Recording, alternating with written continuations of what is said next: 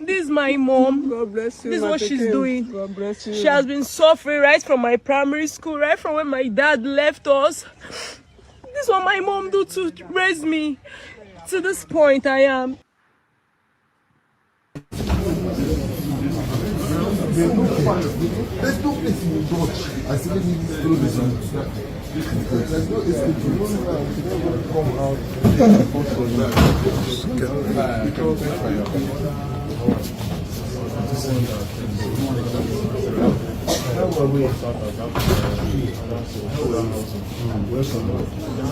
How are you? It's not passive.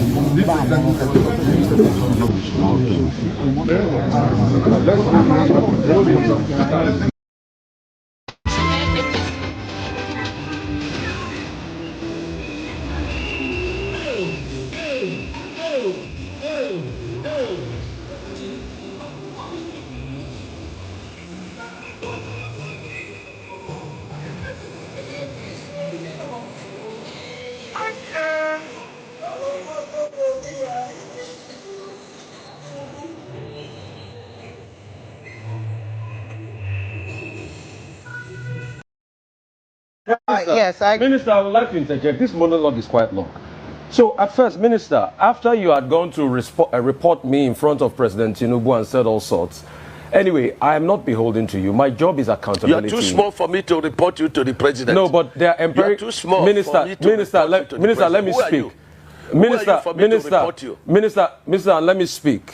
I have empirical evidence. The world watched it on the commissioner of the project when you mentioned the questions I asked you to the president. That was reporting me to the president officially. The world watches, so you don't need to dilly-dally about the empirical facts. I don't talk without facts, Minister. You know, when I have my facts, I talk. And I insist on my question when I ask on cost. Let me only address you. Minister, you will not allow me speak. The problem is you will not allow me speak. You spoke for over 20 minutes, over 10 minutes. Because you don't know what you are speaking. But let me speak. Let me speak. You will not. What your profession is. You will not allow me speak. You see, if you can just keep quiet and be calm and just allow me speak, I'll be happy. All right. So my question still persists as regards the cost per kilometer. You cannot tell me that we don't have a right to know the cost per kilometer. Even if it's an undulating landscape, give us all the facts and the details of the cost per kilometer. That's all we'll ask for. Other questions as regards the loans taken. Let me finish. No, I won't keep quiet for you to damage information. Let me finish. Listen to me. Minister, you will not allow me to speak. The minister will not allow me to speak. No. Don't do that with me. Minister will not allow me to speak. I was in your studio. Minister will not allow me to speak. And when the first section was on, and I ran the figures. And what you're asking us is 750 kilometers of coastal highway. We should tell you cost per kilometer. So you multiply by 750. That's nonsensical. No, so tell me the cost per kilometer. There's nothing too hard for you to tell me that figure. You've not still told me that figure. So I was right on that point. The second point... Because you don't understand anything. The second point I'm trying to make is You don't understand anything. I'm a professor in this field. Okay. You don't understand anything. What university gave you professorship in this field? And you cannot ask me to tell you a cost. What university gave you professorship in engineering? I didn't know you were Professor Mai, Minister. I didn't know. So... Please, I'm professor in practice. In practice. I'm professor in practice. Okay. I understand engineering very well. So secondly, and you have no knowledge of what you're asking. If you will let me, you have no knowledge. If you will let me ask. So you keep quiet. Okay. And then stop. Okay. You know. Minister, it's all right. Keep dignifying yourself and let the world see you for who you are. If you allow me speak. The other 100 kilometers that you said they've added to it, we would like to know the cost per kilometer of that one. And the Winsome Homes, the case is in court. Now, I would like to know the cost per kilometer for that one. I would like to also know The over 700 billion first tranche of loan you guys got for this project, has the money been spent? How was the money deployed? I would also like to know. I would also like to know the terms of that loan. All right? How many years? What's the payback period? What's the payback term of that loan? And for the Winsome Homes, isn't it interesting that as somebody that's been a governor in the state, you know the law, a case is in court, and then you're coming to talk about the details of the cases in court. Because you denied that the case was not in court. Now you've already accepted that the case is in court. So is it not just better you thrash it out with the woman that has been reporting a case in public that we all heard, and I ask you questions based on that? So, Minister, just answer the questions. I've got no axe to grind with you. You know that. We've spoken many times. In fact, when your people called to book, I booked them, and I said you should come on air. So please just tell us those information. It's very important, Minister.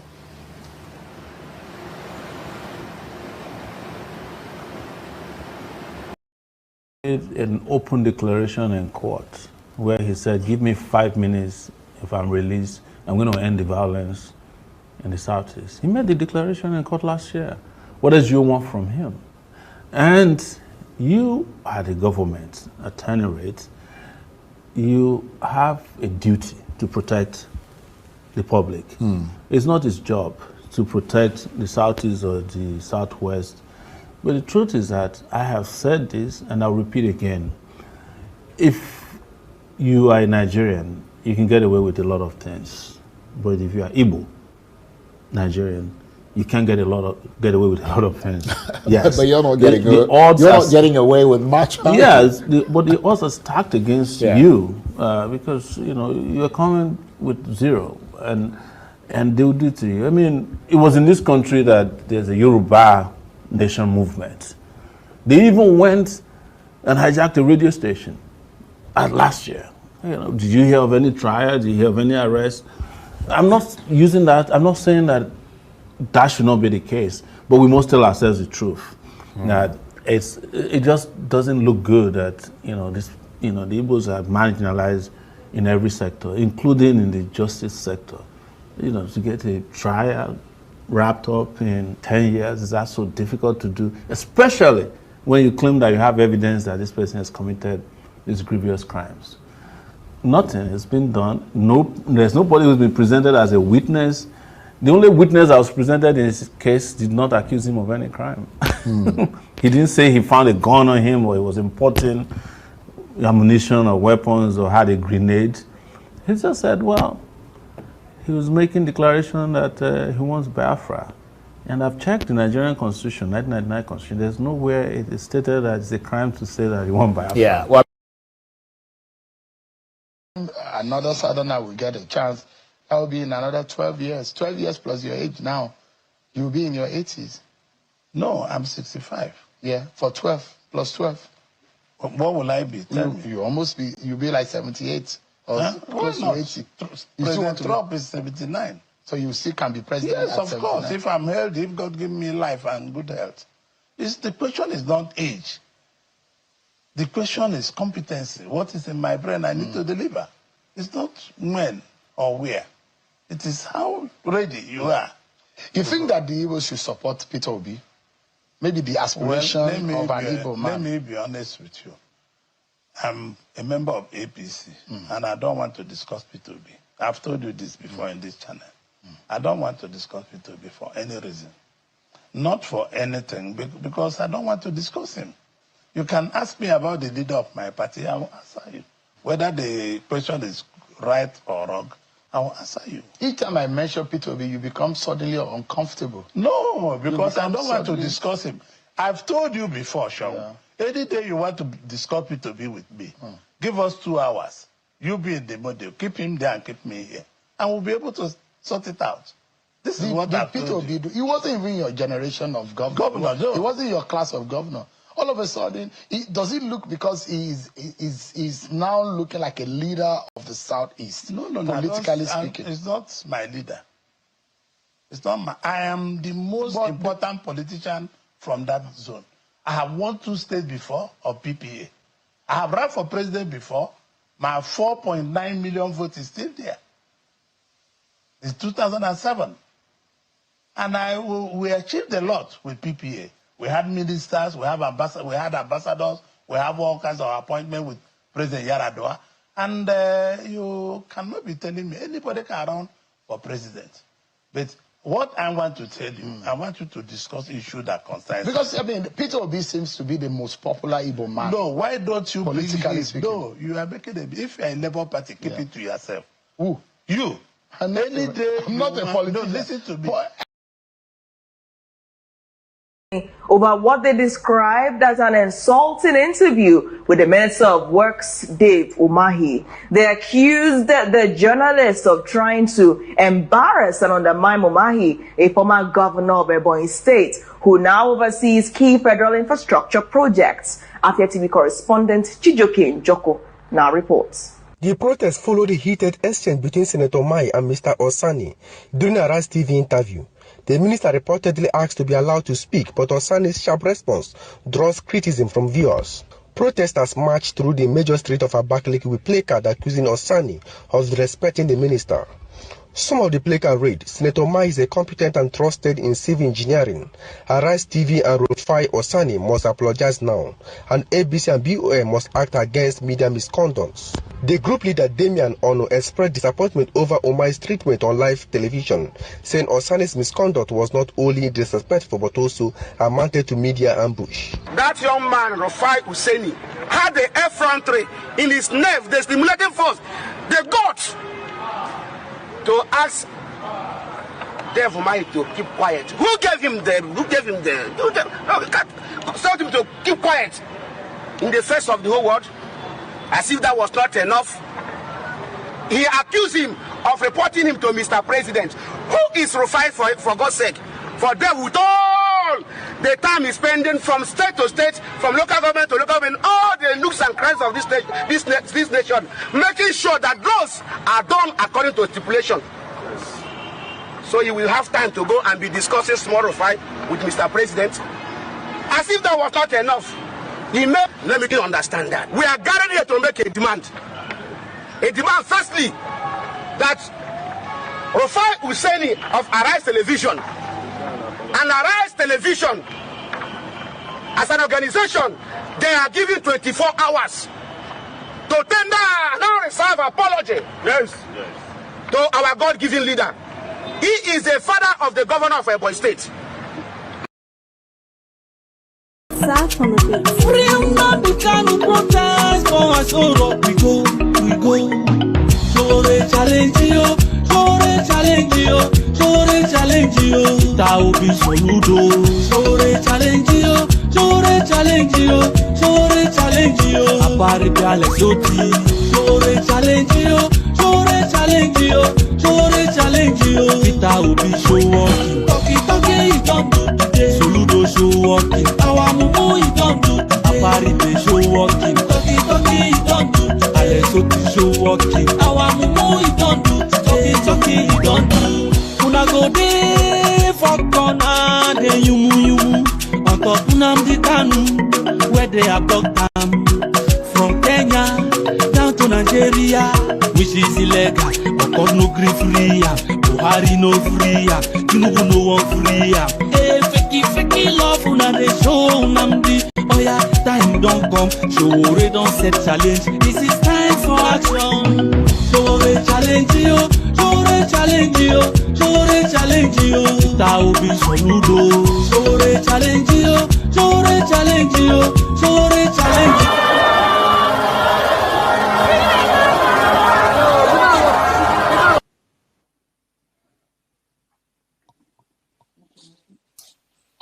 Some of this rally make my blood pressure go up.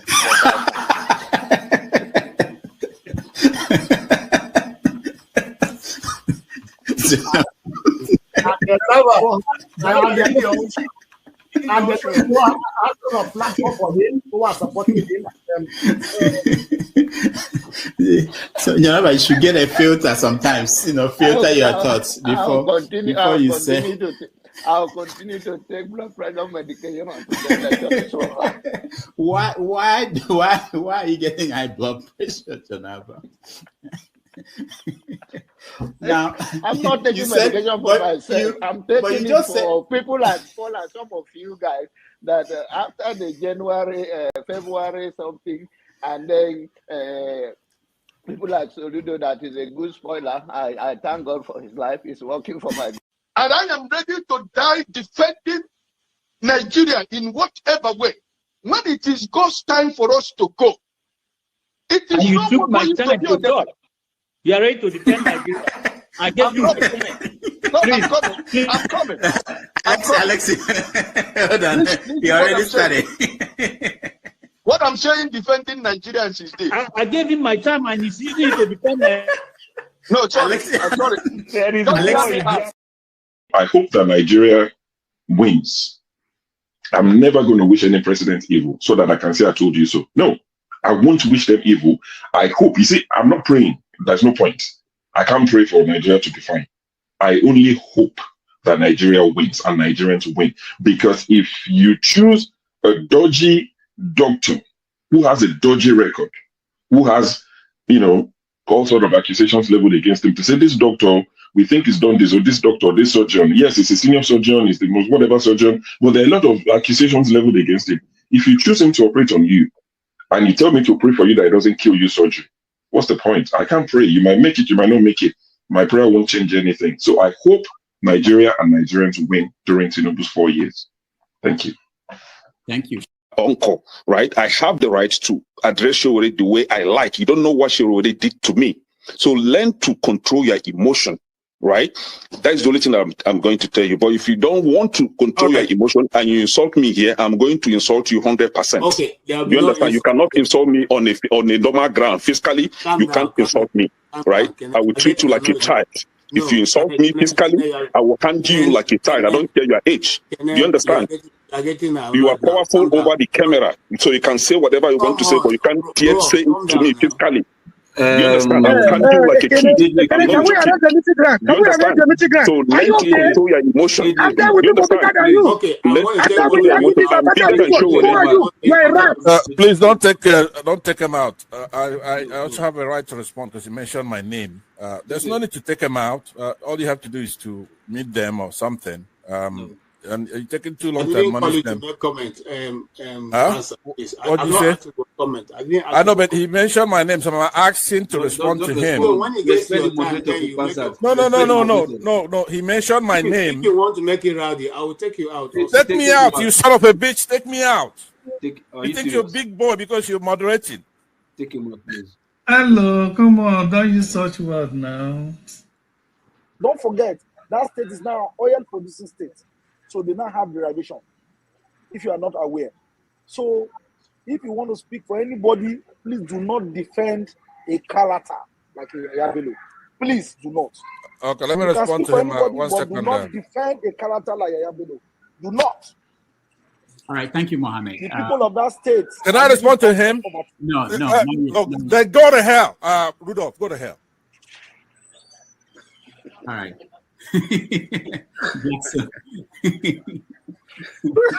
Rudolph, I've never seen this part of him before.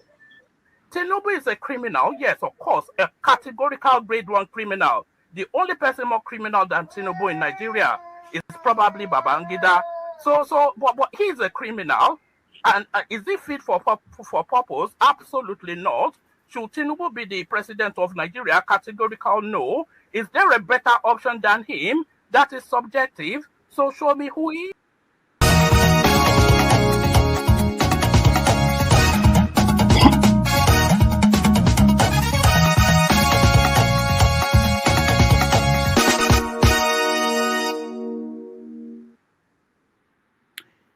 Hello, everyone. Welcome to Have Your Say 247.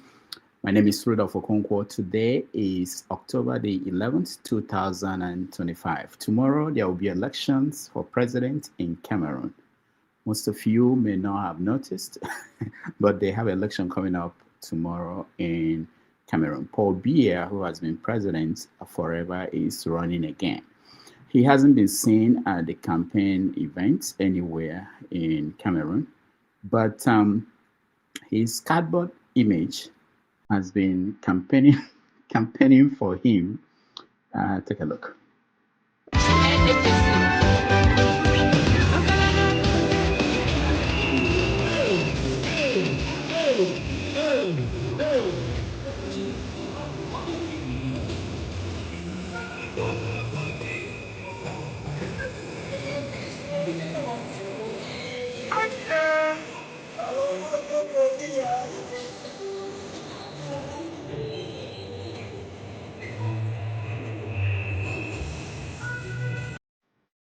All right, that's from the Cameroon.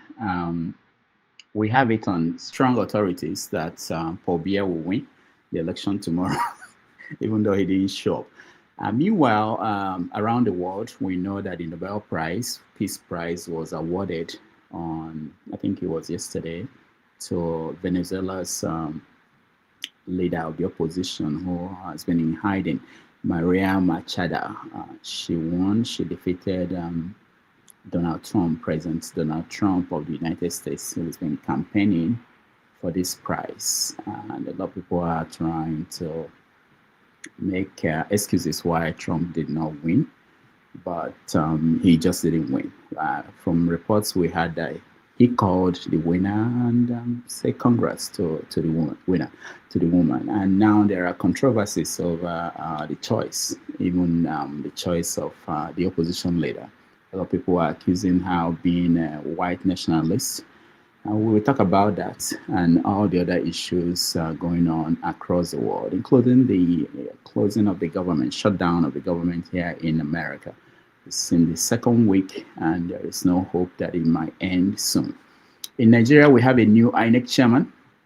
Of course, he will be the most important person in the election coming up in 2027.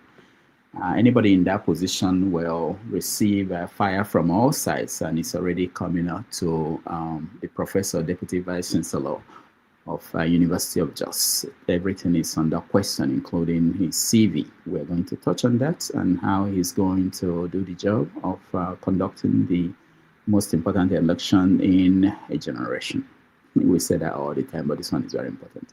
Meanwhile, in Nigeria, Sowore is leading a campaign to march to Aso Rock to free Nnamdi Kanu. And that's putting a lot of politicians, especially those from the southeast, in very difficult position in terms of what they are going to do. Are they going to join the march? Are they going to stay away? So we're going to discuss that in that frame. Already there is support from Atiku Abubakar is supporting Sowore, and Abaribe, Senator Abaribe is also saying that he will join the march, which will happen, I think, on the 20th, during the anniversary of the protest that happened some years back, 2020. What else in the news? We know that Hamas and Israel, they've agreed to a ceasefire, and they are going to begin to exchange prisoners and hostages and things like that. So finally, there might be peace in the Middle East. I don't know how long it's going to last. Everybody is weighing in, and we hear from you.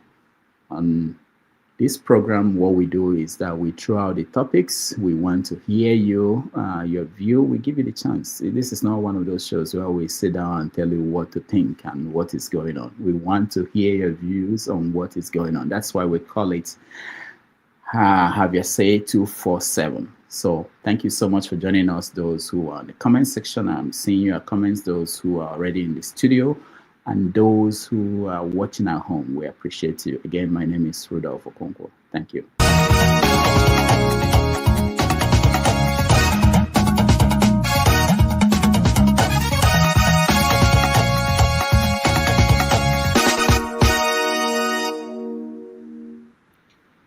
All right, so let's go to people who are here. Of course, we have James. James is always the first to come in, and Femi is here.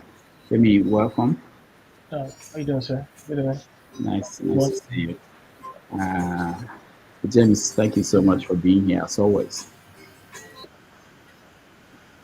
Yeah, thank you. Can you hear me? Yes, I can hear you, James.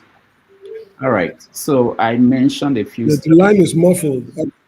My line? Please, I want to relocate.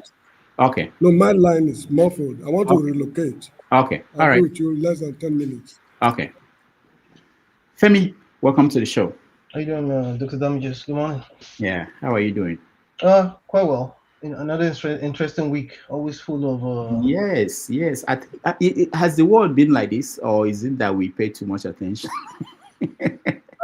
Someone at my job told me a long time ago, an older person told me that apparently the influence of social media and a lot more availability of media across the board has made it look as if things were not happening back then as well. But I also think when you consider the fact that things like increase in population, the spiraling of population growth, and again the general awareness that's come to the fore has played a part. I think there's differences. There's obviously differences, and people no longer even know how to resolve issues anymore. As well, for as an example, So I tend to think it's only getting worse, irrespective. Yeah, you're right. I think social media is one of those reasons why we feel overwhelmed with stories and news. One small thing will come up and you get to hear it 10 times in 1 hour. I gave you. It's going to get worse with AI and all kind of deep fakes and all kind of opinions. You don't even know what's real or what's fake anymore. Everybody's a journalist now too. That's a good point. Everybody's a reporter. Yes, everybody's a reporter. And talking about that, the issue with Rufai Oseni and Minister David Umahi has been quite interesting. A lot of people are weighing in, and it's one of those things we are going to touch on. But I'll come to you to get your view on any story that is important to you that I skipped. Pansat, welcome to the show. You look nice. You look younger. Did you shave or something for the show? You look nice. I'm happy to see you. You too. Hello, Femi. Sure. I've boycotted your show for a little bit, so I didn't notice. Why? Rejuvenation for me. No, wait. What happened? Why? I didn't notice. You should give me a lot when you want to boycott so that we pay. And I was talking about you just last week. I heard. I even though I'm not in the panel, I like the show. I like the comment section. Okay. And let me say that it's good to see you and all your efforts and all the work you're doing. Let me ask you one thing right now. I want you to be honest with me. Okay. Rudolph. Okay. Are you a Sowore supporter? Why do you ask that question? We are reporters, so we ask questions. So I'm surprised you're asking me a question. Why do you ask that question? Tell me. It's just so that I will know where you're coming from. If there's any reason why you think I am, tell me. I don't know. I don't support any politician. Shen just said that when Oji Zokalo asked him, "Are you a Labour Party member?" Why do people think that way? Tell me. I want to understand. Okay. I hope you don't take it out of my time. No. We've not started. We are just having a banter now. Go ahead. Because we're human beings, right? Yes. And we have our biases, no matter how much you try to be unbiased, right? Mm-hmm. So when you have editorial content, where you get to choose what the topics are. Yes. You understand? Mm-hmm. So it would seep in. For example, Sowore, as you know, is maturing here. I gave him some advice last night. You did? Not by telephone or something like that. Oh, okay. I wrote some advice for him. Okay. And I'm saying Are you the one that suggested that he should lead this campaign to free Nnamdi Kanu? No. Oh, okay. Oh. Yeah, I did suggest, and I did write to Atiku to. Wow, you are up there. We should make you the guest. Femi, can you give us space? I'm just kidding. No. So, let's be a little focused. What I'm saying now, this is not just talking. I want to know if you're a Sowore supporter. It's going to be enlightening everybody. You should tell us why Sowore over Peter Obi, for example, because you're friends with both. You like Sowore, you worked with him before. You like Peter Obi because he's from your state, for one thing, and he's inerrant pretty much.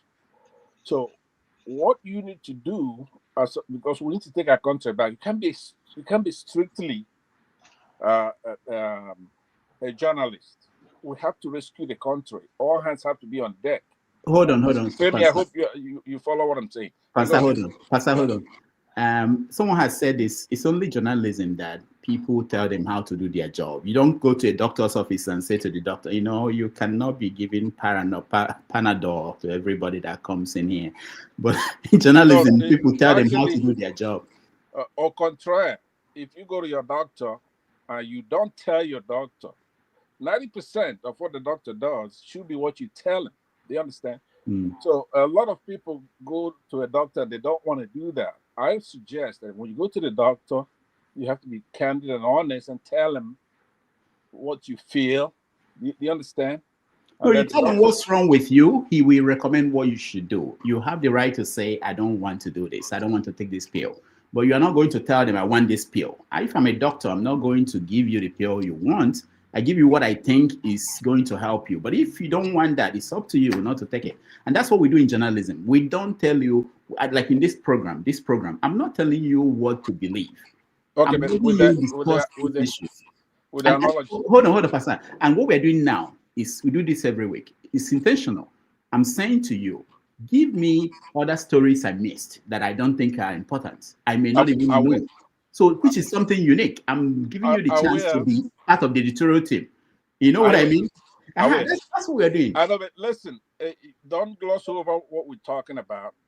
A doctor, when it comes to treatment, right? When it comes to treatment, yeah, he gets to talk. When it comes to diagnosis, for example, right?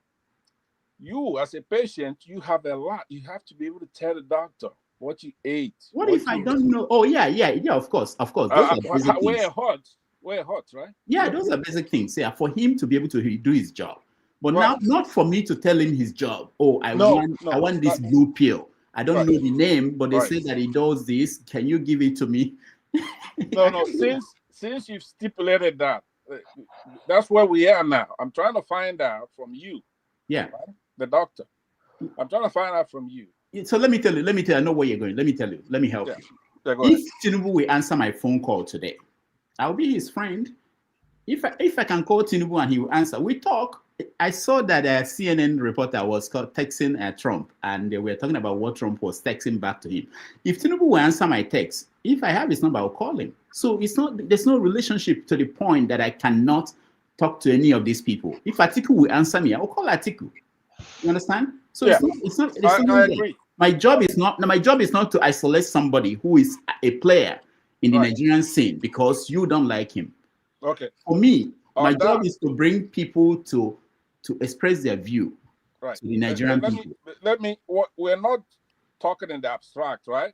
Yeah. So when you get Tinubu on the phone, where you and I agree with you. You should get him on the phone, but you shouldn't call him up and say, "Hey, look, you're doing a fantastic job," right? I'm saying that when you get him on the phone, you're supposed to say, "Hey, look, this is high inflation here. This is this." Be able to talk to him, elucidate the problems of the Nigerian people. It's not, nobody's against you calling him on the phone. It's what you say. So where did I say? Hold on now. Where did I say anything to P2B or Sowore that is making you uncomfortable? Because I don't talk to Atiku, I don't have his number. I don't talk to Tinubu, I don't have his number. But even P2B, I don't call him unless the time I called him to come here. So where did you hear? What is worrying? No, I'm not accusing you of any of that. You're a good actor, right? Or let's not talk about could be things that you do inadvertently, right? Okay. The mistake you make. You're not inherent, right? We love you, you're good and all that, but you're not inherent. Now, I know you have a show to do and others want to chime in and see that James has fixed his stuff. All I'm saying is that when you bring a guest, like you brought one of our favorite guests here, Barrister. Now, that's when I did tell you about your show on that day, right? You brought Barrister here, and I was telling him he had come here to say that he's going to support Atiku for the election. I don't know if you recall that show. Yeah. Do you recall? Yeah. Okay. So I was able to turn him around on this show. Would you agree with that as well? I don't remember what you did. I know you intervened. I don't know whether you turned him around. I think at the end, my own perception of what happened, at the end, he said, he will continue to hold his view. You hold your own. And that's what most analysts who are objective, and that's what they do. You know. All right, but in order for you to make that statement, you have to go back and see what he's done since he was here. I believe, and I've monitored what he's done, was to go back. Oh, I've not followed him. I've not followed him. I moved on. There are many things I do. I could tell you that he's a valiant, he's a warrior for the truth, right? He's a good guy. So now he changed. He switched sides. Back to what he was, which is to be for the best candidate, right?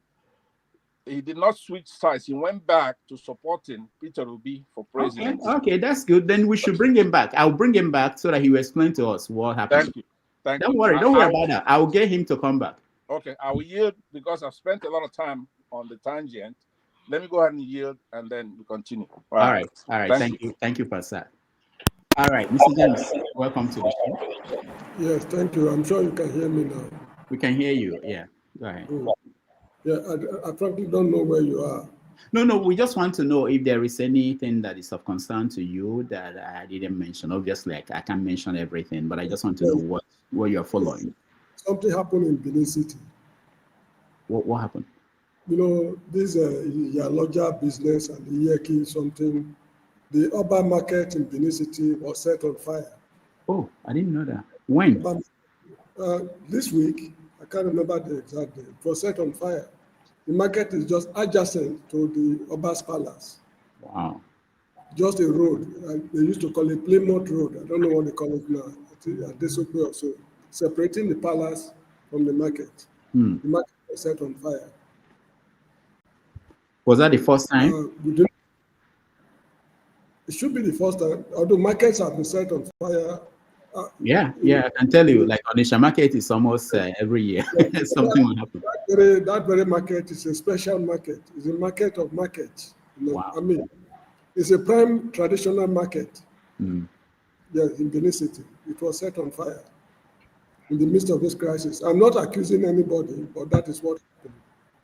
Okay. All right. I'll remember that, and if we have a way to put it in our conversation, we will. All right. Thank you, Mr. James.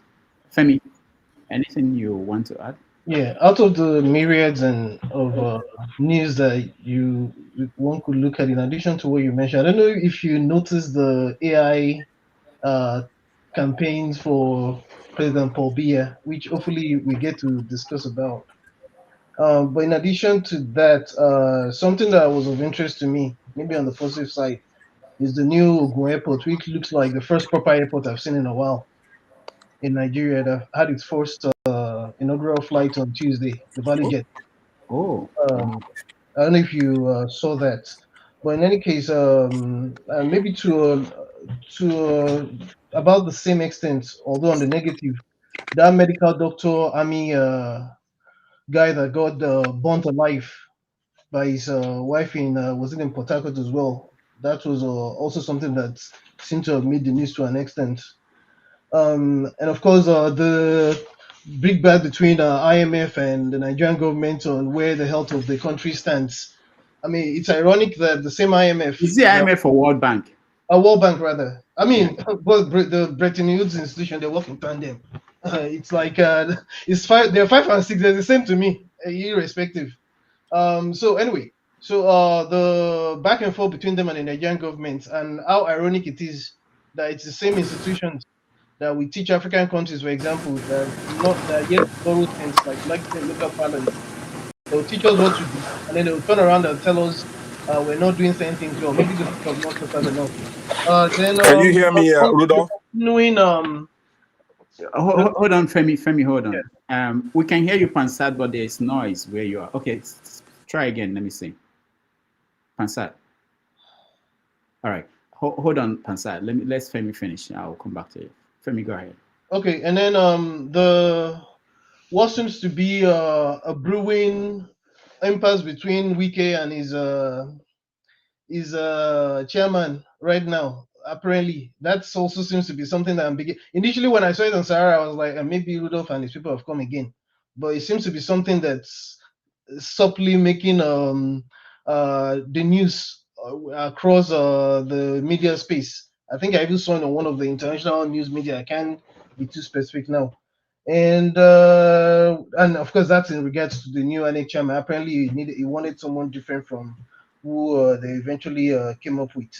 And basically, I'll just maybe something I also wanted to mention, because apparently this is not something that has been making as much news as it should make. Recall when all of a sudden we woke up one day to the news that we wanted to change the curriculum to the point where you wanted to produce people that had skills. Weeks down the line now, they're suddenly realize that they don't have the teachers, they don't have the manpower, they don't even have the equipment for these things. I find it really ironic, but it's the piece that I've been following, and it's I don't think it's making as much news as it should. But I read a piece about it recently as well. But that's where I'll land for now. All right, thank you. Pansat, can you hear me? Yeah, I wanted to say there's one little item that yeah, I could hear you. Can you hear me? Yes. There is delay and there's echo from your end. I think you have we kind of have a connection issue, but let me say this quickly. Number one, the thing you missed is that Dangote, there's an article on Sahara Reporters where Dangote was busted importing fuel. And he's come out to say that it's not really fuel that he's importing, it's some kind of a mixture, mixing fuel, but it's not really the one that goes all the way to the market. It has the high sulfur content. As you know, I've come here and I've contended that refinery did not pass inspection, that our inspectors went out there, they looked at it, and they said that refinery was only 45% complete, and that is making inferior products, and that it was unlicensed. And then he went into gear to have those people removed from office, and then he started doing what he's doing, and then he fired all the refiners, people who work for his refinery, right? So now, he had a guy come here, that's why I brought it to your attention. He had a guy come here who's like a PR guy for him, pretending to be an economist that is neutral. Now, I would say this, and I'll leave it alone. I don't think it's part of your show today, but it should be, because I believe that Dangote is like 99% of our problem. One of the problems I have dealing with Nigerians is that they're so backwards. So, I mean, their thinking is like 30 years backwards. So you have to wait for another generation, and then you start discussing the issue of Dangote. We, Biafrans, in the 60s, we went to war over the issues we have today. So you don't see anybody come and say, oh, you know what? We're sorry. We were wrong. We should have tackled these politicians and these soldiers at that time. But it's been like 60 years now. And the protagonists of that war, his people are now in the IDP camps, and others from that area, and basically the whole country are not going through what we were going through then. So if you start talking about what's going to stem the problem 30 years from now, they don't want to hear it. It's like you're picking on one of their stars or something like that. So that's what I have to say, and I'm gonna be gone. I'll listen to the show like I normally do from the comment section. Thank you very much. I appreciate everybody. All right, thank you, Pansat. Let me play this video of Dangote speaking, and this is something that Nigerians should pay attention to. Watch. To be the second largest importer of cement in the world. And now we have reversed it. Nigeria now exports cement more than any other African country. We built from the zero level to the second largest plant of fertilizer in the world. So Nigeria now, not only we actually export 37% of our fertilizer to the United States of America. Again, in terms of petrochemical, Nigeria imports about 350,000 polypropylene. Now we have addressed that issue. It's not going to happen again. We'll export, not only that we'll meet the local demand, we'll export 600,000 out of the country to serve all the other African countries. And, you know, we went on and said, okay, fine. What's the highest, biggest capacity of refinery that has ever been built in the world? Right. By Saudi Aramco, which is 430,000 barrels. We said that let us do what has never ever been done before. That is to do 650,000 barrels per day. And we have delivered. So when we have done all these successes in business, there's no way we will not be able now to do this in health. And what we need to do is to make sure that we stop this health tourism. And we should now get into producing our own drugs. We should now make sure that when you are sick, you don't have to travel abroad. All of us, including myself, if we are sick, we shouldn't now. But we need to do partnership with Bill and other people. All right, that is Dangote proposing to do for cement and petrol what to do for health what he did for cement and petrol. All right, I know, Pansat, you made me play that video. Go ahead. Okay. Well, do you have access to Sahara Reporter's website? I mean, let's say X account, because he had an article there yesterday that busted Dangote importing fuel, right, from Phillips 66.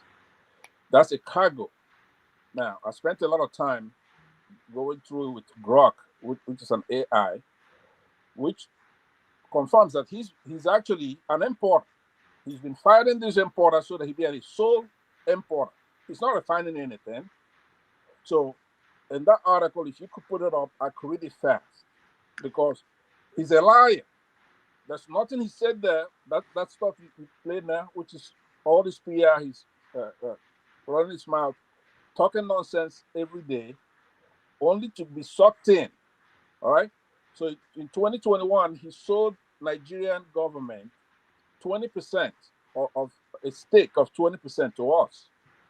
At that point, he said it was a $9 billion refinery. So Nigeria went and borrowed $1.2 billion and gave to him in cash, then plus the crude, right? So he turned around now, he's fired the workers there, the drivers, he's delivering those things himself.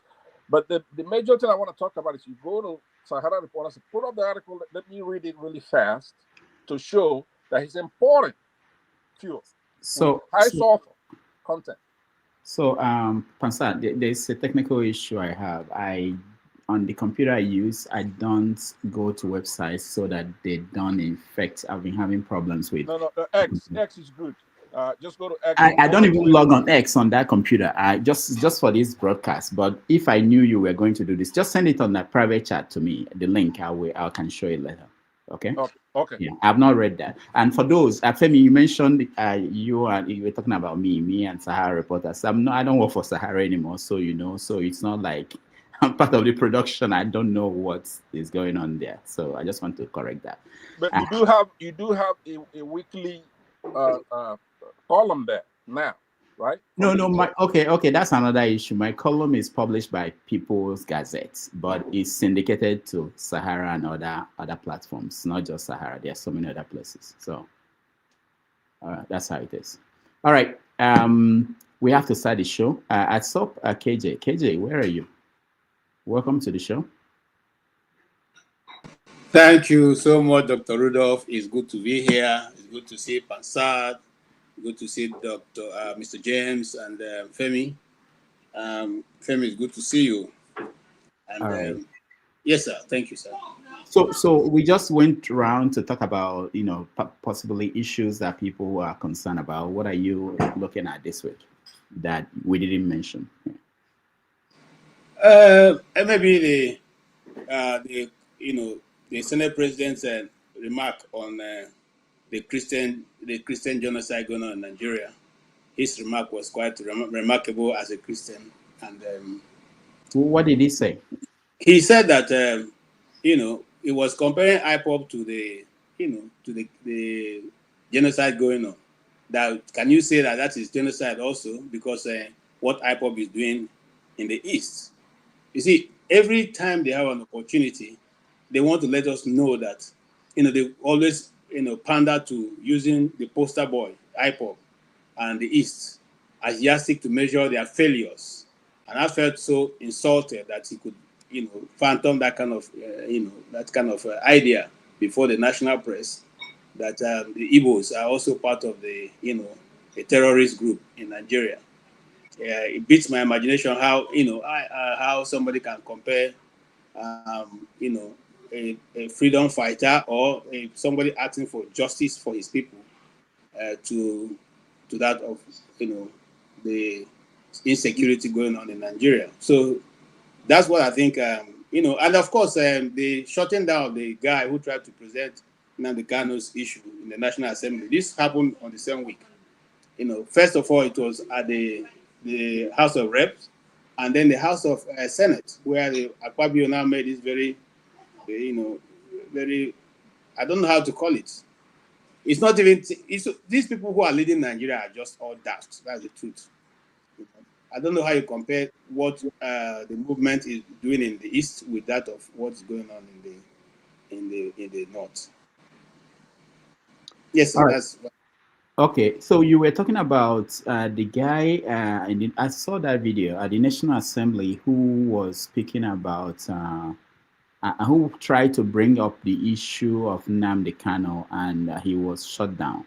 Do you know Yes. do you know His the name name? is a senator representing Nnamdi Kanu's region. His name is, his name came into my mind just now. But he has been the one going to court almost on every court session with Nnamdi Kanu. He's always there. Shut me down. You also have the right. Honorable, It is important, Mr. Speaker, that this House only when your takes privilege cognizance is compromised of the issue of Nnamdi Kanu. that you can bring it up. And I thought that particular position is talking in respect of instances where the issues is beyond your control.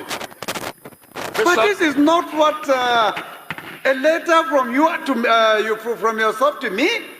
Yes, sir. The when letter you is have, here, as a member, Mr. Speaker. direct access to come to my office and seek for explanation. Mr. Speaker, Why? I've been Why to do your you have office. to go through this? I've been to your office to seek the Speaker. Please. Excuse me, sir. Can you read the order book, Rule 6 and subsection 2, to know that Honorable Obi Agocha, I represent the great people, Mr. Speaker, of Iguano, Umaya North and Umaya South Federal Constituency. Mr. Speaker, I'm an Abia man. Mr. Speaker, I rise on Order 6, Rule 2, matters of privilege.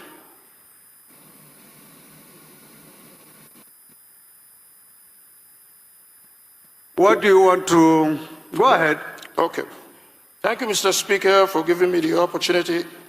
I wish to draw the attention of Mr. Speaker and the House that on the 26th of August, 2025, I wrote a letter to Mr. Speaker, the House of Representatives, as well as a letter to the Attorney General of the Federation and a letter to Mr. President, urging for the urgent intervention request the deteriorating health conditions of my constituent, Mazen Nnamdi Kanu. Up until today, Mr. Speaker, I have yet to receive any response from Mr. Speaker, from Mr. President, and from the Attorney General, despite the deteriorating health of Mazen Nnamdi Kanu, whom has been evaluated by his own team of doctors and came up with a report which was attached to the letter that was submitted to Mr. Speaker and to the President and as well to the Attorney General. Second evaluation has been conducted by the Nigerian Medical Association, and the results even further confirms the deteriorating health of Mazen Nnamdi Kanu, that he has organ deficiencies, low potassium, and that he is, as we speak, on the verge of death. Mr. Speaker, at the instruction of the court instructed in 8 days for the Nigerian Medical Association to also do their own assessment. So there are 3 reports now, Mr. Speaker, all leading to the same direction. I quote the judge. The judge says, it's only a man who is alive and living can stand trial. Mr. Speaker, this is not politics or any other thing, but it is a fundamental human right that should be ascribed to Nnamdi Kanu. Most other people in that gap have been given opportunities to even travel overseas to seek medical attention. Nnamdi Kanu is neither convicted of any crimes in Nigeria and must be protected under the Constitution of the Federal Republic of Nigeria. So, Mr. Speaker, a lot of progress has been made in order to see that the government does the right thing to be able to afford Nnamdi Kanu the urgent treatment that he needs. It's significant, Mr. Speaker, if otherwise. My dear honorable colleague, yes, sir. I do not see where your privilege is conflicted here. I have not received a letter that I wrote to the Speaker. I'm a member of the House, and my office deserves a response, whether it's positive or not. But as a member, and the letters were received by your office on the 27th of August, right here. Is the letter you wrote to Mr. Speaker's office just a notification? Not a notification, or a demand sir. for a certain action to be taken? Yes, we requested for a certain action, which was to intervene in the medical condition of Nnamdi Kanu, whom is now, his health condition is deteriorating. If it is something specific to the office of the Speaker, Honorable, I find it a little bit intriguing that you will come by way of a privilege to demand action to be taken. Mr. Speaker, the letter was written. Of the Speaker that you have direct Mr. access Speaker, to. the letter was written since August 26th. You have direct, unfettered, Honorable. Yes, sir. Unfettered access to my office. This is not the kind of thing that I would expect that would come by way of privilege. It is a matter of privilege. If it is something beyond you, from the outside, but if it is something that is a letter written to my office, you know, a phone call from you, a visit to my office can solve the problem. So I don't think if... Mr. Speaker, I've been to your office, Mr. Speaker. So you mean I've you also have submitted the explored letter, all Mr. options Speaker. and opportunities. You couldn't see me except here. I've come to your office, Mr. Speaker. We just resumed today. I don't think we just resumed today, Mr. Speaker. And it's very important, Mr. Speaker. Please, Honorable, Order, please. Honorable, please. Please be guided. Step it down because it is not the right thing to do. Yes. Please, I beg you. Step it down. Please be guided. Mr. Speaker, it is please be guided. Mr. Speaker, it's a matter of life and death. Please, my constituent life please is be guided. I am trying to tell you the procedure. Of the House, Mr. This Speaker. is not right. Step it down and see me if you want any action concerning any letter you have written to me. You don't need to go by way of this. The House rules, be guided. Excuse me, sir. The House rules allows me the latitude to bring an issue of privilege to this House and to the attention of Mr. Speaker. And it is important, Mr. Speaker, that this House takes cognizance is compromised of the issue of Nnamdi Kanu. That you can bring it up, and I thought that particular position is talking in respect of instances where the issues is beyond your control. But this is not what a letter from you to from yourself to me. Yes, sir. The when letter you is have, here, as a member, Mr. Speaker. direct access to come to my office and seek for explanation.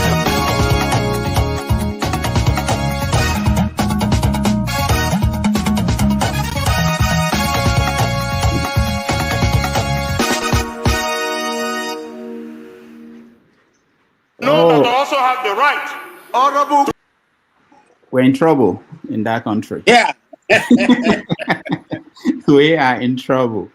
All right. So I see that Fansat sent me the link to what he was referring to, an article by Explosive Story on Sahara Reporters. Dangote Refinery imports dirty fuel.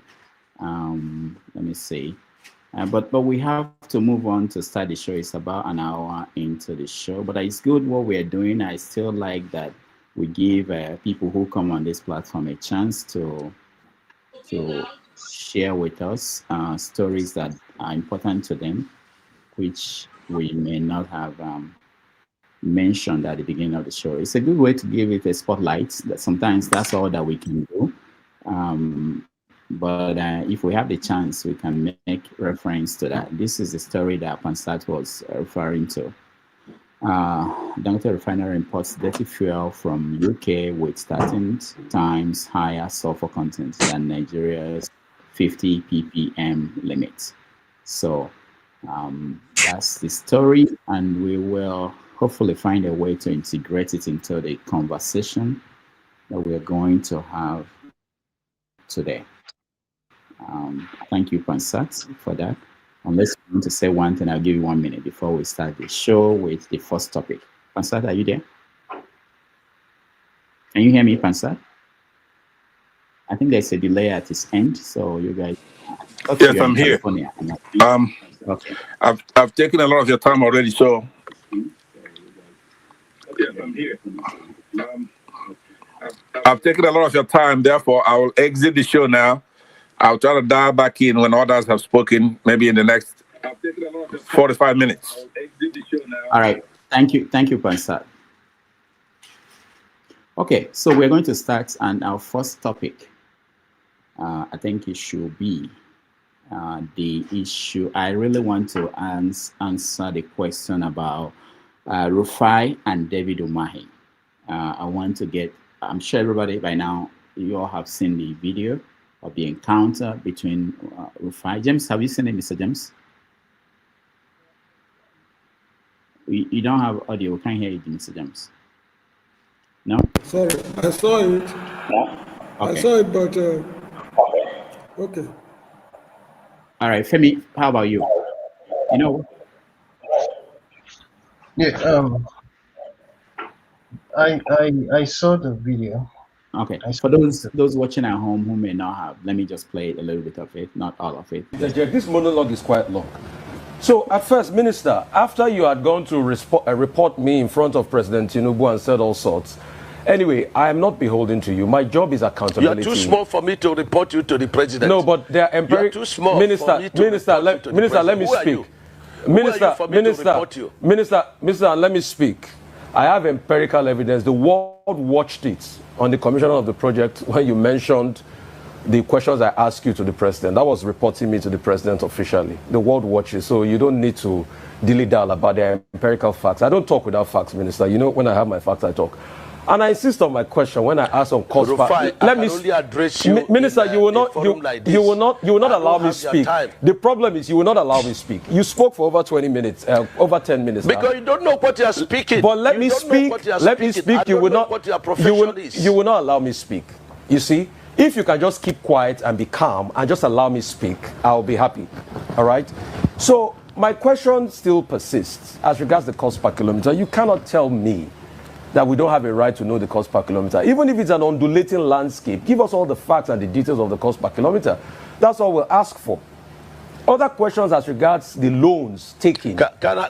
Let me finish. Let me finish. Let me finish. Listen to me. Minister, you will not allow me to speak. The minister will not allow me to speak. No.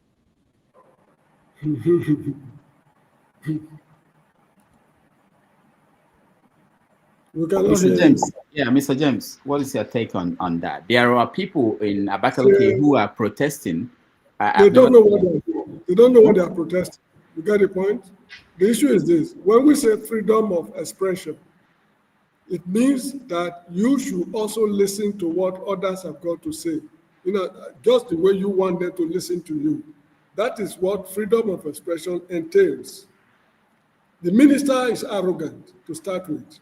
And this type of arrogance is what people like Adisa Akinloye, Umaru Diko, and others displayed during the Second Republic that eventually led to the military taking over the government from them. These people are only preparing the ground for a military takeover, which, frankly speaking, we don't need because the military laid the foundation of the monumental rot we are grappling with now. Now, this guy is asking you, what is the cost per kilometer? You, a servant of the people, you are telling the boy, you don't know what you are talking about. Who is he, the minister? What has he accomplished in life, apart from political maneuvering? What has he accomplished in life?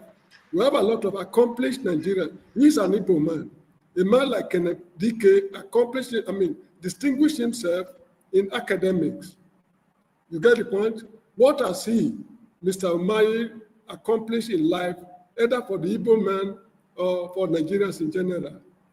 It's just sheer arrogance the man is displaying.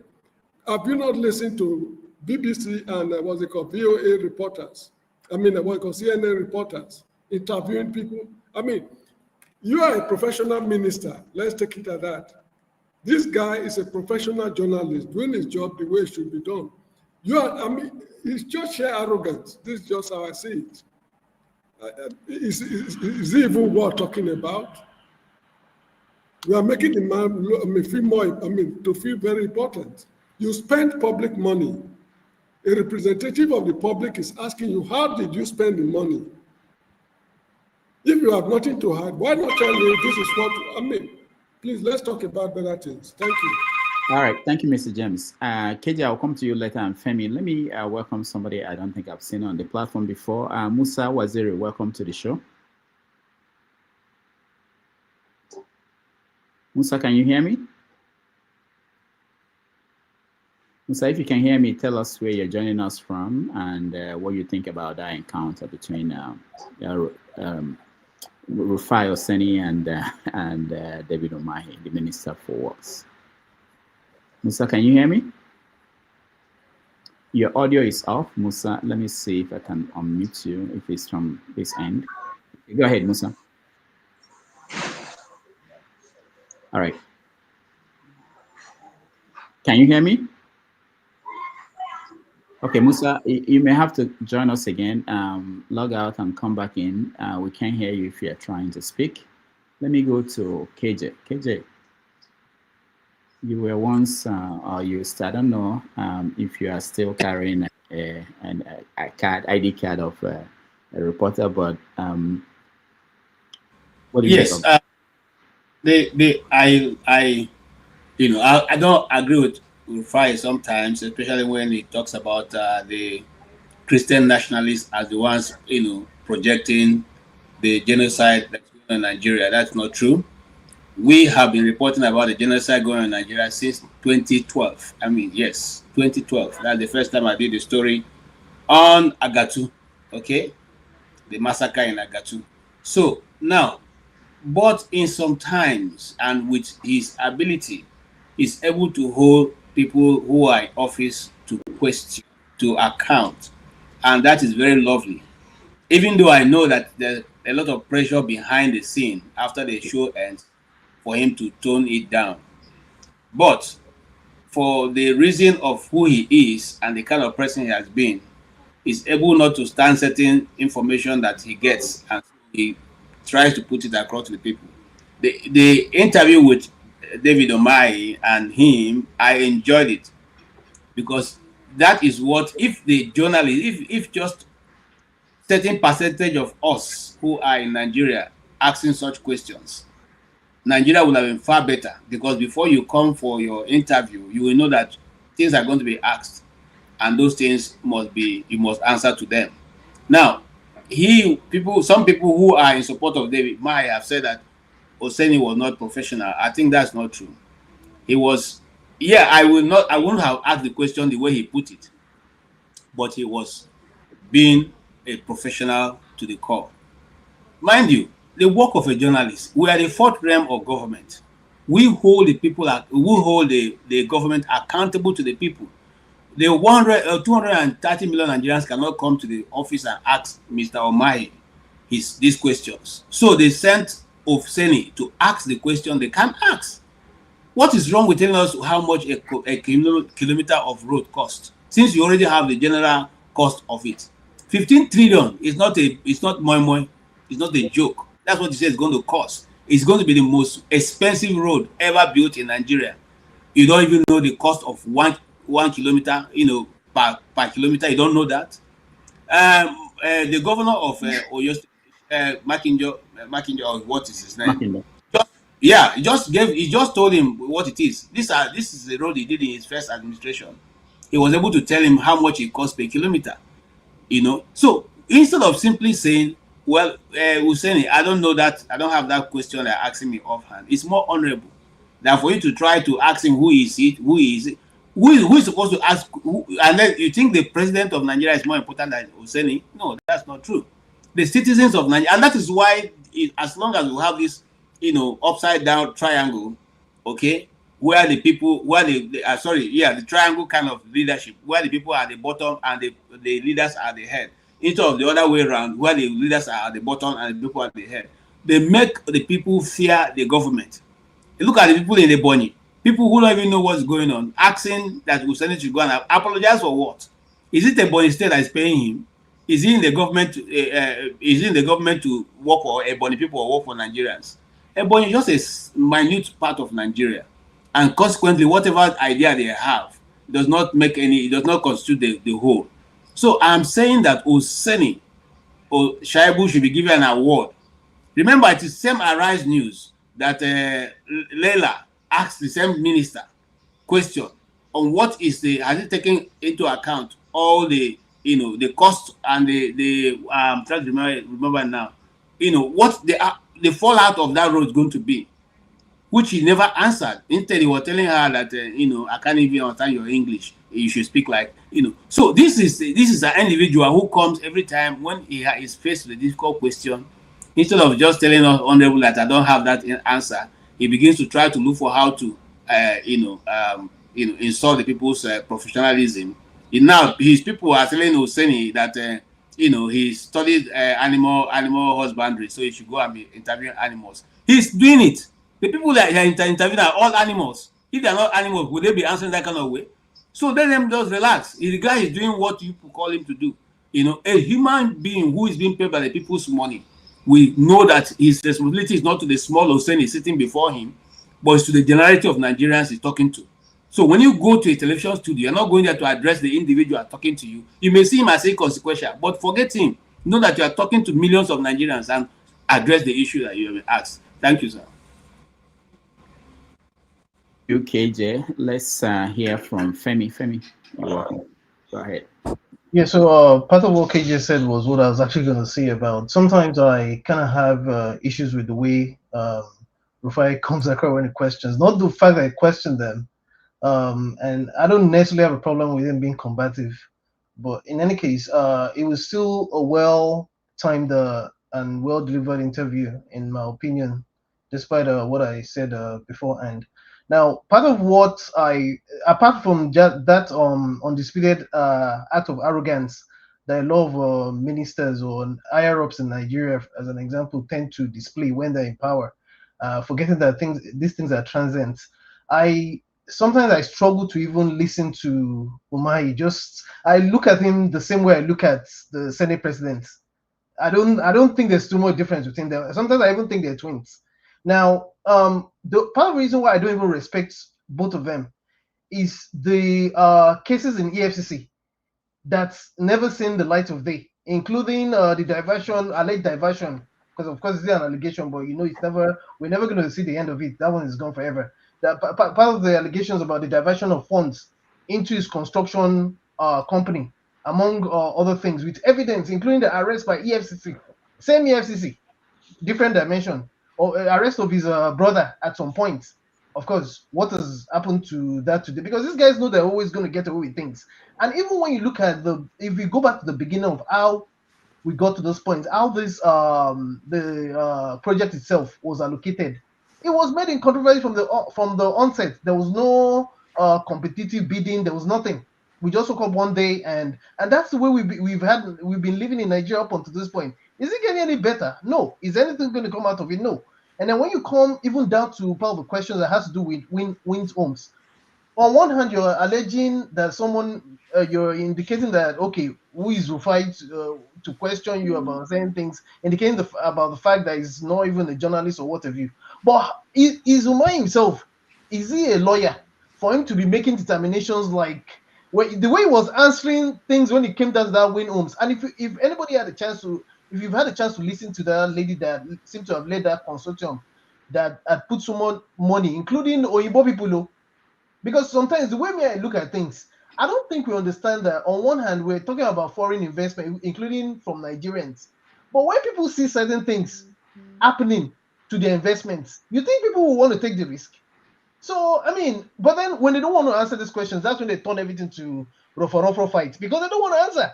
You know, especially when you're getting incisive questions. When was the last time you saw any Nigerian administration that was ready to answer incisive questions, especially when you're giving them, according to Rufai, empirical facts? When? Well, we did here. It will continue. Tomorrow we'll discuss another one. Well, that's it. That's it for me. All right.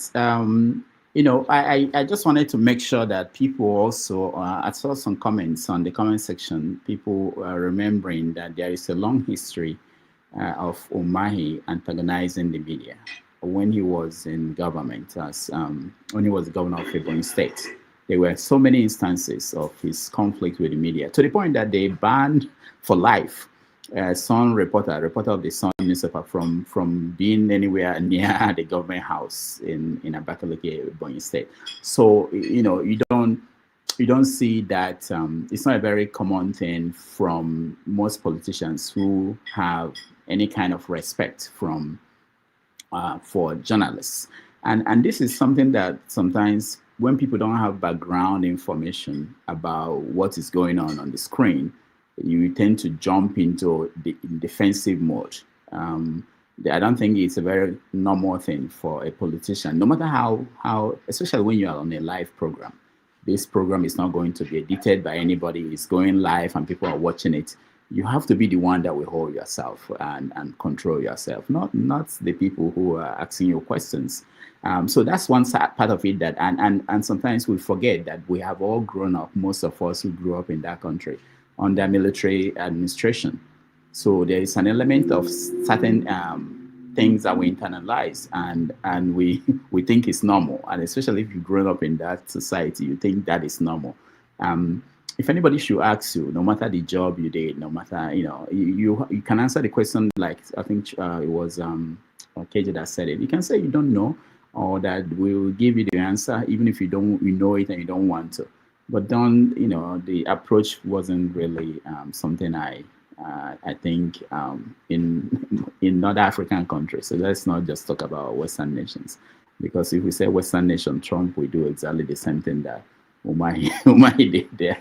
So other African nations, it doesn't get to that point. But anyway, that's it. Unless anybody has any other view, anything to add to that topic. But I think it's something telling in terms of what we expect from elected officials. And this concept of Nigerian big man, where you talk to people, talk down on people and say things like, who are you? Yeah, everybody is somebody. It doesn't matter what they are. They are somebody. You are not bigger than the fact that you're a minister doesn't mean you serve the people. You serve the people. That's more important. You are the ones who are at the service of the people. People can demand anything from you. We are paying you. That concept is totally foreign to most of our people. That the people who are elected, the people who are appointed, even the one that is appointed is the worst even, because we didn't elect him. If there is anybody who can say, people elected me to do this, the president can say that, the governor can say that. But a minister, you are appointed, you are serving us. All of them are serving us, but you should answer questions as we ask you. If you don't know, you say you don't know. It was funny when he said, you don't understand things. And people made reference to what he studied. There was a study out there talking about people who practice journalism in Nigeria. They said that about 60% of them did not come out with any certificate in journalism. It's people just moved in from different professions to become journalists. Ruben Abati didn't study journalism. Most of the people who are doing it today didn't.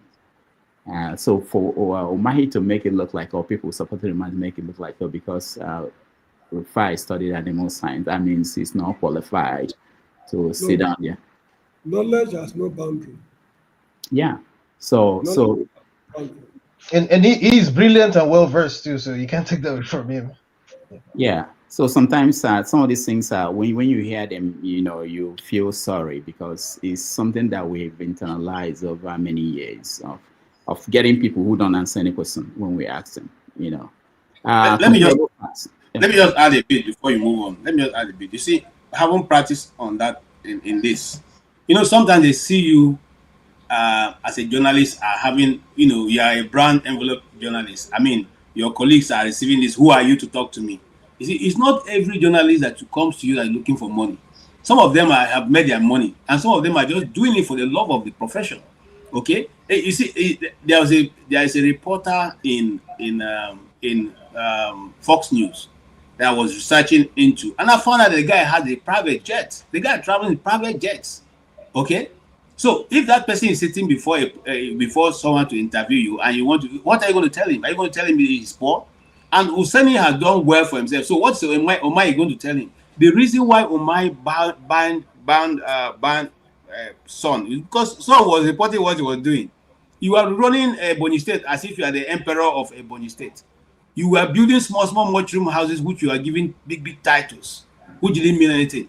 You built a cargo airport, and since you finished the cargo airport, what has happened to it? These are the things that you had problem with being reported. You gave a very vast land, you know, to Fulanis in the Ebonyi State, where they build the biggest what they call it now, university, you know, in Southeast. Okay, a Islamic university. And I'm saying now don't have anything against that, but who did you take permission from? Did you take the land? You grab the land, people's land, and you are doing as you wanted. And those people are telling you, you know, trying to hold you accountable, and because of that, you saw them as being against your government. So they shouldn't come near that place. But however, you are now at the federal level. Don't bring another wicked stuff here. We're not going to accept that. People must ask you, and you must answer. If you don't want to, retire and go back to your house. All right. Thank you. Let's quickly get the views of comparable facts and Nikolola, and then move on to the next topic, which is Nnamdi Kanu and Sowore. Comparable facts. Welcome. Yeah. Good morning from here, and good afternoon, everybody in the East or in the Central. Yeah. Thank you very much, and Dr. Rudolph, for having us on another section today. Yeah, about David Umahi, I watched the interview several times. You know, I mean, it's so annoying when it comes to Nigerian politicians. I mean, when we come here, we talk about Nigerian politicians. I just have some facts to back up what I'm talking about in terms of the people ruling us. They're supposed to be serving us, including the politician and the leader. The what I got was the people ruling us is 0.005. This is including the leaders and non-politicians. So this is the people managing a population of, say, let's base it, I don't know what's the actual population. They just approximate 200 million. You have 0.005. They are the people making decisions for us. I mean, they're supposed to serve us. What is that not about? Can you hear me? Go ahead, comparable facts. We can hear you. Okay. So the point I'm trying to make, that's arrogance, impunity to the highest level. That's what we have in our politicians. You know, arrogant with impunity. That's exactly what David Umahi just displayed in that interview. Rufai Husseini is a good journalist, whether he taught animals or something or whatever. How many of them actually went to school for journalism? Can you back that up? I mean, Jota Bati, you know, he didn't go to school for journalism, but that's not the point. In my own opinion, strictly, Husseini is the best journalist because he asks a very robust question. You know, try to get a definite. If you have at least, let's say about let me say about 12 or 20 people like Husseini in Nigeria. Nigeria would be a better place because the man asks good questions. That's why you even have some people in Nigeria, particularly some of the Nigerians, you know, in diaspora. I talk to them. They don't like Husseini. I mean, I would say some of the people that I speak to, friends and non-friends, half of them don't like Husseini. For what? They say he's very arrogant. He doesn't know about journalism. This is somebody who asks robust questions. I mean, the other journalists, so-called in Nigeria, they are being bought off. You know, they just came to the politician. But you have a man who's fighting for your right, and you come here, you don't like him. You know, when I was watching that video, I said, what kind of, look at David Umahi. You just come there to interrupt, forgetting that, like you said, he was appointed. He served us. It's about taxpayer money that, you know, that bring him to that platform. He's supposed to answer with honorable. You think he's making, you know, I think what I can foresee, I think that's Fashola or whatever, some guy that came again, you know, and berate Rufai. I think they have come to this narrative that whenever we come, for Oseni to interview, we're going to fight him. This is exactly what's going on. I've been seeing some, particularly the APC or whatever. This is the only way to counter him. Don't come here to answer the question. Try to fight him. Try to make him look literal. That's what they are doing. But they are, they're not making themselves look good. I mean, that's a platform that's being watched globally. And you come there, you can't even answer journalism. You say, do you know who I am? This is the Nigerian problem, impunity to the highest level. You saw annoying total damage. I don't know where we go from here, okay? I mean, that's your specialty. You have a very knowledge in that area. But can you tell me, is that sustainable when we can't get an answer from our politicians, particularly this particular APC, that has become their mantra.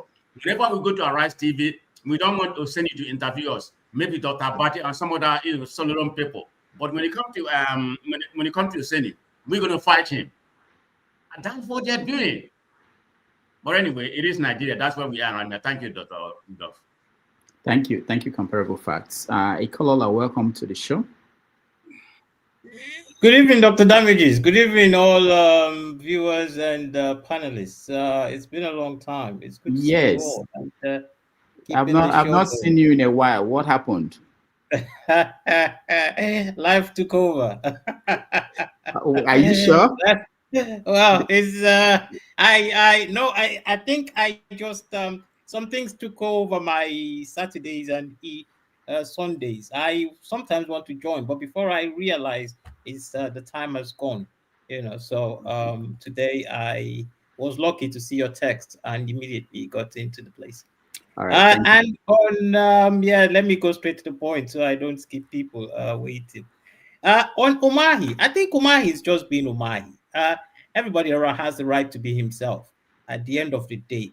But what the buck stops with his commander-in-chief, because if Umahi is not behaving appropriately, it is left for the president to say, look, my friend, I employed you. You have to serve these people. And if they ask you questions, you should answer.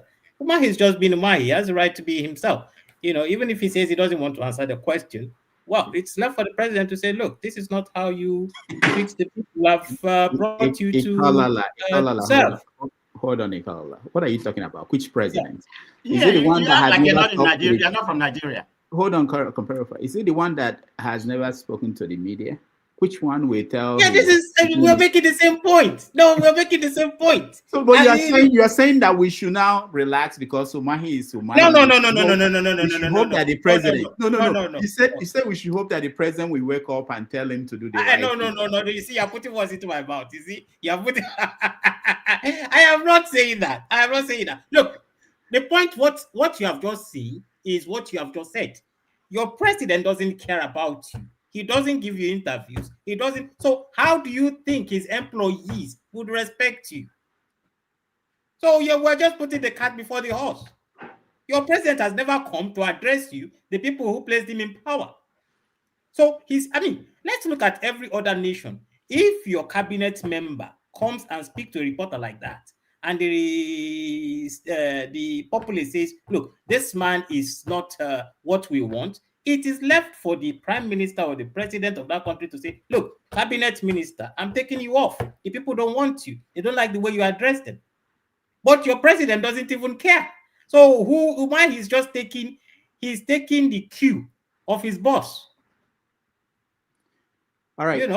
Thank you. Let me make a comment. You don't allow me finish. You took my whole time. Let him finish. But in the case of Rufai, Rufai is he's fiery sometimes.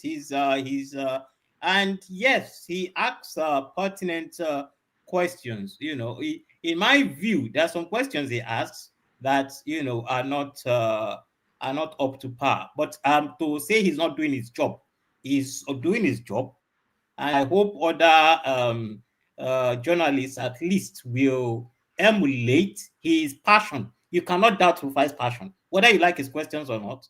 It's a different thing, which I don't always agree with his questions, but his passion I cannot doubt. And if other journalists had his passion and his love for his job, whatever his background is, I think we would have very strong questions being addressed to these cabinet members.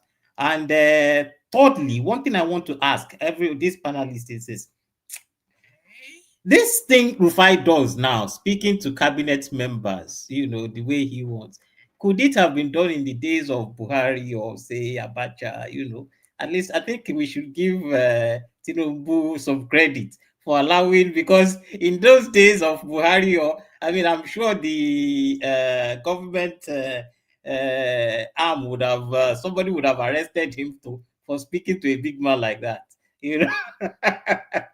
So as we are giving Tinubu the stick, let's also give him some credit for allowing that level of freedom of speech.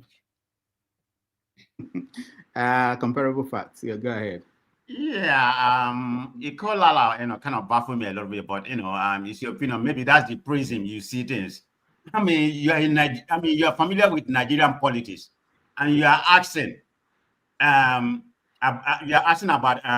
about what happened to Umahi or wherever. Like, you're not from Nigeria. Like, Tinubu is supposed to come there, and say, okay, maybe we should fire you. You're not being accountable to my presidency. This is a guy who promotes snatch and run with it. This is a guy who promotes criminality. This is a guy with dodgy background. It's what I call yeah, we're saying the same thing. Hold on. It's what I call comfortable to the highest level. And you here thinking that no. I agree with what you're saying. Something right. Don't go too far. The guy who's fire on Nonuga is promoting ethnic jingoism. The Tinubu is aware of it. He's aware of what's going on in Lagos. So the buck stopped with Tinubu. So whatever the ministers or the appointee is doing, is Tinubu that is doing it. Just call it like that. I don't know why you're beating around the bush, in my own opinion. But that's the opinion, okay? Because there's nothing factual about. There's nothing that makes sense to me. That's me about what you said when it comes to Tinubu. Like Tinubu's supposed to do. Tinubu is the one perpetuating the whole thing. What are you saying? What have I said? What is different from what you've just said and what I've said? All right. No, you're being very soft. You're being very soft with Tinubu. That's my point. Thank you, guys. We have to move. We have to move on to other topics. Okay. We have to move on to other topics, and this is the next issue that we're going to tackle. We go.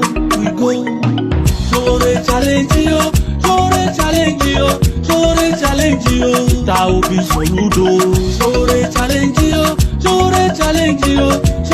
Challenge you. Apari piale soti. Challenge you.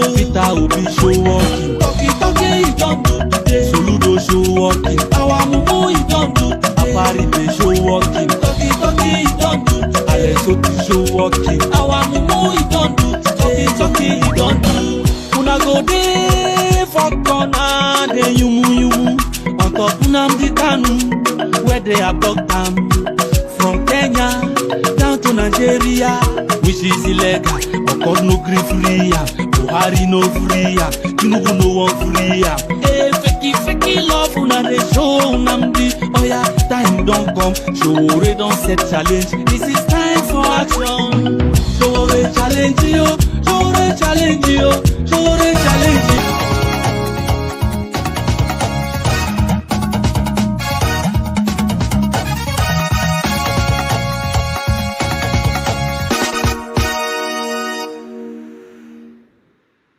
All right, welcome back to Have Your Say 247. And my name is Rhoda Fokonkwo. Thank you so much for staying with us.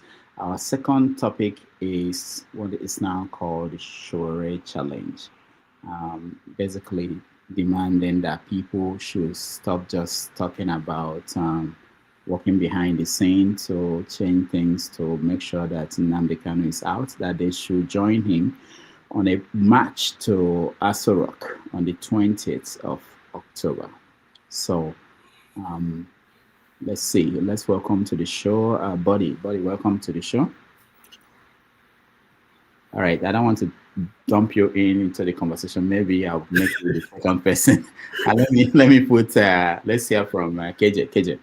So what is your take on this situation? Because Sowore has put it out there, people should just come out and protest. I don't know how far that will change anything, but I want to hear from you, not just about what it will change, but it's putting some of these political actors in the Southeast in a situation where they have to make a decision. It's like how they do it in the Congress here, where they force a vote. We have Congress people, members of Congress, who are not interested in showing that they are voting one way or the other, will be forced to vote one way or the other. So Sowore, and I think, someone said, I think what Pasada said this at the beginning, that he advised Sowore to do that. Whoever gave him the idea of pushing this button is a master stroke, because it's forcing people to make a decision. So what is your take, KJ? First of all, I want to, again, like I've always said in the past, celebrate Sowore. I like him and his politics. And so far, he has shown, that he can be above, the normal Nigerian kind of politics, which is tribal-based. And, like I said, I have respect for anyone who will put their life on the line for what they believe. It's very few of us that can do that.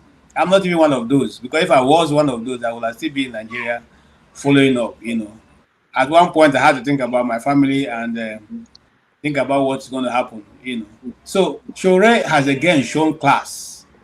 And whether it is him that advised him or not, what Sowore have done is going to forever change his political style and the way Nigerian people perceive him, especially people from the East, young men from the age of 50 downwards. Those above 50 and going up may see it as not consequential, because it's putting them on the hot spot.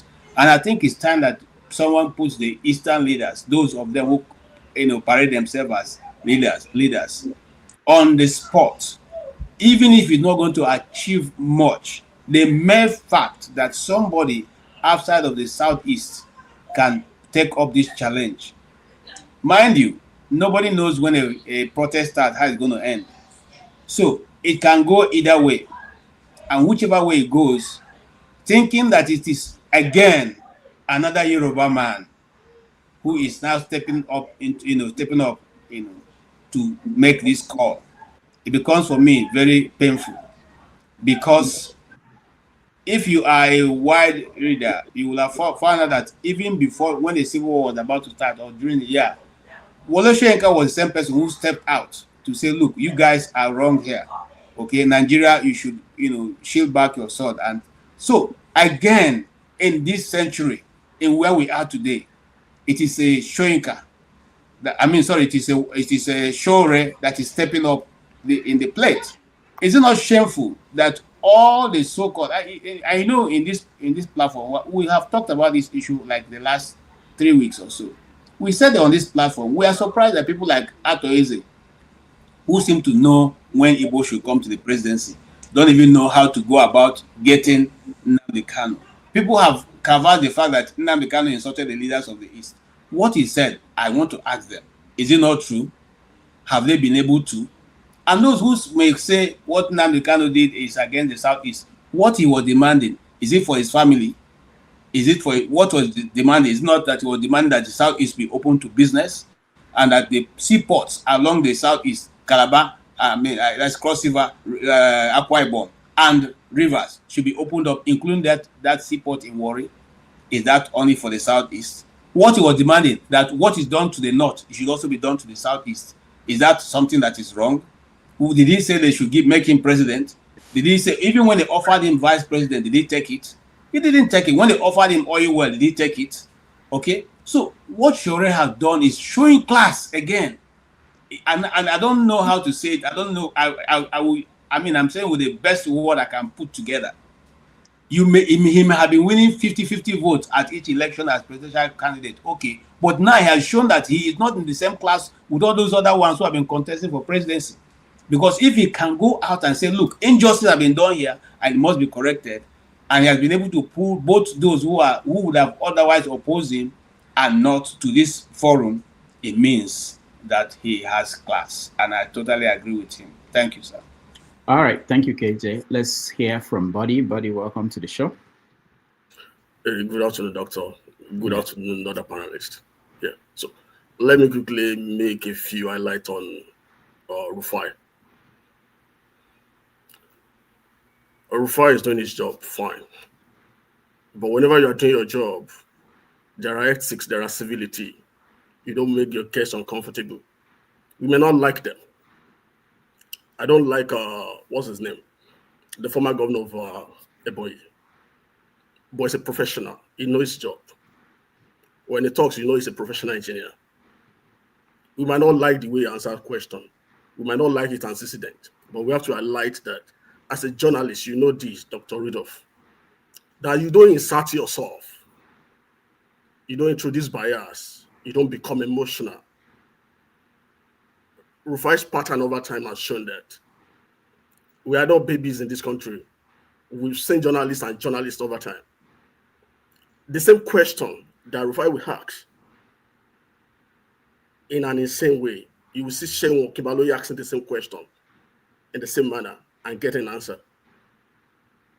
We have very tough journalists. There's this guy from Ibadan, I don't know, from this FM, Splash FM. Obilo. Your brother from UI. Obilo. Obiano. He's a very tough guy. He challenged those politics. He has tough questions. We've seen journalists. There's another guy from TVC, this old man that's very fast in literature like this. It's an old man. It's a retired journalist. He's just still practicing with TVC. We've seen tough journalists, and we've seen them across the world. You know Mehdi from here. Mehdi that work with Al Jazeera. There's this guy for the former New York governor. We have journalists that ask tough questions. You know the guy that went in with the guy from ABC that went with the president of recent, with Donald Trump of recent. He hold the feet of president to fire, but eventually the guy was later sacked by ABC. But making your case making them comfortable. Once the journalist become a privateer, the integrity collapse. So we have to know that. We know these people, make them comfortable, ask right question. Even at times, making noise as a journalist does not make you sound. At times you see these Arise journalists, they just come to the show in the morning without doing their research. The kind of question is asking, because the way Ivo started, let's look at the way Ivo started the conversation that particular day. He said the minister reported him to the president. It's like you just trying to exacerbate his own ego. It's unnecessary. But the minister fell for it, which is unnecessary. He will have just look away. But in engineering, there's nothing called cost per kilometer. Because the topography of lands are different. And as a journalist, you have to research into that. Because that's why we're asking that question repeatedly. The only thing you could ask is average cost per kilometer. Because as a section of the road, you might do bridge. At another section, it might be swamp. At another section, you might have an undulating or hill that you have to do a lot of work.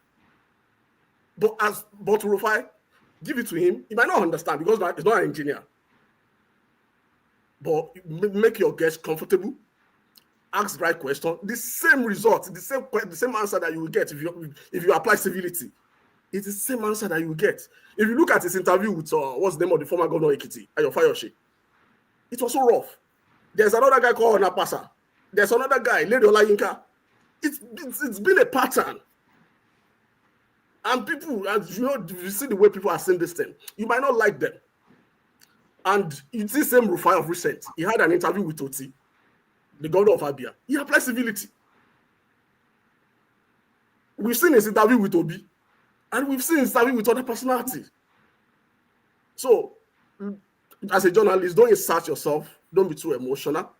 We might be, because the issue of Nigeria, we are emotional about it at times because we love our countries. So, but we still have to be careful as well, so that we don't create an enmity for ourselves. Because relationships far beyond just the studio. Maybe the hangover, like I usually say, maybe the hangover of the military, that you just said we've internalized some certain aspect of long era of military rule. We don't know how to communicate. We can't even debate. Before one thing, we start am I one another? Let me stop on that. The other one is the issue of Sowore. Protest is legitimate. Very, very legitimate. It's the right thing to do. The guy has been incarcerated for a long time. For people to call. That's why that the On the other hand, the rule of law is taking its course. We can't reinvent history. What Kanu has done, what he has done is there. It's on record. It's on tape. It's in print. It's in digital. So if government were able to prosecute their case successfully, God bless them. If they fail, they should release the guy and let the guy go. But Sowore should be very careful because we've seen series of protests that's led to anarchy in Nigeria. And the economy is still very fragile. So that we don't experience economic crash all over again. We remember a year ago when people in this country were shouting, we want this man, we want this man. Now the man has crashed the economy. So people will say, hey, we want this. The rule of law is taking its course. The guy is before the law court legitimately and is being charged appropriately, has been offered the chance to defend himself. I think we will have better stick to that. So I wish Sowore and his gang best of luck, but they shouldn't bring Nigeria into chaos because the hangover of NSAS is still very much there. The hangover, the one that the another one that followed that after, the one that he had sometime in August last year. So they should conduct themselves within the ambit of the law. And I submit. All right. Okay, Hold on. I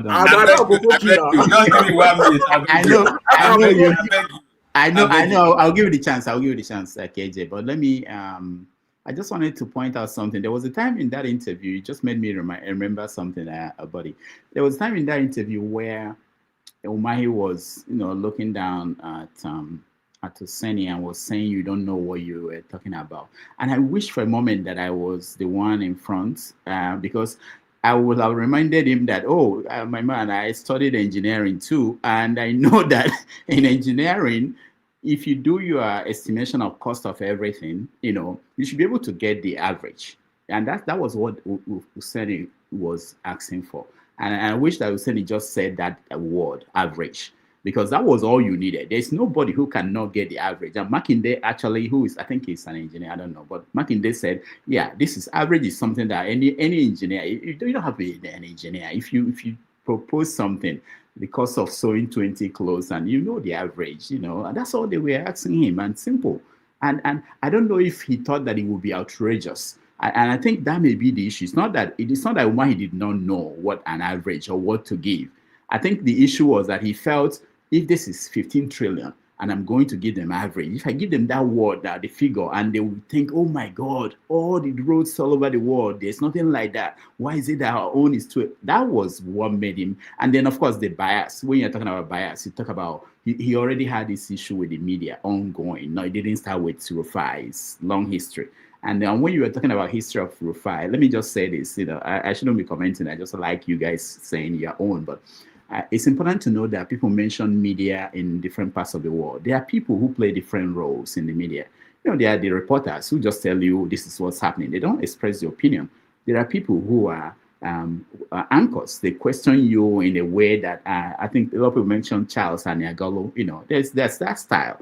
And then there are people who do what Rufai is doing, which in every country there are people. Everybody cannot be the same. You can't have all journalists all be like Charles Aniagolo. You can't have all of them be like, so that's something that is a variety, and it has to be that way across the country, across the world. Anyway, thank you, buddy. KJ, go ahead.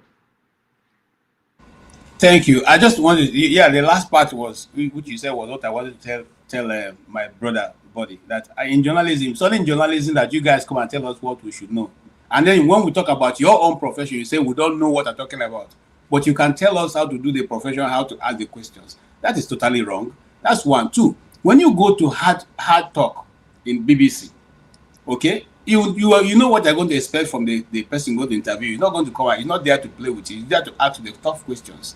So if you go to hard talks, you should be ready to answer the question from the journalist. And if you go to to the internet, you can find hard talk and see how that goes. Remember, it was in hard talk that Obasanjo was held to a corner. Okay, journalists are supposed to hold your feet to the fire. That's the role of a journalist. That is why we are called the fourth realm of government. Okay, we stand at the people, the eyes, the mouth of the people. We ask the question the people are not able to see you and ask you. a good journalist who knows his onion should be able to put a question across to you. And like we have said here, many of us will ask the question the way Oseni put it. We may not even have referred to you when to report us to the president, because that is not necessary. But that is him. And we all can be the same. Accept that reality and, be down with it. Again, I don't know what you mean by government following the law. Is it the government that should follow the law on case of Nnamdi Kanu, or Nnamdi Kanu following the law? Which law are you referring to? Is it a law of extraordinary rendition, the kidnapping from Kenya and brought back? And if you know a little bit of law, you know that that's what the lawyers call, you cannot put something on nothing. So in other words, your process already is wrong, and therefore you can't be benefit from it. The first judge that gave ruling to Nnamdi Kanu on that issue, that acquitted him and dismissed the charge, is Mrs. Justice Adefarasi. She's there. She's not even Igbo. She's from Lagos. She just took the first judgment and said, "You guys are wrong. Based on what you have done, this case can't even go forward." Okay.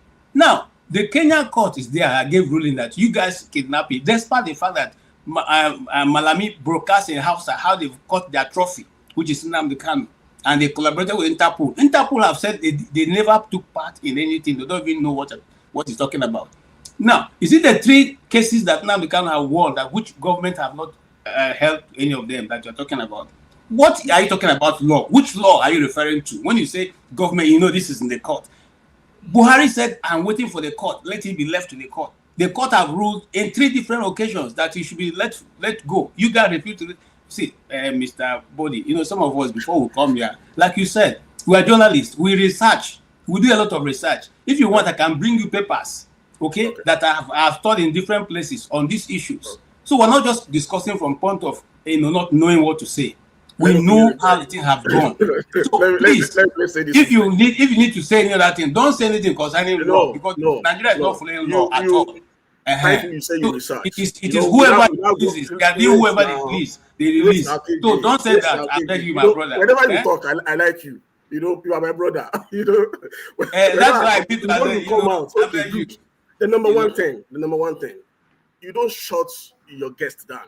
You don't say keep quiet. It's wrong. So no matter being an hot talk or whatever it is, you don't shut them down.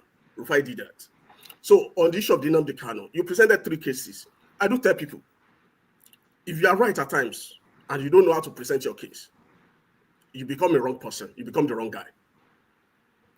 The guy has been calm for a while. The process is there. You might not like the process. There's no way we can exculpate Kanu out of where he's. There's no way we can take him out. We know that. We can't force him out. That process that we say we don't like, let's submit ourselves to it. Let's get him a good lawyer. Let's people rally behind him. We've seen people that have been that process. Let's see. Let's wait till the end of that process. You say he has gotten some judgments. He has lawyers. Let's present those cases before the law court. You said it's the same court. You mentioned 3 cases that he has succeeded. You mentioned one in Nigeria. The same court, the same Nigerian court granted him justice. Why are we losing faith? Why are we losing faith in this one? Let's have faith in this one. Let's see the outcome of it. Budi, I think you don't have the facts behind this case, so I'm not even going to. What's the facts? Even the one that we are even talking about is even wrong. I'm challenging you that don't decide to side it aside. It was before the appeal court. They went to the appeal court. No. Listen, the case starts from the beginning. The one you mentioned that it was even extraordinary because the way it was brought to Nigeria. It was even at the appeal court. And the Supreme Court overruled that. No, did overrule that? No. That's why the case was bad. You are wrong. Let me tell you the excerpt of that ruling. Supreme Court said, once you are a criminal, regardless of how you are brought back before the law, before the justice, it doesn't matter. Regardless, since you remain a fugitive or a criminal, regardless. So you have a new. You. That's not what is. I don't want to get an argument with you. Budi. We have talked, and we are going to bring other lawyers here. Okay, we have talked about this. The first step, which is why Justice Adefarasi set him free right from the beginning, is that you cannot benefit from a crime You can't benefit from a crime. That is the principle of law. It's a principle of law. Let's not go there. I see this platform we try to uphold certain standard. We don't come here to just throw words around. Okay, that's the first principle of law. For instance, let me give you an example of the United States. The other day I was listening to a lawyer here talking. I was talking to some some immigrants who are here.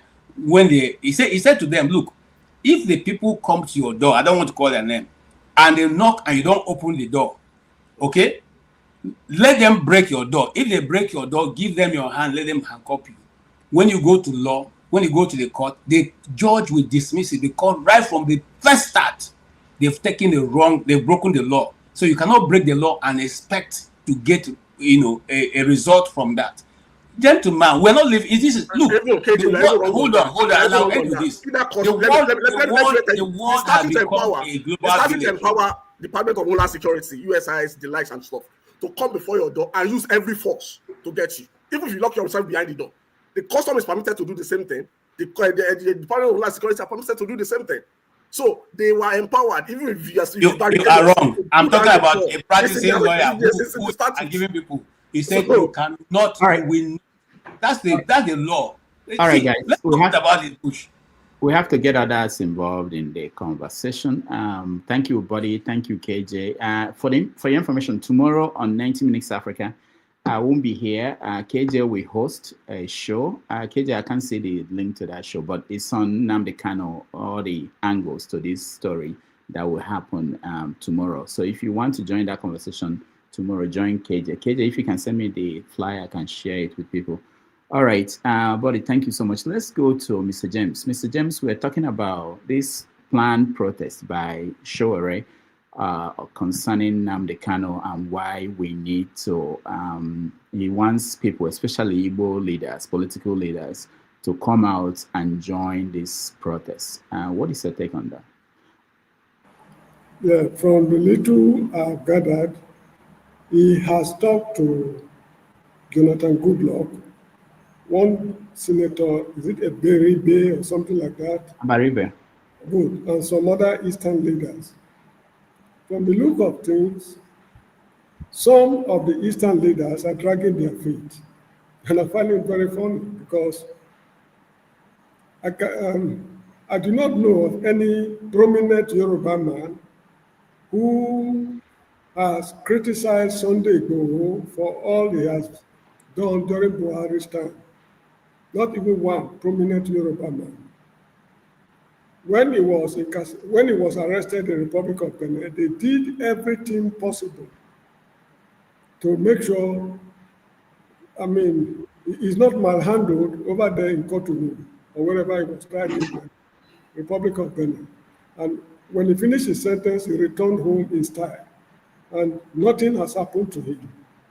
Now, for the Igbo leaders of thought to be dragging their feet over this man's case speaks volumes. The Benin people have a saying, I'm sorry, I'm not a native speaker of that language. Let me try to translate it into English, that an ant cannot penetrate a wood that has no holes. Yes, that's the best way I can translate it. An ant cannot penetrate a wood without holes.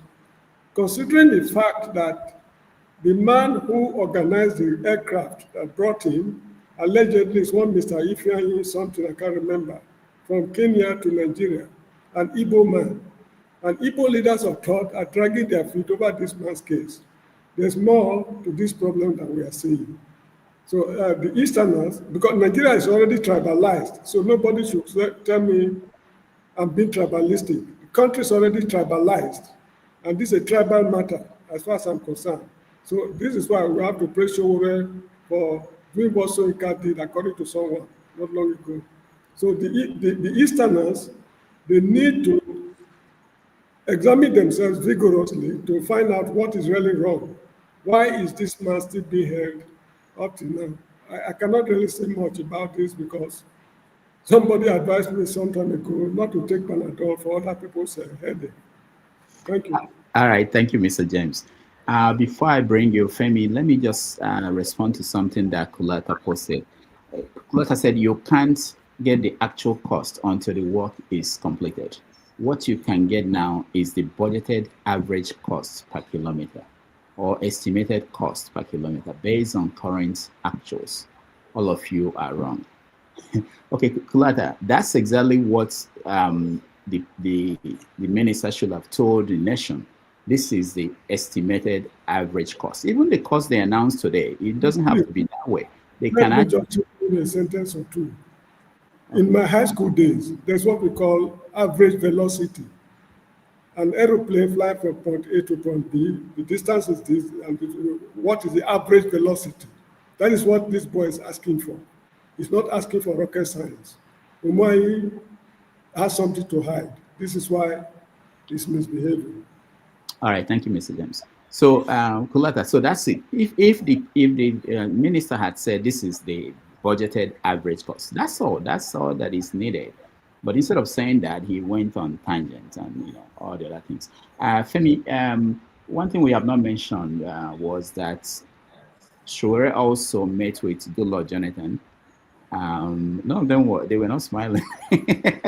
I don't know why. They didn't even smile at all. But met with Goodluck Jonathan as part of his effort to get the political leaders to be part of this his planned march to Aso Rock. And Goodluck promised that he will talk to the president about Nnamdi Kanu. All right, Femi, you're next. So I'll start by saying no pun intended, but good luck in speaking to Tinubu on this matter. Because all of a sudden, it's at some point, at some level, it becomes to look like a caricature of sorts. But in any case, I start this way. We've been at this for about 10 years, since 2015 when he first got granted bail. And then leading up to when his house was burnt around, was it 2017 or 2018? And then all of a sudden he resurfaced in Israel. Now, Mr. James said something that I was actually going to pivot to as well, because in truth, as much as you don't necessarily want to say too much, because you're always going to have some people that are going to come and what is your business, you're Yoruba? You know the way we are now. That's not going to stop me from saying what I want to say. Now, I like to always look at things from a perspective of how about if it was my own, if it was Igbo as an example now, because I don't see what he has done as an individual too different from what Igbo was fighting for as well. The only difference being that there's been two different. It's almost like we're operating one justice system, but with two different results. Yeah, one might argue that okay, Igbo wasn't as radical as he was, but at the end of the day, the bottom line of what they were fighting for is the same. And there's actually supposed to be a court case for Igbo which never really went anywhere and is working a free man. Now, why do I go this route? Is that again, just to allude to Mr. James's point, I think I've actually thought about it over time, and I find it really amusing. Again, choosing his words again, that Igbo leaders, a lot of so-called Igbo leaders, don't seem to actually. In fact, some of them seem to either be speaking with both sides of their mouths, or in some cases remaining silent, or actually even worsening the issue because of political motives, because they're interested in positions and what have you, and some of them you can't even take too seriously. At the end of the day, like my cousin said yesterday when we spoke about this issue, he's one of those that was of the opinion previously that he should suffer for his crimes. Can't I see what he's doing? And I was shocked yesterday when we had this conversation again, and for the first time he told me, man, they should just release this guy, if nothing else, because all I told him was that there are other things happening in that country that are even worse. Is it banditry you want to talk about? Is it kidnappings and what have you? After all, what are we even talking about? If they were able to, you can say there are differences, there are different scenarios, but you have to convince us about if they're able to pardon terrorists or former terrorists, then what has it done that's worse than that? This is the way I think. And if, for example, today you say you want to try and convince me that what Igbo has done is different from what he has done, and Igbo is working free, and because I'm a Yoruba man, I would look the other way. I'm like, come on now. In what world are we living? That's the way I think, and that's just my submission, and that's all I'm going to say on this. All right, thank you, Femi. Ikolala, you're next. Yeah, thank you once again. But quickly, I'll just go into Rufai's case. Like, I know everybody has said journalists have their styles and they have this and they have that. Look, your job also as a journalist is to serve the people. And if all you do is confronting your guests, you have not served us. And if somebody has used the case of Mehdi and Stephen Sako of BBC. What they do is they give you facts. They could give you an estimate of all the roads they know and the average price it costs to make those roads and ask you, how come that you don't have an average price? It puts you in a corner. Anybody listening would know that you don't know what you're saying. But to come and be confrontational with and okay, now all we are talking about is that Rufai against Umahi, rather than show us that the man doesn't know what he's doing. So we all say, oh, if I asked him a question, he couldn't give an answer. You know, just like somebody has talked about Obasanjo here. Sako didn't confront Obasanjo. He just gave him analysis of what he thinks. I watched that interview many times. Obasanjo couldn't answer him. So he wasn't rude to him, but he gave him facts that confronted Obasanjo, and Obasanjo went angry, you know. So let's know that and let's take passion and emotion out of it. But on the case of Sowore, I think Sowore is doing what is necessary, and some people have failed to do, because there's no point that, I mean, somebody has come here to talk about the law, and the law said that, and the law didn't say that. I don't know why we want to always take our history from the middle of the road. You know, why would you keep someone in prison for this long and you have not indicted him for anything, and you keep saying the case is going on and on and on and on and on, and you want to bring the law into play? You can't pick you and choose what is right and what is wrong. So if your law is right, then let your law be always right from the beginning of it, not at the middle of the road. And then you want to come and tell us it is the law that and it is the law this. So if Sowore has taken it, but I think this is my perspective. I don't have, it's just my feeling. Sowore at the end of the day is a wonderful politician. So he is trying to play to the gallery. He knows nothing is going to happen. He knows no Igbo. What's his name? What's this guy's? The Anambra state governor is not going to go anywhere, no matter what you say. The Abia state governor is not moving an inch. The Owerri governor, what's his name? The Tinubu's boy is not going anywhere. Good luck has told him he would go and meet president. So Sowore is just playing to the gallery. He knows what he's doing. It's politics at the end of the day. But kudos to him. At least he's raised a voice and a concern. All right, thank you.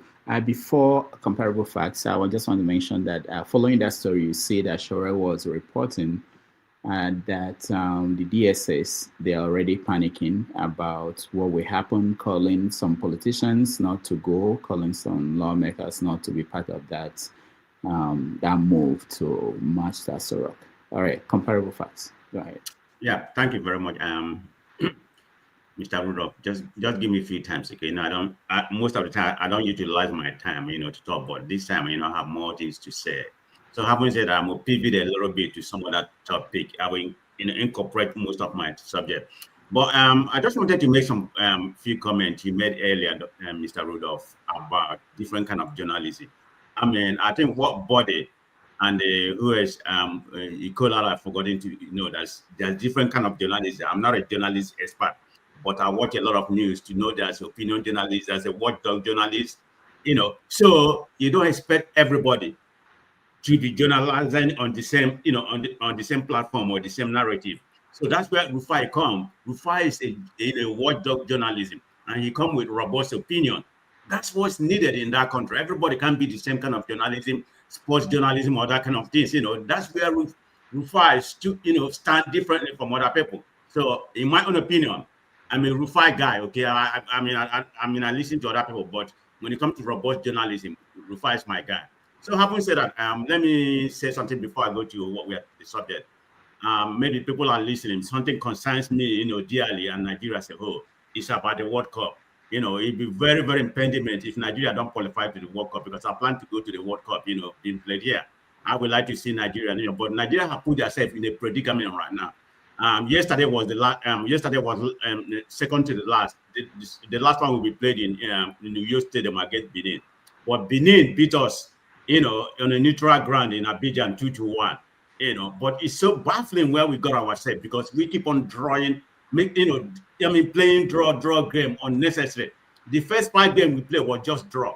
We didn't lose any game except the one that was played in Abuja against Benin. We've been drawing. These guys act like they're not serious. Now, they stand the chance of qualifying, but they are still in third place right now. They have 14. They have I think 14 points. South Africa has 15 points. Benin, imagine Benin has 17 points. So the way it's being grouped, Africa is being grouped into 9 groups. The winner of each group is going to qualify.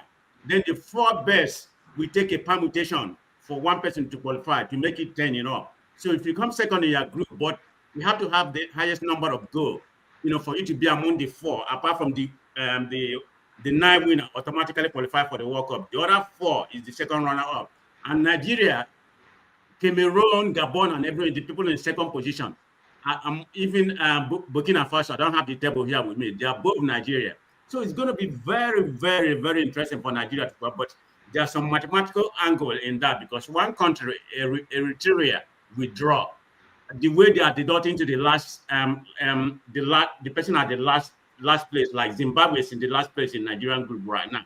So it's going to be very difficult. But for Nigeria to qualify, they have to go to this coming, I think on Tuesday. I think it's on Tuesday. They have to beat Benin by more than 3 goals. But Nigeria hasn't shown me the antecedent. They are capable of scoring. Even at all, they have the best players in Africa. We'll see with the highest scoring, and Lukman, of course, Lukman got Lukman is suspended right now. He's not going to be able to play next week. So we are, in my own opinion, I wish we qualify, but it's going to be very difficult. Okay, we are qualifying. Okay, so thank you, Comparable Facts. But next time, reserve this for your rant, so that we have, because when people are watching this, they want to be able to know we're discussing this topic, and it's exhausted, not jumping. Well, I don't normally be here through my rant. I don't spend the whole of my day on your platform. I have other things to do. I have family and other things. So that's why I don't have time to run whenever you close 4 o'clock, I'm not going to be here. So I said, let me utilize this opportunity to run right now. Okay, I don't live on your platform 24/7. Thank you. But having said that,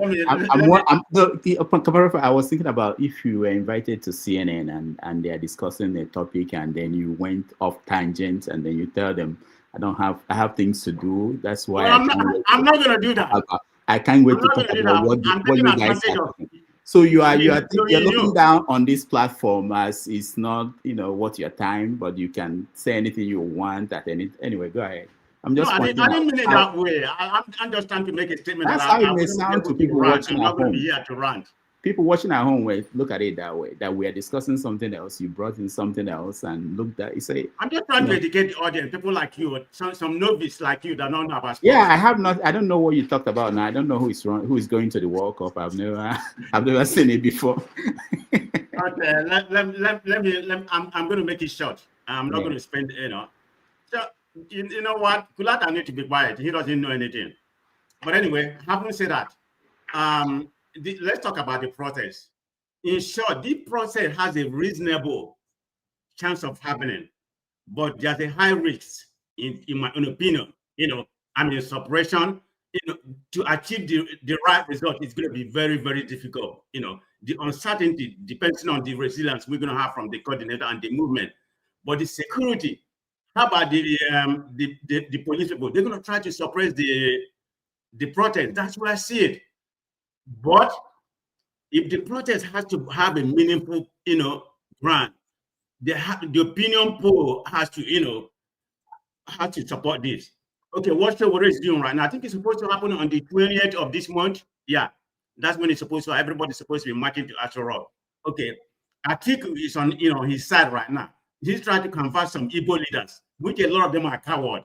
Abaribe, Oti, Soludo, and Obi. They should join. Nothing is going to happen to them. I mean, some of the, particularly the Southeastern leader. Oh, I don't have any hope for my governor. I mean, that one is a Filefko, whatever they call him. So he's not gonna come. He's Tinubu boy by no means. He probably, he's not gonna follow the mark. But for you to have any kind of legitimate sources, there has to be a good mobilization, and the leaders has to participate. This is the only way. If not, just bring more awareness to them. Is it going to be, say, because they protest and go to Aso Rock, is that going to make Nnamdi Kanu be released? Probably not. I mean, the solution to that is going to be political solution. I don't know what Tinubu is doing. Maybe he's mad, or some of those Kaba in the north or wherever. He doesn't want to release. But I mean, to me, Tinubu is not a leader anyway. So I mean, what do I have to say about Tinubu? He's not a leader. It's all about politics. He just try to play his political sarcasm.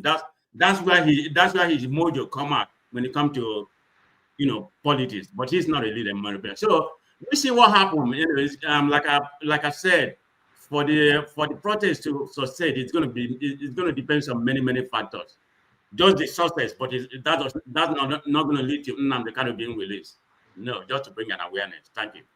All right, thank you so much. Before I go to Jefferson, Jefferson is one of our subscribers, so I think we should be finding a way to say thank you to those people when they come into the panel.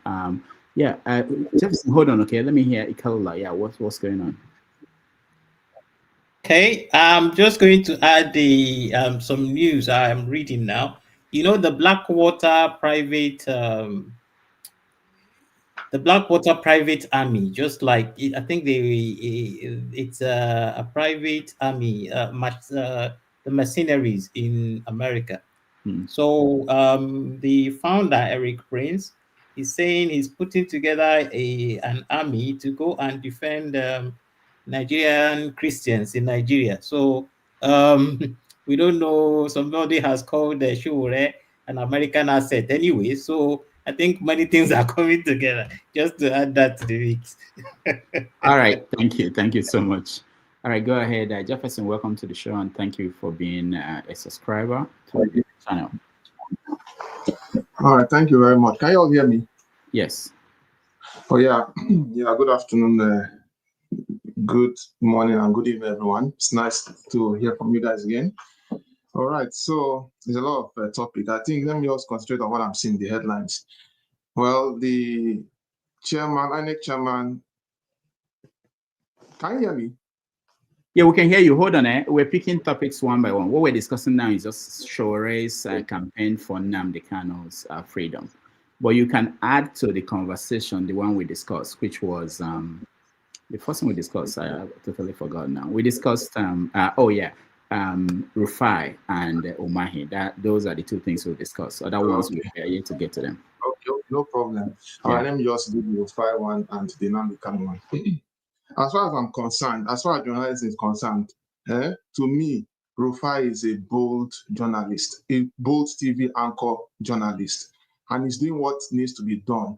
Because if you give Nigeria the chance, every journalist will hide their tail between their legs and be afraid to ask questions. He's asking critical questions respectfully. Most times, if you watch his interview, you will find out that it's actually the interviewees are the ones that are even provoking him. He asks questions respectfully, but because either they are maybe in APC or one thing or the other, have one links, they feel threatened by what he's asking because they feel they don't deserve to tell us what needs to be told. So his questions put journalists off balance and they don't like it. So to me, I don't feel that Rufai is an outspoken person, and I pray God will continue to protect him throughout this whole saga that is going on. That's my own opinion concerning the Rufai. And then Rufai asked a question to Umai. Actually, as far as I'm concerned, he flopped about that one because, I mean, before you do a project, you have this estimates and there's survey. We have quantity surveyors, we have land surveyors. What are their jobs? this is why we have professionals. We cannot say we have professionals and they cannot do estimation of what needs to be done. It might not be 100%, but at least let us hear facts and figures. But anyway, let me not go into details. I mean, it wasn't properly managed. I want to concentrate on the issue of Nnamdi Kanu, Sowore situation. Of course, Sowore has been he's a, what they call it, he's a freedom fighter right from the beginning. He didn't start his journey today. And I actually appreciate the fact that he wants to lend the voice to it. But the fear is we don't want the city of betrayal because we saw the issue of FFK, but everybody is different. I don't want to start doing comparisons. The thing about the Igbo people is very, very dicey. Even as of today, I just read, after all the demolition that have been happening so far with the trade fair, I just read today they demolished other Igbo people's properties in Festac. So when you see all these things, it brings the questions: why are we being targeted? Why are Igbo people being targeted in the country? Are we an endangered race of people in the country? I have to bring this thing out because if you look very well, apart from people's this thing being demolished outrightly, we are being everyone's attacking each other, the left, right, center, and that is not good. And then at the end of it, they say we're all one Nigeria and everything. I think we need to call ourselves to order, as a people.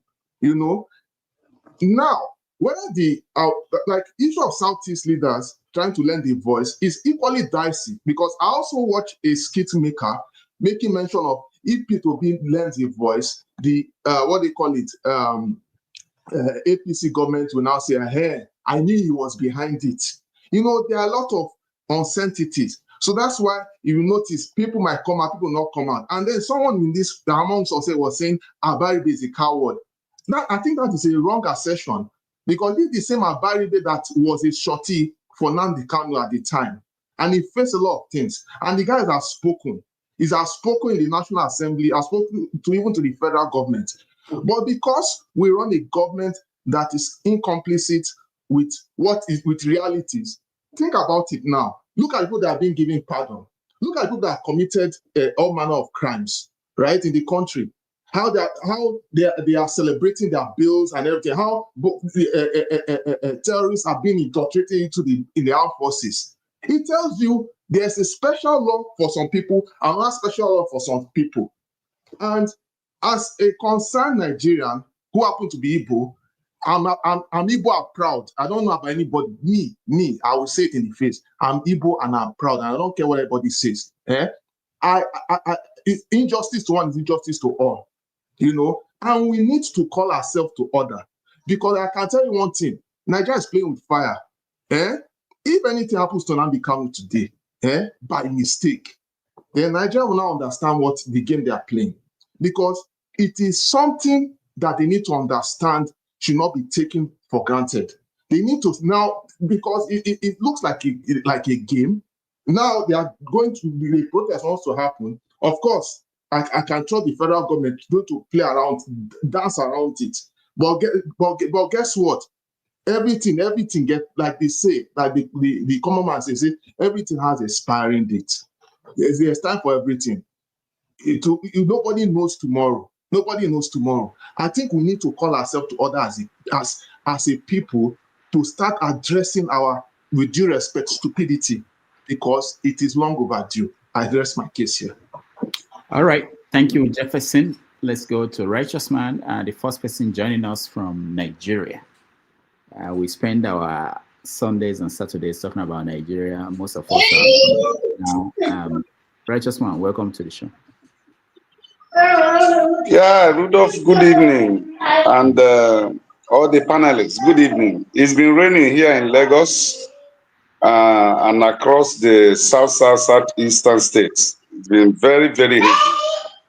And reports getting to us is that most of these roads, they claim they tar. Most of them are washed off completely, washed away by erosion, which shows the quality of works that are being done here is quite appalling, So I don't know which subject do you want me to talk about. The main road. The main road. Solution is working. Deputy Speaker, nke nọkwa na your constituency na-ekwe moto, odichekwa moto niile. Odichekwa moto niile nke a bụkwa Amupitan n'ise bypass. Ụzọ aka lụrụ anyị na na-ekwe mmiri na-apa moto, na moto niile, nwezikwa moto na-aga nwunye. Na-ekwe moto niile, odichego moto niile, odigo store niile. Na-ekwe nke welcome to Amupitan, welcome to Amupitan. Na-ekwe ndị mmadụ ka ọ na-apachacha. Na-ekwe na-ere ndị mmadụ ka ọ na-apacha. All right, Righteous Man, you were the one that mentioned the roads, and I remember that we have videos of some of the roads in Anambra State recently constructed by Soludo, how terrible they turned out to be. Go ahead. At least it's not the professor of practice in engineering that did those. That would have been terrible. Go ahead, Rudolph, the truth is that even in Lagos State, where I reside, we don't have roads. They will just choose one of these track A roads and do their manipulated tile. Once they finish, they will show it billions have been spent. But the inner connecting roads is as worse as jungle, you know. It's just quite unfortunate. Honestly speaking, I love democracy and I'm a Democrat. But the type of democracy that is being practiced in Nigeria, I will tell you honestly, is far below. I think the worst military regime is better than the democracy we have today in Nigeria. There is no more freedom of speech in Nigeria. They say the army will harass you. We have been harassed by a civilian government today. There are radio programs, when you contribute, they will first warn you before you make a contribution, guide you, don't say anything, don't do this, don't do that. But I remember during June 12th, some of us were on radio making commentaries, saying things, and we were not arrested because of the speeches we made. It was only when we went out for a protest. So I don't understand. Nigeria is really going down. And it's quite unfortunate that, will I say, some privileged Nigerians that found themselves abroad became agents of a failed state to propagate what is not existing. Because sometimes at the background, when I listen to some of our brothers' comments here, I will begin to wonder. I said, are these people actually having conscience to say what they are saying, or they just want to please their paymasters? Because Nigeria is going down every day. All we hear is propaganda. All news that are being flashed in the main media, they are all propaganda. There is no element of truth in every one of them. Look at the INEC chairman that have been appointed. We don't have information about his early education in life. How can you start your educational career from university level, polytechnic level, and within 10 years of interval, you have reached to the position of a professor? I don't understand. And nobody is talking. Everybody is keeping quiet. And some people believe they are more superior, they are more educated than other groups in Nigeria. I was telling a friend recently, I say from independence to today, the two dominant tribes in Nigeria have ruled Nigeria and ruled Nigeria to a failed state. A failed state, and yet they proclaim they are wiser than every other tribe. They have managed the affairs of this country militarily and in the civilian regime. And yet Nigeria have not seen a progress that can be commensurate with the money and resources that have been exploited in this country. And yet these two major tribes that have held Nigeria captive since 1960 till date claim they are superior to others. And when they manipulate Igbos out of context of power, they believe they are superior. Okay, fine. Igbos have not been president of this country for 65 years. Where is Nigeria? Can we boast of electricity? As I'm talking to you now, I am burning fuel in my generator to have light. And not only me, so many millions of Nigerians. Look at the, is it a UN report or World Health Organization report? The lifespan of Nigeria now is put at 46.3, the lowest in the whole world. The lowest in the whole world. And people are celebrating. So it's quite unfortunate. It's quite unfortunate. We are going nowhere as a country with what we have on ground now, with the kind of politics that are being played in this country, with tribalism and sentiment, with people not have moral virtue to say the truth and stand for truth. Nigeria goes nowhere. No matter how somebody cosmetics it, paint it, color it, make it look as if life is, worth living in Nigeria. I am telling you, it is a deception. Life is getting worse every day in Nigeria. Hundreds and thousands and millions of Nigerians go to bed on daily basis without food, without water, without electricity. Nothing has actually worked in this country. Absolutely nothing. If it is not the support of Nigerians that are overseas, this country would have collapsed. That is the truth. So that is just what I have to say for now. Thank you. All right. Thank you, righteous man. We appreciate that. We just a reminder, in the next 30 minutes, we are going to end this program and there will be a new stream. The next stream will start in about 30 minutes and forefathers will be your moderator. But before then, we are going to do our typical normal rant. That will be after the break. But before all that, let's welcome to the show, Ike. Ike, welcome to the show. Hey, doctor. How are you doing? I throw away salute to everybody. God bless you. Happy Saturday to everybody. My brother, righteous man from Nigeria. God bless you. Where are we, doctor? I just came in. Stop laughing. Stop I laughing. like that. I like the people that will just walk in, like this is Sunday after service. What do you call that? Sunday school. Yes. Walk in anytime and say, hi, what did you read, Pastor? Yes, exactly. And today is special for me because today is my wife's birthday. So we went out for enjoy ourselves. Oh, yeah. So I just came in to say, let me enjoy my brothers and sisters Dr. Dameji's show. Yeah, thank you. Thank you so much. Say hi to her. We wish her all the best. And so we're talking about the topic now, which we're rounding up. You are the last person that weigh in, unless I missed anybody. We're talking about Sowore's campaign to free Nnamdi Kanu. We looked at it from many angles, where some people are writing in the comment section. For those that say, I don't read them, I see comments about that P2B is stuck, in the sense that if he supports a campaign, if he goes out to match, he'll be in trouble. If he doesn't, he's in trouble. So he's putting some Igbo leaders in a tough situation. What are they going to do? Are they going to follow Sowore and go out there? Will Atiku be there?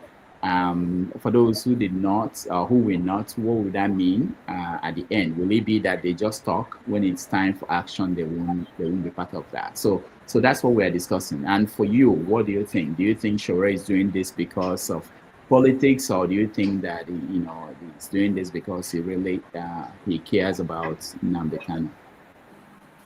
Thank you, my brother. First of all, let me say that I am one of the street urchins of obedience. So help me take it to Congo that I am one of the street urchins of the obedient movement, right?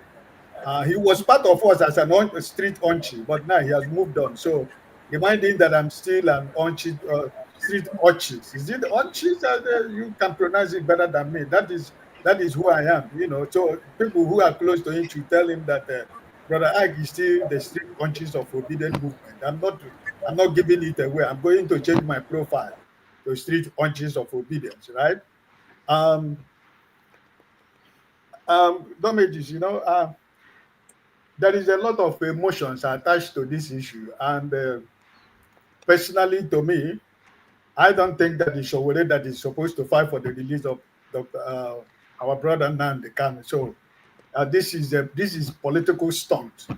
Personally, to me, I don't know what any other person feels, but to me, it's a political stunt, and he has been on the street for so many years. I've not seen whatever he has achieved with all his program of protest and whatever. So I do not believe in all these emotions and sentiment that is being attached to it. Everybody in Nigeria, the case of Nnamdi Kanu is not an Igbo issue. It's a national issue. So I don't want anybody to attach it to, if Peter Obi says something, it's in trouble. If he doesn't say anything, he has said so many things. He has said something about Nnamdi Kanu before. He's not shouting on the street. So I don't see how it affects Mr. Peter Obi or any political leader in the East. The people that are holding in Nnamdi Kanu know them. I've always said it here, that the people that are holding in Nnamdi Kanu are the 5 eastern governors of eastern state. I've never met, KJ always handled this program. I've never hidden my anger to the governors of the eastern Nigeria. They are the people that are responsible, that are holding this back. With all these political leaders who claims, people like your professor is it professor in what, in action or professor in working? They are the people, right? They are the people that are holding in Nnamdi Kanu. It's not me and you. So I don't want us to raise so much emotion to this issue of Nnamdi Kanu. We all know that Nnamdi Kanu case is a national issue. I do not want to tribalize the case of Nnamdi Kanu, because when the time of Sunday Igboho and the rest of the people from the people from the north, it wasn't a tribal issue, it was a national issue. So if they decide that they don't want to release Nnamdi Kanu, I don't think it is me and you that is holding Nnamdi Kanu. But the people that are supposed to speak for all of us here are the people that are holding Nnamdi Kanu. When did Atiku? Was it today that Nnamdi Kanu that is in prison? Where has Atiku been all these years? Where has he been?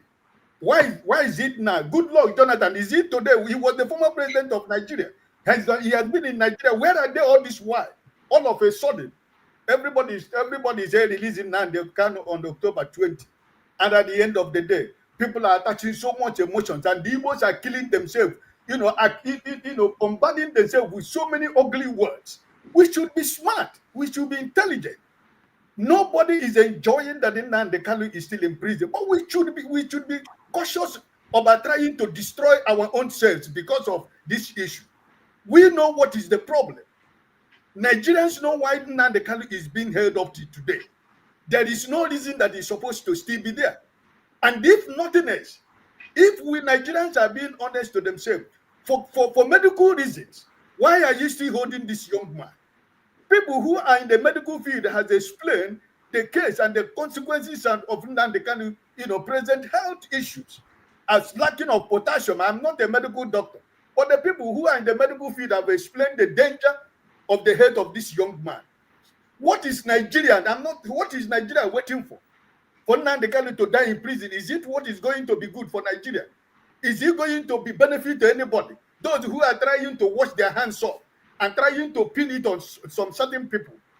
None of us is going to wash our hands off to whatever happened to that young man. So I sincerely believe that all this political stunt of Sowore, I am not part of it, and I'm not going to be part of it. And anybody who is trying to say,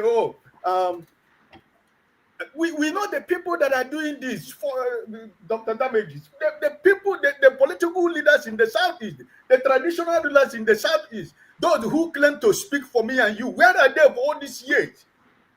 So I don't think that is this young man that is going to do it. I'm not telling him that he shouldn't be his activist that he is. I'm not telling him he shouldn't go and demonstrate that he has been doing all these years. But I don't think, for me personally, that he is the person who is going to speak before the government of this country releases Nnamdi Kanu. So I personally think that the people that are holding Nnamdi Kanu, they know them. The government and the political leaders know the people that are responsible that this young man is still there, because they are afraid of their political foundation, because their political foundation is going to crumble the day that door is open. They put a key to that door, and then they kind of comes out of that particular and breathe a normal fresh air. Their political story will end in the southeast. They are the people that are making it impossible for this young man to be released. So personally, to me, I do not believe in what Sowore is doing. All right, thank you so much. We are going to we are rounding up because we want to maintain. Hold on, okay. All right.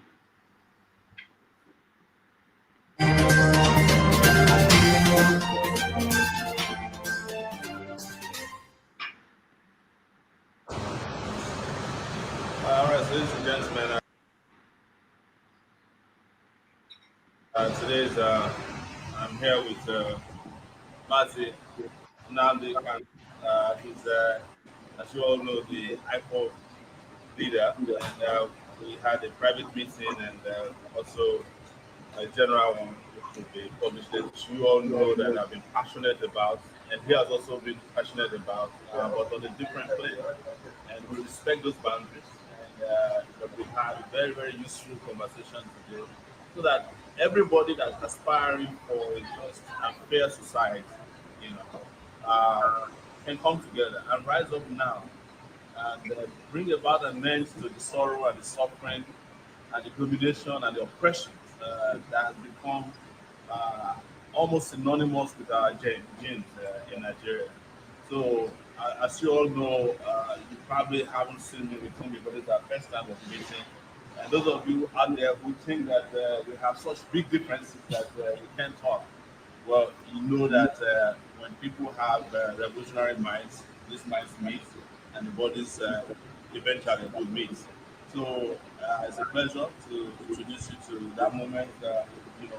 More of this will come out later, and the statements and video will come out also from our friend who monitor this meeting.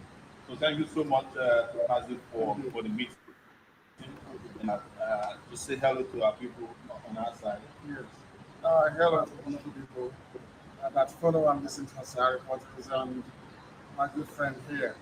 So what our discussion has yielded today is a confirmation that people can come together, that there isn't much of a difference between that which we are fighting for, because that is justice, isn't it? That's what we are fighting for, is justice. That we know and hope that the people that found themselves today trapped in that contraption called Nigeria will one day be free. And it takes people to do it. It will come from heaven. We have to do it. We have to let to do it, and it must be done. That's right. Thank you very much. Thank you. I hope to see you again soon. This is the beginning. All right. Someone asked on the comment section, I think it was Machuku, why are you showing this video? I'm showing the video because I want to make sure that everybody watching, they are aware that this Sowore being involved in this conversation about Nnamdi Kanu wasn't something that just started. That they actually, I was in that hotel the day they met for the first time. And that was the day I interviewed Nnamdi Kanu for my own channel. That was 2019, Rudolph, right? That was 2019. Yeah, I think so. I don't remember the day, but I think so. Yeah. All right. I saw Concern here. Where is he? Concern. I'll give you. We are rounding up. I just wanted us to prepare to rant after a break, but I want to hear from Concerns and Pansat, and then we go to rant. Hold on, Concerns. There was a question by Shegun on the comments section. Why is it that I think I want, if anybody wants to address this. Shegun, I forgot the exact wording of the question, but something about why is it that Igbo people do not want others to help them or something. Shegun, if you can retweet that. Okay, I got it. It says, why do Igbos believe that other tribes cannot fight or lead their cause? Please, someone answer me. Maybe Pansat will answer you. Let's hear from Concerns first, and then Pansat will round up, and then we go to get a break and then come back with rants. Go ahead, Concerns. Thank you, Dr. Damages, and thank you, all the panelists. You see, I don't concur or believe concur with Mr. Ike. Even though I know that he's a good Igbo man, you know, he speaks the heart of many of Igbos. But today I don't concur with him. So what Sowore is doing is what any good hearted human being can do. Nnamdi Kanu dear that is in that jail. If you're a great human being, you must be crying whenever you see that, whenever you see him there. Because how can somebody be locked up till now? And in a country that you see other tribe, you see like the Fulanis, their people are coming to negotiate with the government, and the other people, like some of the other Igbos or some of the Yoruba, they don't care. They don't care. If if that the South are people who are really have a conscience, honestly speaking, they're supposed to protest. All of them, the whole Southerners supposed to protest. Because why should the Northerners be negotiating the government openly?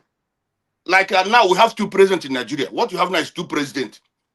The Fulani that is having all these ammunitions on the body, and the president who's really not. That's what we have now. So if the South are really have conscience, know that this country doesn't belong to the Fulanis. There's all the whole South, not only Igbo, not only the Yorubas, all of them, the youth supposed to be protesting. Not protesting for Natasha in the Senate, not protesting for nonsense. They're supposed to protest because this concerns everybody.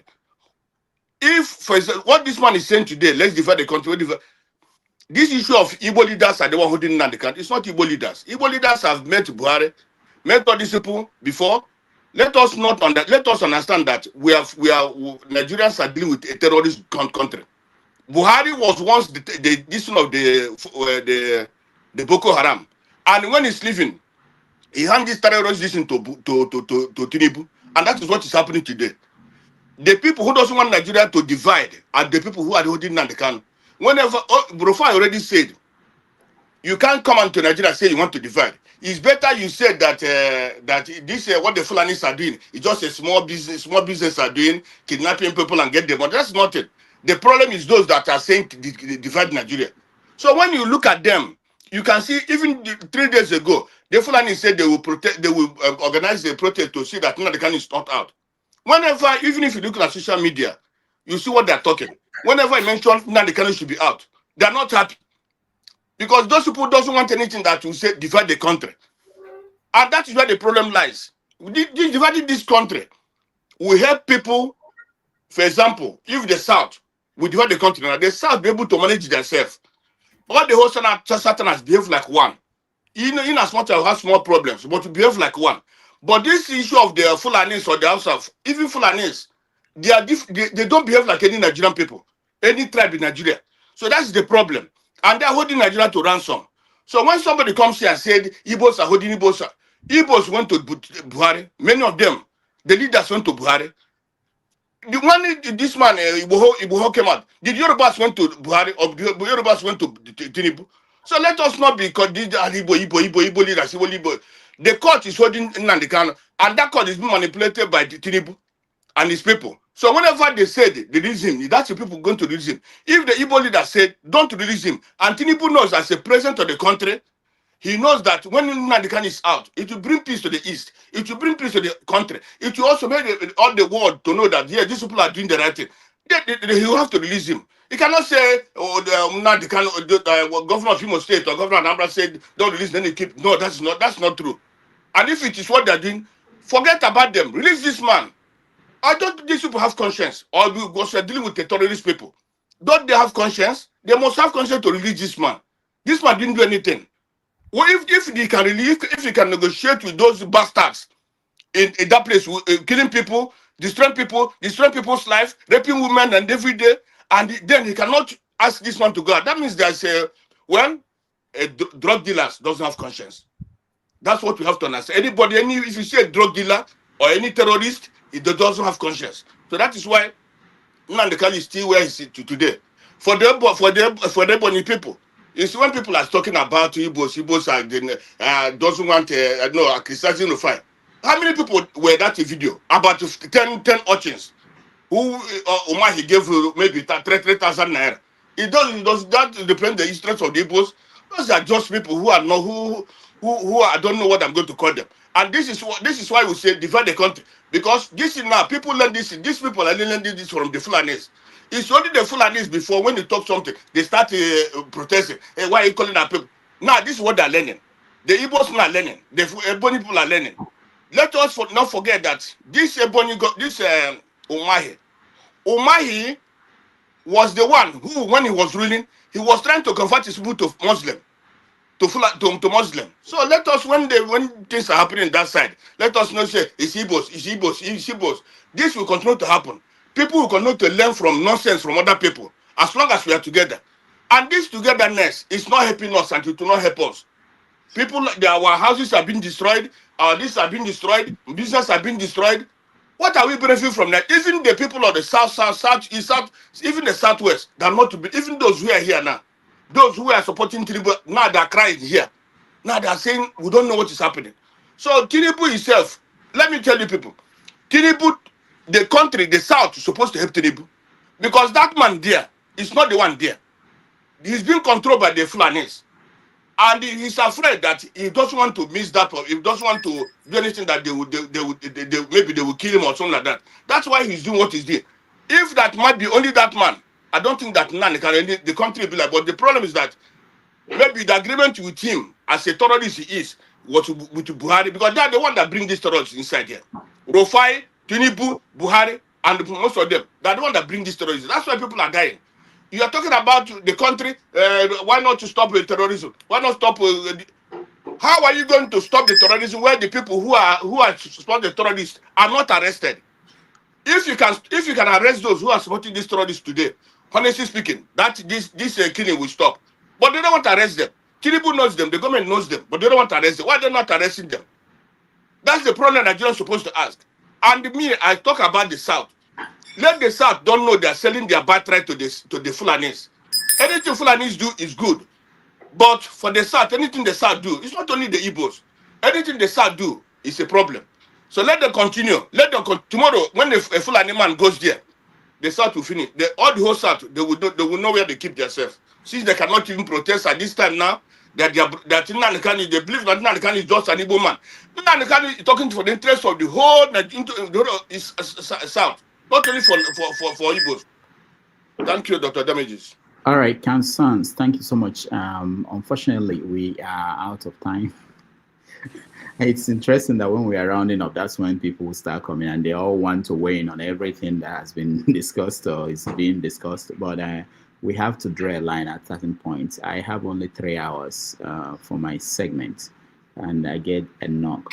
People knock me on the head every week when I go over 3 hours. So from next week, I'm sorry, I won't be. If you just come in late, you have to wait for the second stream. All right, let me hear from you, Tony, and then Dexter. Go ahead, Tony. Greetings, Dr. Damages.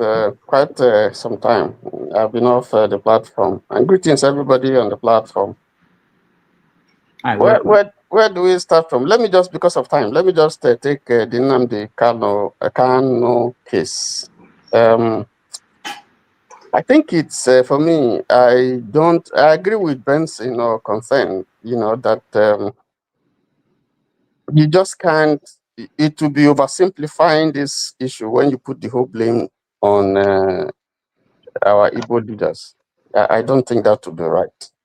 Because there are Igbo leaders who have gone to even detention because of Nnamdi Kanu. There are people who have been fighting, who have been speaking.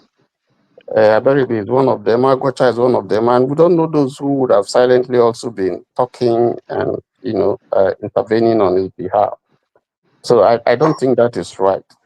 But I think the focus really, if you look at the propriety of the case, we have had judgment from the Supreme Court, from the lower court, from a court in Kenya, and they have all spoken mostly in favor of Nnamdi Kanu, indicting the government for the continued detention of Nnamdi Kanu. He's been there for years now. And fair is fair. We've said this so many times here. If you are looking at the justice of the case, you don't need people to go and beg the president to go and beg anybody. Because you have my people in the Niger Delta, they took arms against the state. They killed soldiers, they killed naval people, they exploded the pipes, And then it caused a serious economic problem for the country. It was downturn in our revenue from oil. But, at the end of the day, President Yaradua, had the handshake with them, and they are free now. Some of them are millionaires, some of them have universities. They are working freely. You go to the Southwest, you see almost the same thing. You have Igboho there. You even have people who invaded the secretariat in Ibadan, armed, declaring a state of Oduduwa. Some of them are working free. And then if you go to the north, of course, you see there are catalogs of examples that you can give, whether it's Boko Haram, ISWAP, or Mahmuda, they rehabilitate them, put some of them in the army, discuss with them, shake hands with them, go and see them, and so on and so forth. Handle them with kid gloves. So what has Nnamdi Kanu done that any of these people have not done? Well, you may not like his style. I don't like his style. But, if you look at the justice of this case, I think the government is the Nigerian. I don't think the government has done well holding Nnamdi Kanu. I feel that there must be a reason other than just that the things that he said or he did. I think it's unfair. I think it's injustice. I don't want to say it's because he's an Igbo person, but I want to say that they have not been fair to the man. No matter how you look at it. So I don't know why this thing cannot be resolved. I don't know why the case is delayed and why the man should be in detention and why he should go through all the harrowing experiences that he has had, including the rendition and the way they have tortured him in prison. And the fact that right now he has a challenge with his health, and they won't let him go, they won't grant him bail. So I don't think Nigeria has been fair to that man, no matter what he has done. You are supposed to be presumed innocent until you're found guilty. But now, he's already guilty before they find him. That's how it appears. Even though they have not sentenced him already, they have declared him guilty, and that's not what our jurisprudence say. So that's my position concerning Nnamdi Kanu. And I think we should stop this blaming of Igbo leaders and so on and so forth. That's my point. So let me just stop so that my brother Pansat can come in. All right, thank you so much. Let's hear from Pansat. We are totally out of time and we have to quickly round up. Go ahead, Pansat. All right, thank you very much again, Rudolph and fellow panelists. I believe one of the most important points to remember from Tony's submission is that Nnamdi Kanu is not guilty. He went through the courts and he was not found guilty. But let me just make it short. It's not a protest that's going to release Nnamdi Kanu from that dungeon. It's going to come from here, the United States, and it's in Kuwait, INCHOATE, and they know it. But we shouldn't take anything away from Sowore's efforts. I commend him for doing that. He's a courageous guy, and he's doing exactly what he's very good at doing. Now, he does mess it up a little bit by utterances and lack of judgment. We should work together, just like he does when he's doing a protest. He doesn't stand there and say, who's morally right, who's ethical to join me to do a protest. He goes, he invites people, and he does his thing. So, but let me just tell all Nigerians who are always mouthing off about Igbos and this and that. Igbo leaders are just as bad as leaders from other areas. It's a cabal. It's a criminal thing they're doing. Akpabio, Wike, the Edo governor, Monde Pueblo. There's nobody who's going to sit there running their mouth about Igbo leaders. Of course, these leaders are not our leaders. Nobody picked those people. They rig themselves into office, and they're corrupt, and they start doing other things. But it's always people trying to make snide remarks about Igbos, people who are not even up to our pinky toe. You go to a motor park, in the Aba motor park now, Anybody you pick out of there is going to be better than anybody that's leading any other part of the country. That's how far we are. But that's not what we're talking about. What's going to release Nnamdi Kanu is going to come from Donald Trump here in the United States. Ted Cruz. Now, that's another thing you're missing on your show, Rudolph. Ted Cruz and the Christians in the Senate here, they have mobilized to stop the massacre of northern Muslims. We don't have moderates in that country. They're Islamic terrorists. And that's only, they don't want Nnamdi Kanu released because in any society, normally you're going to have some people, just like we're having some Igbos are going to be, we don't want Nnamdi Kanu released. Some Yorubas are going to say, we don't want Nnamdi Kanu released. But some are going to say, we want Nnamdi Kanu released. Some Yorubas will say, we want Nnamdi, but you go to the north, none of them want Nnamdi Kanu released because they're terrorists. But they already got the message. They know there's something coming down there to have him released. It's not going to be Sowore's march that's going to release Nnamdi Kanu. What's going to release Nnamdi Kanu comes under what's called Christian persecution in Nigeria. And it's a major story this week. In that, I don't know how you missed it, Rudolph. You must have a second job. So all I have to say, we should help in the discussion that we're having.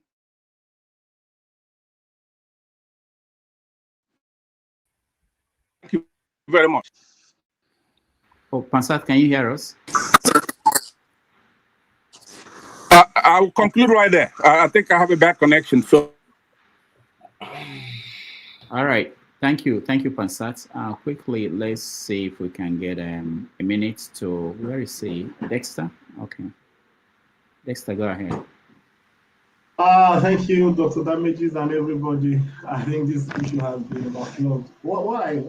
So just summarize. I think, first of all, I support what Sowore is doing. I support him 100%. You know, the truth is that the liberation of Nigeria, if we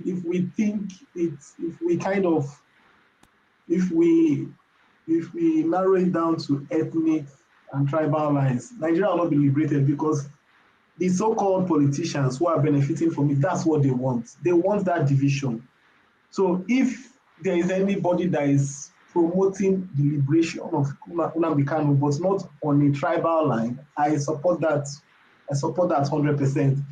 And another thing is, Nigeria is the way we are talking, let the governors do this. We're expecting justice in a corrupt system. And it just shows that many of us, the Nigerians who have lived for over 30 years, still don't understand that you are mixing apples and oranges. They don't really come together. Anybody that is expecting the Nigerian system to work, you are greatly mistaken. The way Nigeria has been structured, if anybody Nigeria has done 65 years and it's not working. And you're still repeating the same thing, and then you are saying, it will work. It can't work. And all these optimists religious people that come and make people have hope, it's not going to work. You can't have a criminal system and then you want justice from that criminal system. If you are sitting in that place and you are still thinking that justice will come from that system, then we need to reassess your mental capacity to understand that it's not going to work. And a typical example of what you can see in Nigeria is the Lupeng strike that happened because of Dangote refinery. And I have friends who are members of Lupeng, family members who are there, and they were arguing. They couldn't see any justification. And what was their reason? Because their own court. Because, Lupeng fought and then they have a good welfare for themselves. That's why they say they must join the strike. But when I ask, why are you pushing into a private, no, they didn't want to hear that part of the argument.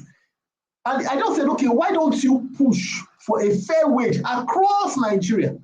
Why don't you push for a fair wage? If you say your fight is justified, why Why don't you people push for it? Oh, no. Why would we, the other people have their own association?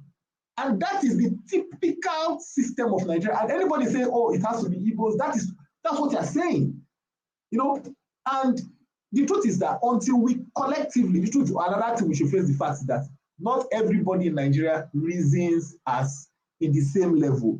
It's not to cast aspersions on anybody, but a section of Nigeria does not have the same ideology of other sections. So in the ideal sense, if Nigeria was to work, everybody should move at their own pace. You know, not this one of either one person will be holding the stick in front and saying, you cannot run, you are Usain Bolt, but you must run at a space of, you must run your 100 meters at 11 seconds. 11 seconds. No, Usain Bolt can do 9.58 seconds. You know, it won't work that way. And I think we here must come to that realization. Until we push for that system, I don't support that is violent revolution, but we must come to realize that there is truth in what Sowore is saying. As much as I'm not his biggest fan, but I must be able to realize there is truth in what he's saying. If we really want Nigeria to work, especially those people who have gone outside and seen how the West is better, then there must be a revolution. There must be a change. Typical example, people are making new tax laws. The people have no input. The people of the states, of the citizens of the country have no input in that tax law. Somebody just sat down, looked at American model, looked at British, and starts writing a tax law. They have not even thought of all the money, the crude oil, all the resources you have taken from these people. What have you given them back? Nothing. You have a minister that cannot account for the road. They ask him to provide accountability for the road. No accountability. All the ministers don't want to account for anything, but yet you want to put extra burden on the people. Thank you. All right, thank you, Dexter. Jonava, you have the final say before we take a break and then rant. Jonava, go ahead. All right, Rudy, good afternoon from here. It's nice to see you. You're looking younger as always, and fellow panelists. I want to just have one question to ask you. And the question is yes or no question. Is there a Christian genocide going on in Nigeria? To you, Dr. Rudy, that you know of, yes or no? Why are you trying to? I'm not expressing my opinion here. I'll answer for you, Rudolph. No, yes. no, let's ask on that point. That's a good question, actually, Jonava. I should tell you this. It's a good question, but there are certain things that yes or no is not a good answer. You know, it's not. It doesn't serve any purpose because all you say is that you said there's genocide, or you said there's no genocide, but that doesn't solve. People are dying in Nigeria, and many of them are Christians, and many of them are Muslims. And I can decide by looking at Nigeria and say, as far as I'm concerned about Christians and they are dying. And that's what I will push, that Christians are dying.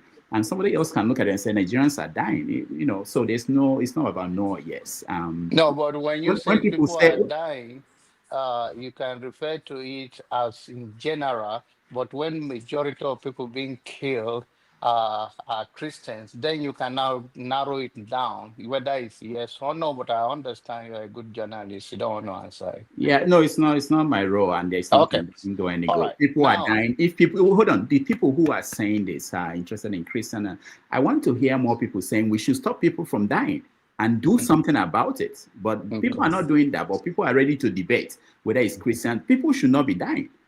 People have not said people should not be dying. Even the people debating, oh, should they be Christian? Or shouldn't be. People should not say Christians are dying. But they are not willing to say we have to go out there and make sure this is not happening. If a government has been there for 2 years and people are still dying and they can't solve that problem, and you are coming out to say you want to re-elect the government, that makes me, I'm worried about you. But when it's the issue of whether they are Christians or not, then people will wake up and want to debate. I don't think that's okay. Can I answer because you asked us? No, don't answer. Don't answer. You asked us for the question. Can I answer? No. Don't. He asked me, not you. You want to drag us to go all the way. Secondly, Ted Cruz, there was a power shutdown in Texas.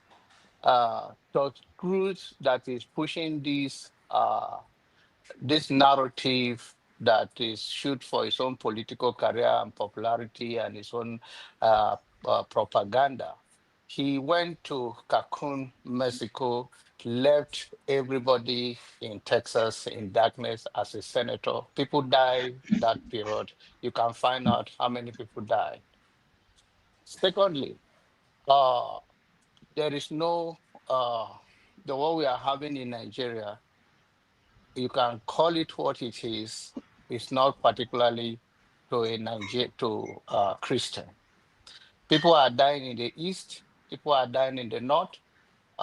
In fact, the Boko Haram or the bandit in the north, they kill more Muslims than Christians.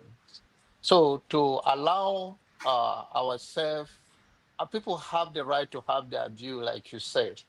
But history will look at it and say, when this happened and you did not speak to it, you allow a senator from Texas to divide you guys because it's easy when it's played by tribal and by religion to divide you guys. But that is not the truth.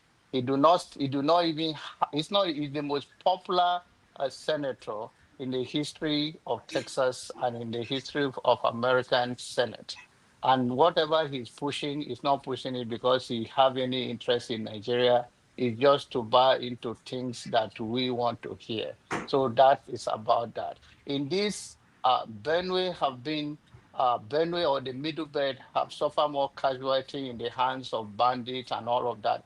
And most cases, they even have attacked at the Muslim community. If you talk about the Agatu people, if you go to Benue, I know Benue history, Agatu people are more of Muslim than any other Idoma tribe. So it's not about tribe, it's not about religion issue, it's about what is happening across Nigeria. So, and then when it comes to issue of Sowore, I think it's a good political strategist for him. I think whatever he's doing is good.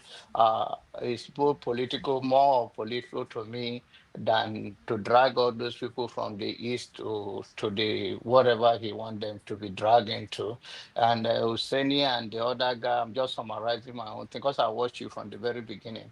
Husseini and all those talk that they hired.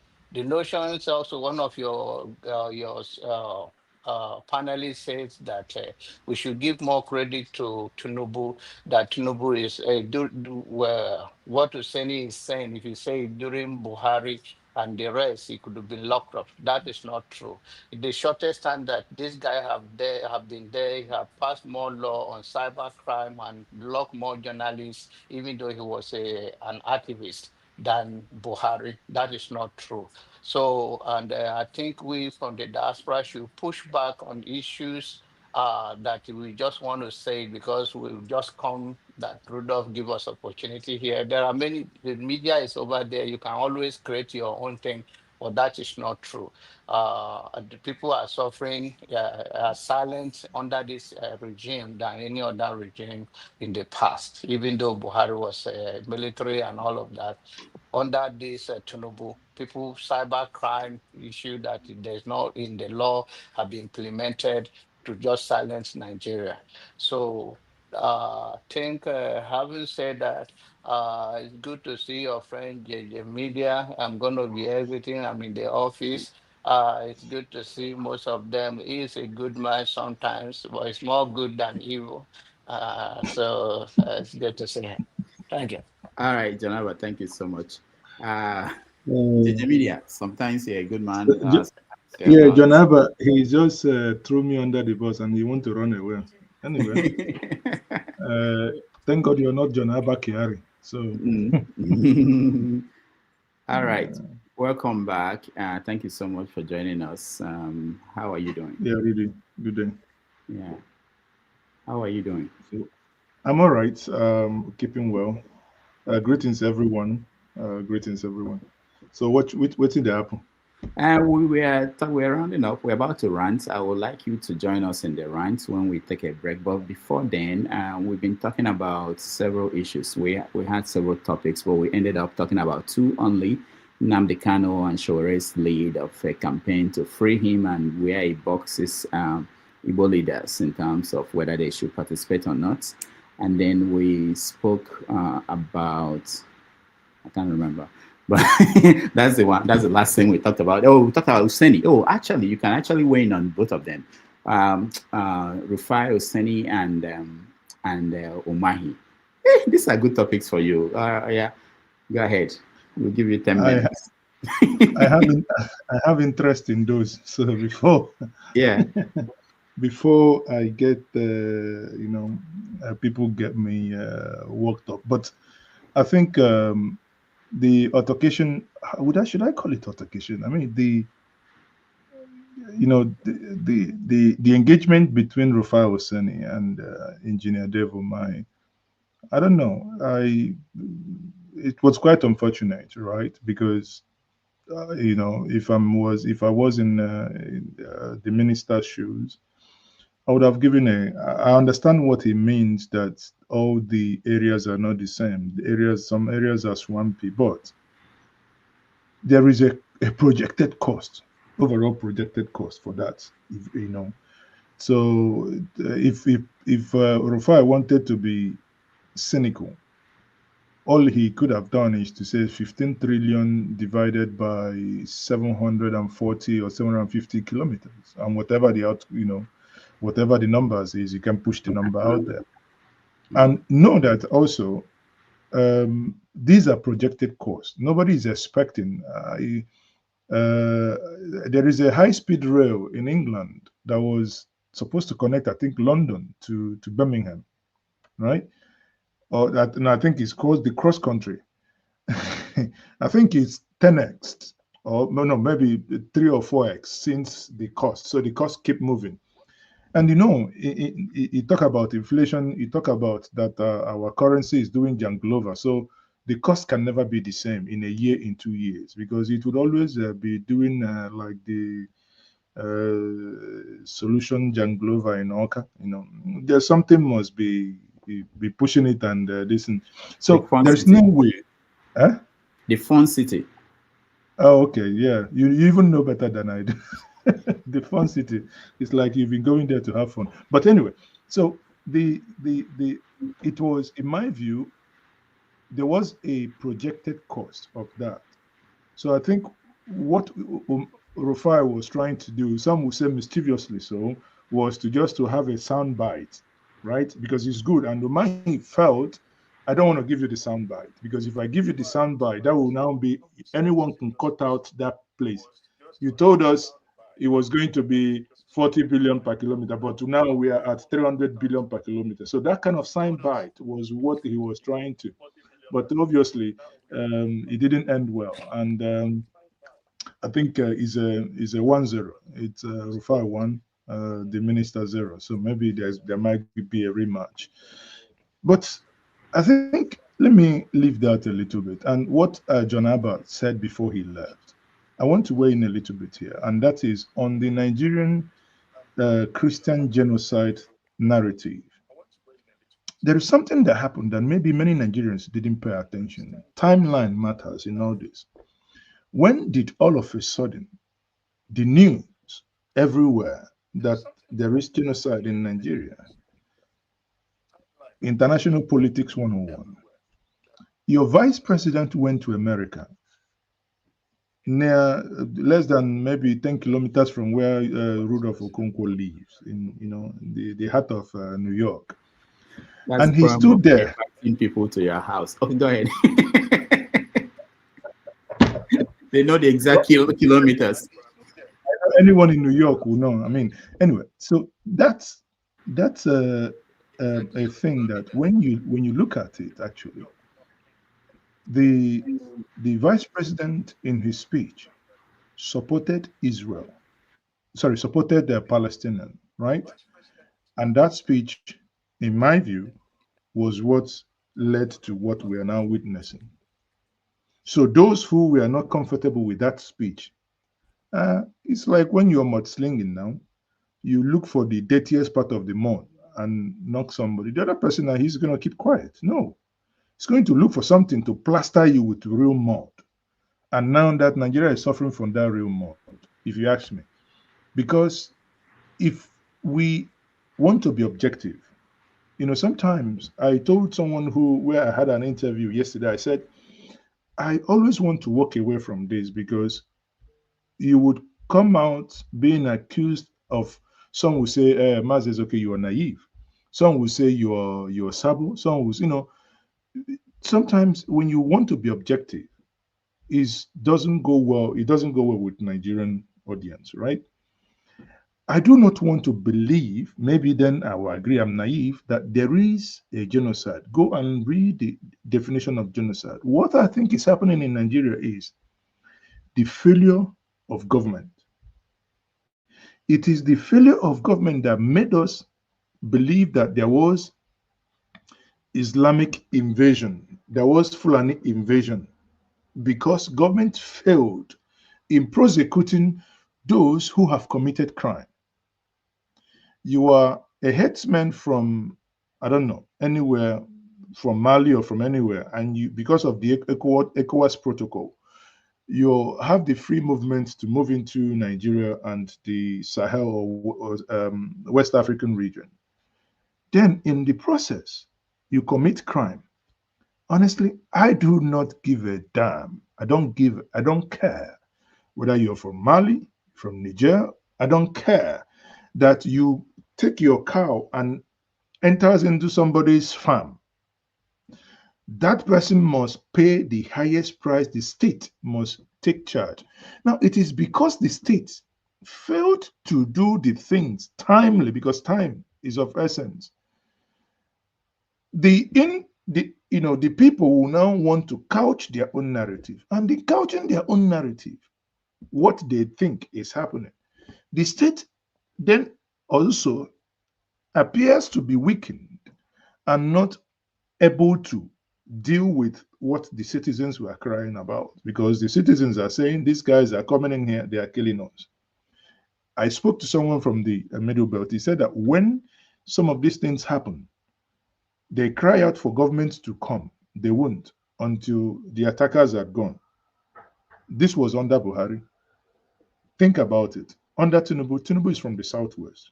Whether you may like Tinubu or you hate him, one thing you may know that Tinubu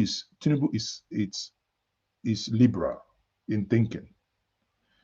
If Tinubu is liberal in thinking, of what benefit would it be for Tinubu to support genocide against the Christians that the wife is a pastor on one plank?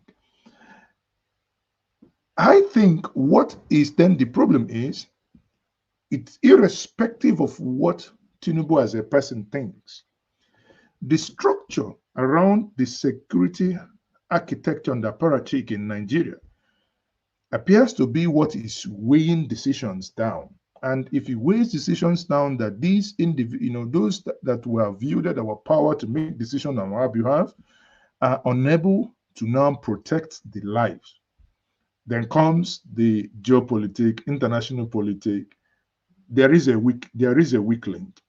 They knock you through your weak link, and everyone is shouting, "Oh, it's genocide here, genocide there." The question is, no one should die in Nasarawa. No one should die in Benue. No one should die in Anambra, be it Enugu or Bayelsa, on no account, whether it is community clash, because that you died by community clash, or that you've been killed by herdsmen, or that you've been killed by terrorists, or that should not have an issue. Anyone who engages in that should and must be brought to book timely. But it is the absence of these, one, the timely engagement, two, and public prosecution is what then drives this narrative. And again, I'm a Christian, yes, but understand that there are some element of, but that will be a discussion for another day. There is element of, I wouldn't say business, but, fundraising that goes on with certain narrative. But, we can take on that on another day. But my, my final submission here is, Rudolph, the state, is not doing right. When I mean the state, the Nigerian state is not doing right. The inability of the Nigerian state to protect our citizens everywhere they live within this confine called Nigeria. When you reel out the statistics, people will say, hey, you're defending the Muslims. In Castina, when you hear that people die, bandits, terrorists come, they kill. Majority of the people they kill are the same fate. We have seen mosques being bombed the same way they bomb. It's just that a bunch of, I don't know how to classify them, a bunch of idiots basically trying to cause mayhem, cause them in mosques, cause them in churches, you know, maybe with the mind that the Christians and the Muslims probably would at some point fight it out to have some sort of civil war. And the only person and the only entity that has what it takes to stop it is the state. Sadly, the state is not acting fast enough and not being decisive enough to stop this from happening. But what the government is doing now, and that's actually silly, rather than begin to address it now as it is hot, as they say in Nigerian parlance, you know, make some changes, some things visible, speak to it. But what the president did was speak to us through the corners, in the words of Sowore, by the corners, as he went to Imo State. He said, "Oh, there is no Christians are not being killed in Nigeria." If you look at it, that statement is false, because Christians are being killed in Nigeria, but not that it may be classified as genocide, but their inability to deal with it timely, as I said, is what your moment to do. The inability of the government to do that is what is happening. Anyway, one man went to the mall, and one man went to the mall will be the next president. All right.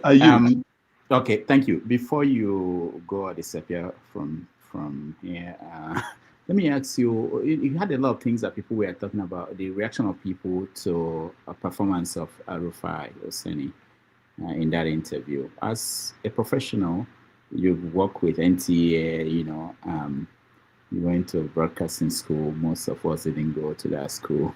We went to writing school. But what is your assessment of Rufai's performance? You know, everybody has their way of interviewing. I personally, when I interview to still have you back.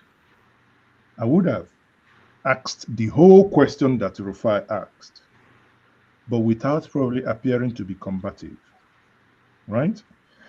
Had Rufai probably started as a joke, Minister, you reported me to the president. You know, you can tell somebody to shut up, and nothing happens. It doesn't feel. By the way, in that state, while Rufai was saying, there was a time he told the minister to shut up. If you play that, there was a time he told the minister, but the minister didn't take offense because it was about the manner that was said.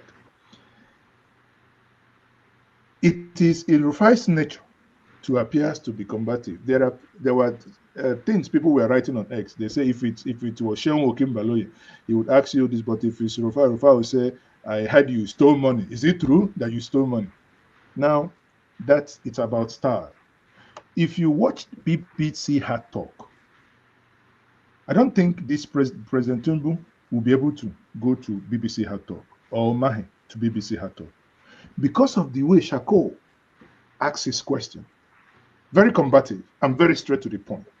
Like when he asked Obasanjo, that Obasanjo at some point really, you know, that Nigerian-ness in us came out. It's that line of questioning. But that doesn't mean that it is the only way you can question. There are people, again, I say that it depends on individual way of asking questions. Because at the end of the day, I mean, some are saying if it's Sheon or if it's myself, bet me, I will keep coming back. You have not answered my question on this particular thing.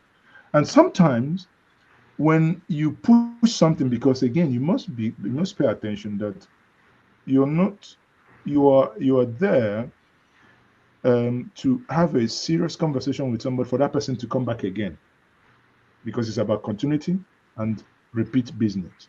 Not that somebody gets so offended and walks away. It defeats all the whole purpose, right? And from what has happened now, I honestly doubt if Umahi would now have another engagement with Rufai. He want to probably avoid that. I do not know if you think as a businessman, I don't know if it makes business a decision. But that same information you wanted to get out, you could have, in my view, gotten it out without being too combative. But it's a style, and I do not think everybody who goes to Rufai knows that is the style. Ruben Abati would probably get the same, or even OG. OG would probably get the same, or Ayo, without necessarily sounding that way. So they're all quite different. And even you, Rudolph, I know you can be hard as well, but you might throw in some jokes there. And I like what you said about coming back, because for us online, where they don't put priority to what we do here, we want them to come back. But for Arise, they know that they will eventually come back, because they can't keep going to channels. But let me ask you, P2B very well. Do you think he's going to be part of this protest that Sowore is organizing? Do you think P2B will go there? I don't know. I haven't spoken to him on that. I don't know, and he hasn't made anything, so I won't speak for him, right? I had a meeting with him on Monday, but aside that, it's not something that I'm aware of. But if you ask me, actually, on the planned protest, it's just that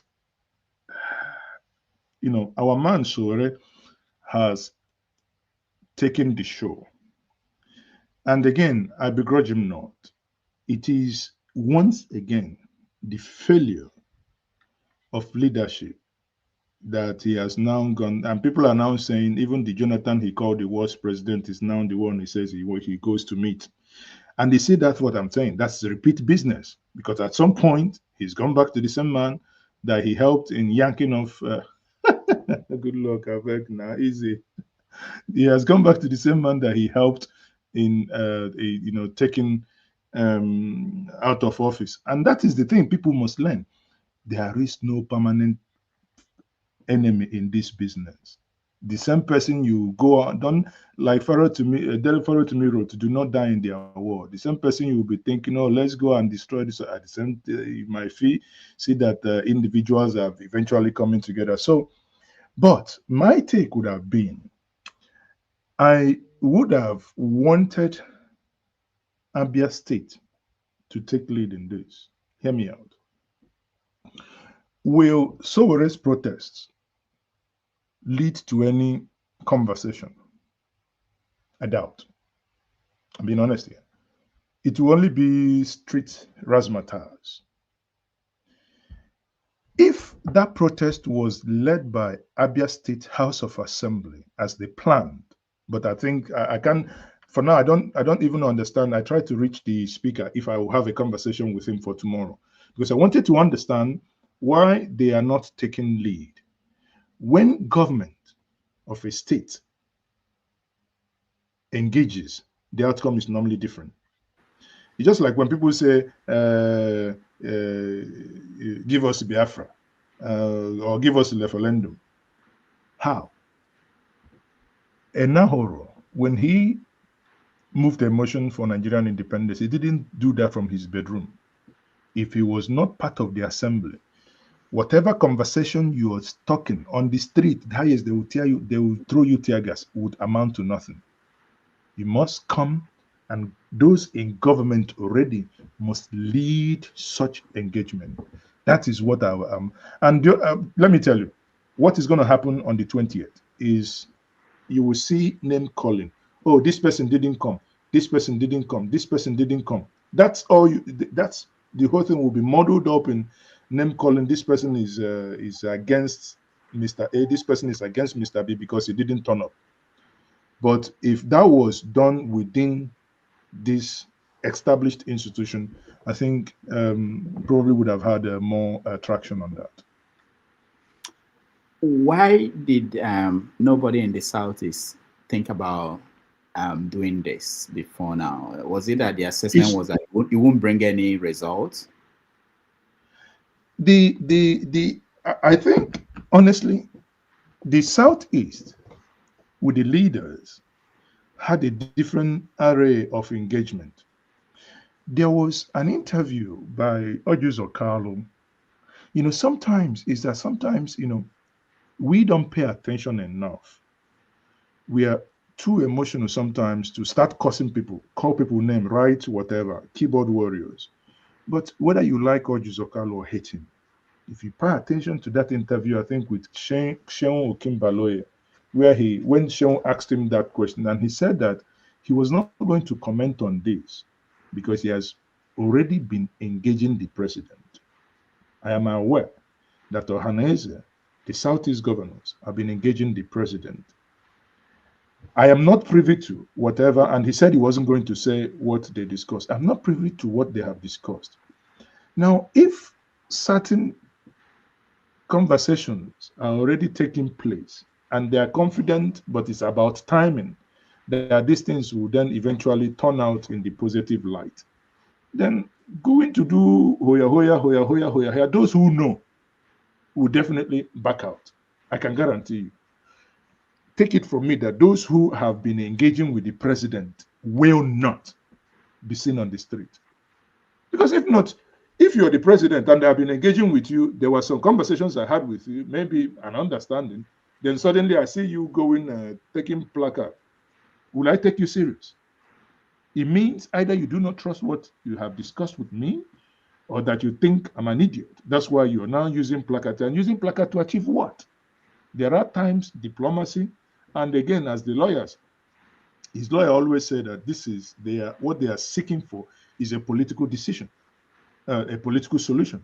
A political solution cannot be obtained on the street march. A political solution is normally done off camera. That's a wonderful insight from you. We are going to take a break. When we come back, we do a rant. Houthis are not Yazidis. I see you. I will come back to you, but let's take a break. It's been more than 3 hours. All right.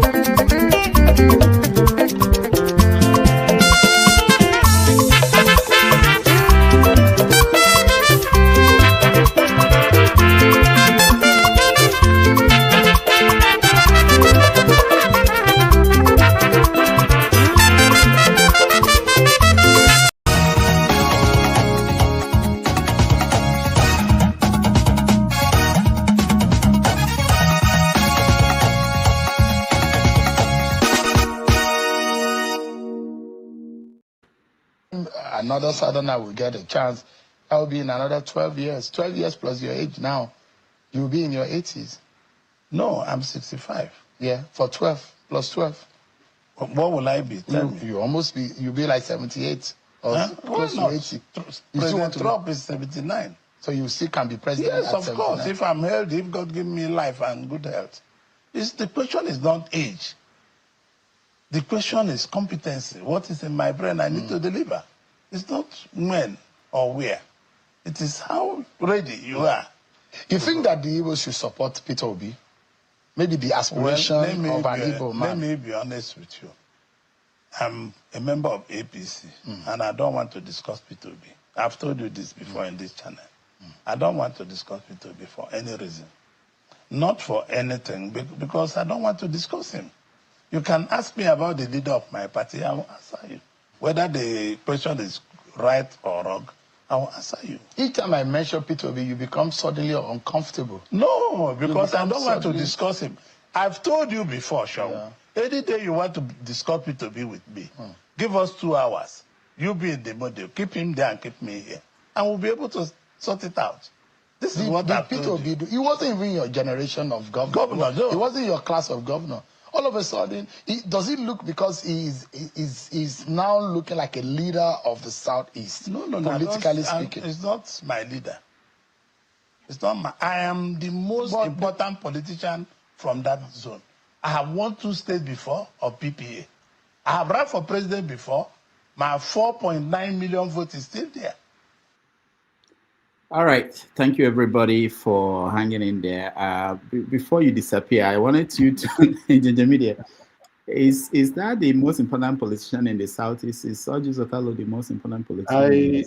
It's not a voice vote, but I guarantee you that if they go to Ojus Okalo's word, in fact, how you know who is the most important? If you go to the last presidential election, get his own polling unit, who won that polling unit. It's as simple as that.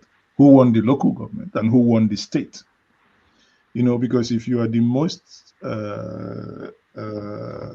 important, I mean, I would agree with him. There is actually no need to debate this. He's right. He is the most popular person in the Southeast. Yes, he's right. But that is within his party.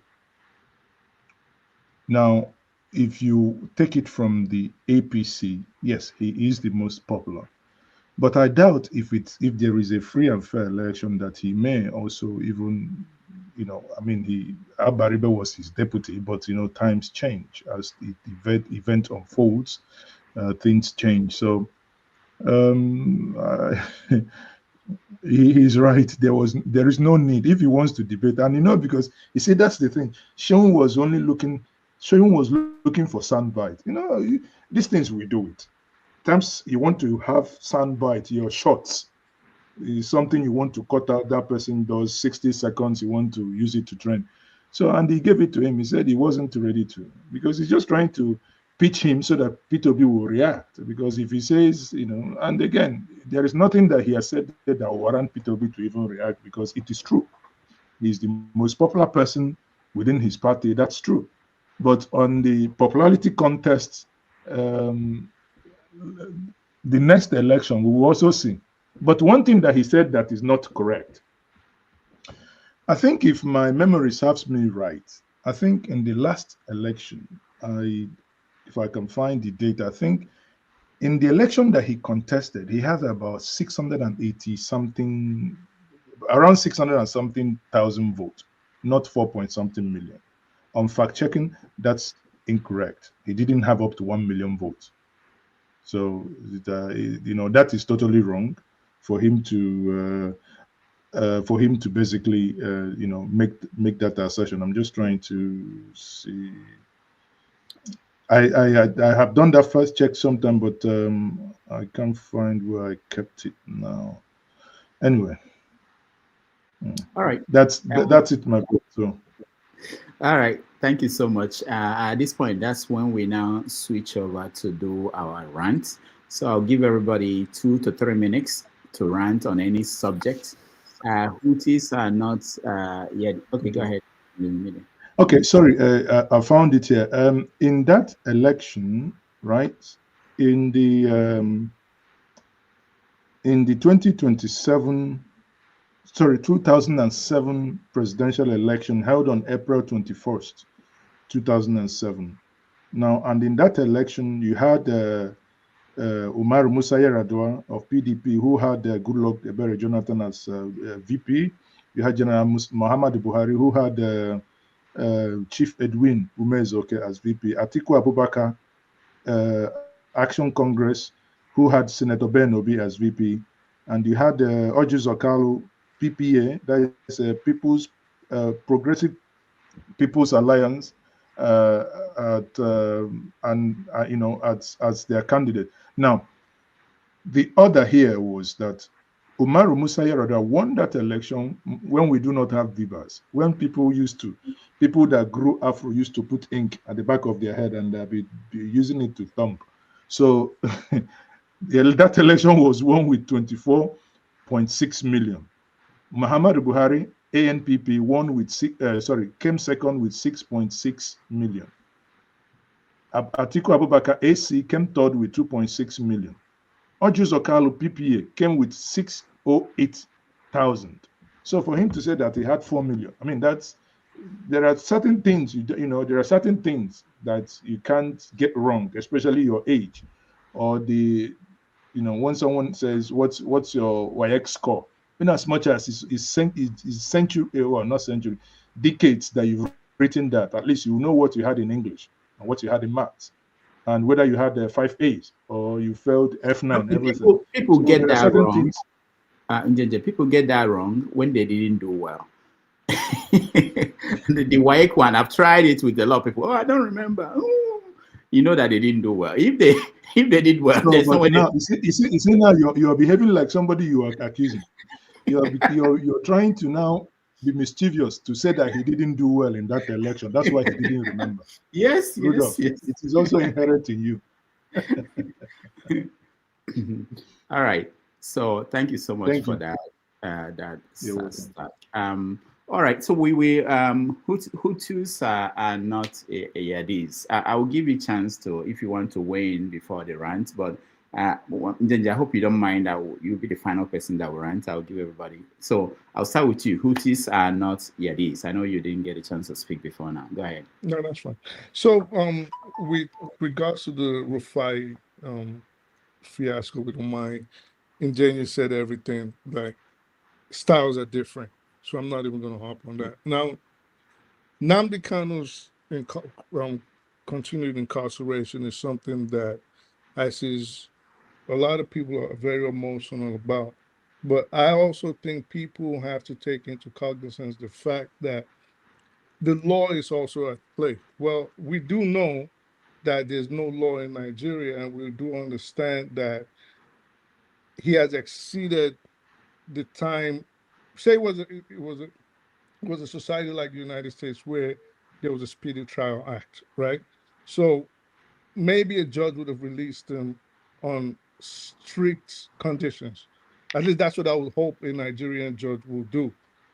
But for those saying he should be free, I don't think any court in any part of the world will just let him go, regardless, even if his right to a speedy trial has been violated, which I don't know if it has been violated. And I don't think a lot of people that have been discussing this actually do know that. But one thing I want to bring up is I don't know if his lawyers have contested his continued incarceration, because in everything I've read, I've not heard them file a writ of habeas corpus. So I would presume that you know what a habeas corpus is, which is to challenge extended detention without conviction. So why hasn't his lawyers filed that? In everything I keep trying to see or glean on the internet, I haven't seen anything relating to that. Then the Christian genocide issue, I was very impressed again with J and with John Abba, because we have to be very careful.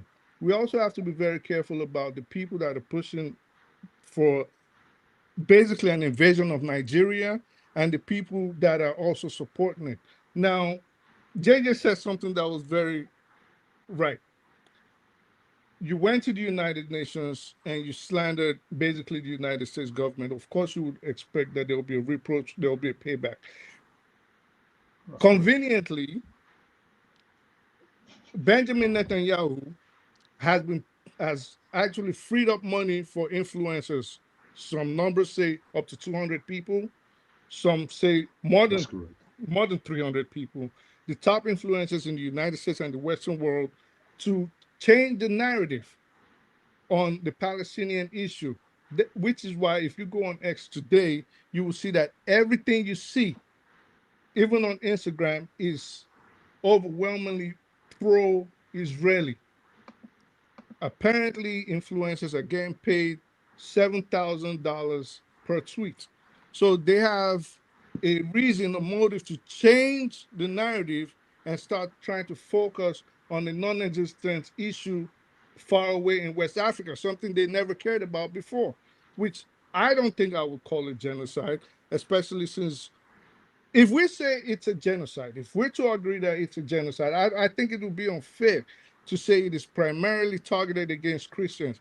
Have Christians been targeted in this skirmish by Islamic fundamentalists run by the Fulani herdsmen? Yes. But I don't think, especially we know the composition of the population of the North, that they have been the overwhelming victims of whatever skirmishes going on in northern Nigeria. Now, people have to go look at what Blackwater is. If you know Blackwater, Eric Prince, the founder of Blackwater, has been pushing for a long time that Africa should be recolonized. He's been saying basically that we cannot govern ourselves. Basically, these are beasts. We need to take them over, take over their resources. But what do you think would happen if a situation arose, Blackwater took over Nigeria? You're not going to see anything except rape, pillaging, chaos, death. They're not going to separate us by tribe or ethnicity. All they see are a bunch of wild animal black people, and they're going to treat us as they want us to be treated. It's not going to be a case of they're coming to rescue Christians. They're not coming there to just target primarily Muslims, which you would be surprised if such a situation was to arise, that they will actually just ally with the strongest groups they find on the ground, which might inadvertently even be the Muslim terrorists that we are complaining about today. So I think we have to be careful about that. For those encouraging the incursion into Nigeria and hoping that Blackwater comes into Nigeria, go check out who Eric Prince is, and then you will have a better understanding of what's going on. Now, finally, something I want to bring up, and I texted it to you about 2-3 weeks in a row. A lot of the world, and I hope those of us on here, we could become the voice, and we can become the ears, and we could become the eyes of the people that do not know as much as us. Now, it might be only a few hundred of us that listen on this show, but I think we can always make an impact. The world is gradually and fastly moving towards a dystopian society. People are not seeing this. They are pushing for chips. They are pushing for digital IDs. As I understand, it is a big deal in the UK. Here in the United States, we already had the Patriot Act that was enacted in 2005. They used that as an excuse. We have a problem with the Real ID Act, with people like Marjorie Taylor Greene and Thomas Macy are trying their utmost best to repeal. If we should go to a situation where the world has a centralized data or a centralized database of every citizen on this earth, we are in trouble. Already they are pushing for it in different parts of the world. I understand the next place they want this to take place is in Nigeria. I know people think it is a good thing for a society to be cashless. or for your data to be stored by one government and controlled by that government. But if you do not like what you see in China, and you do not like what you hear coming out of North Korea, I think everybody here has go find out about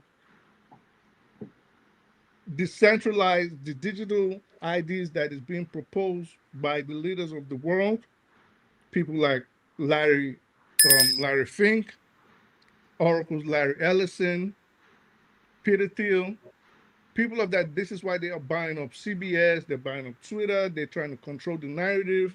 And personally, I believe COVID was a test run to see how people would abide if the government decided to start violating our rights. And they're doing it. You can see what's going on, Rudolph, in the United States today. But I just wanted to bring that to everybody's attention. And I think we should try, those of us that have siblings, that have people that are not that enlightened, let's teach them and let us understand that there are things coming and the world is about to change in a very, very big way, except people take cognizance and take action fast.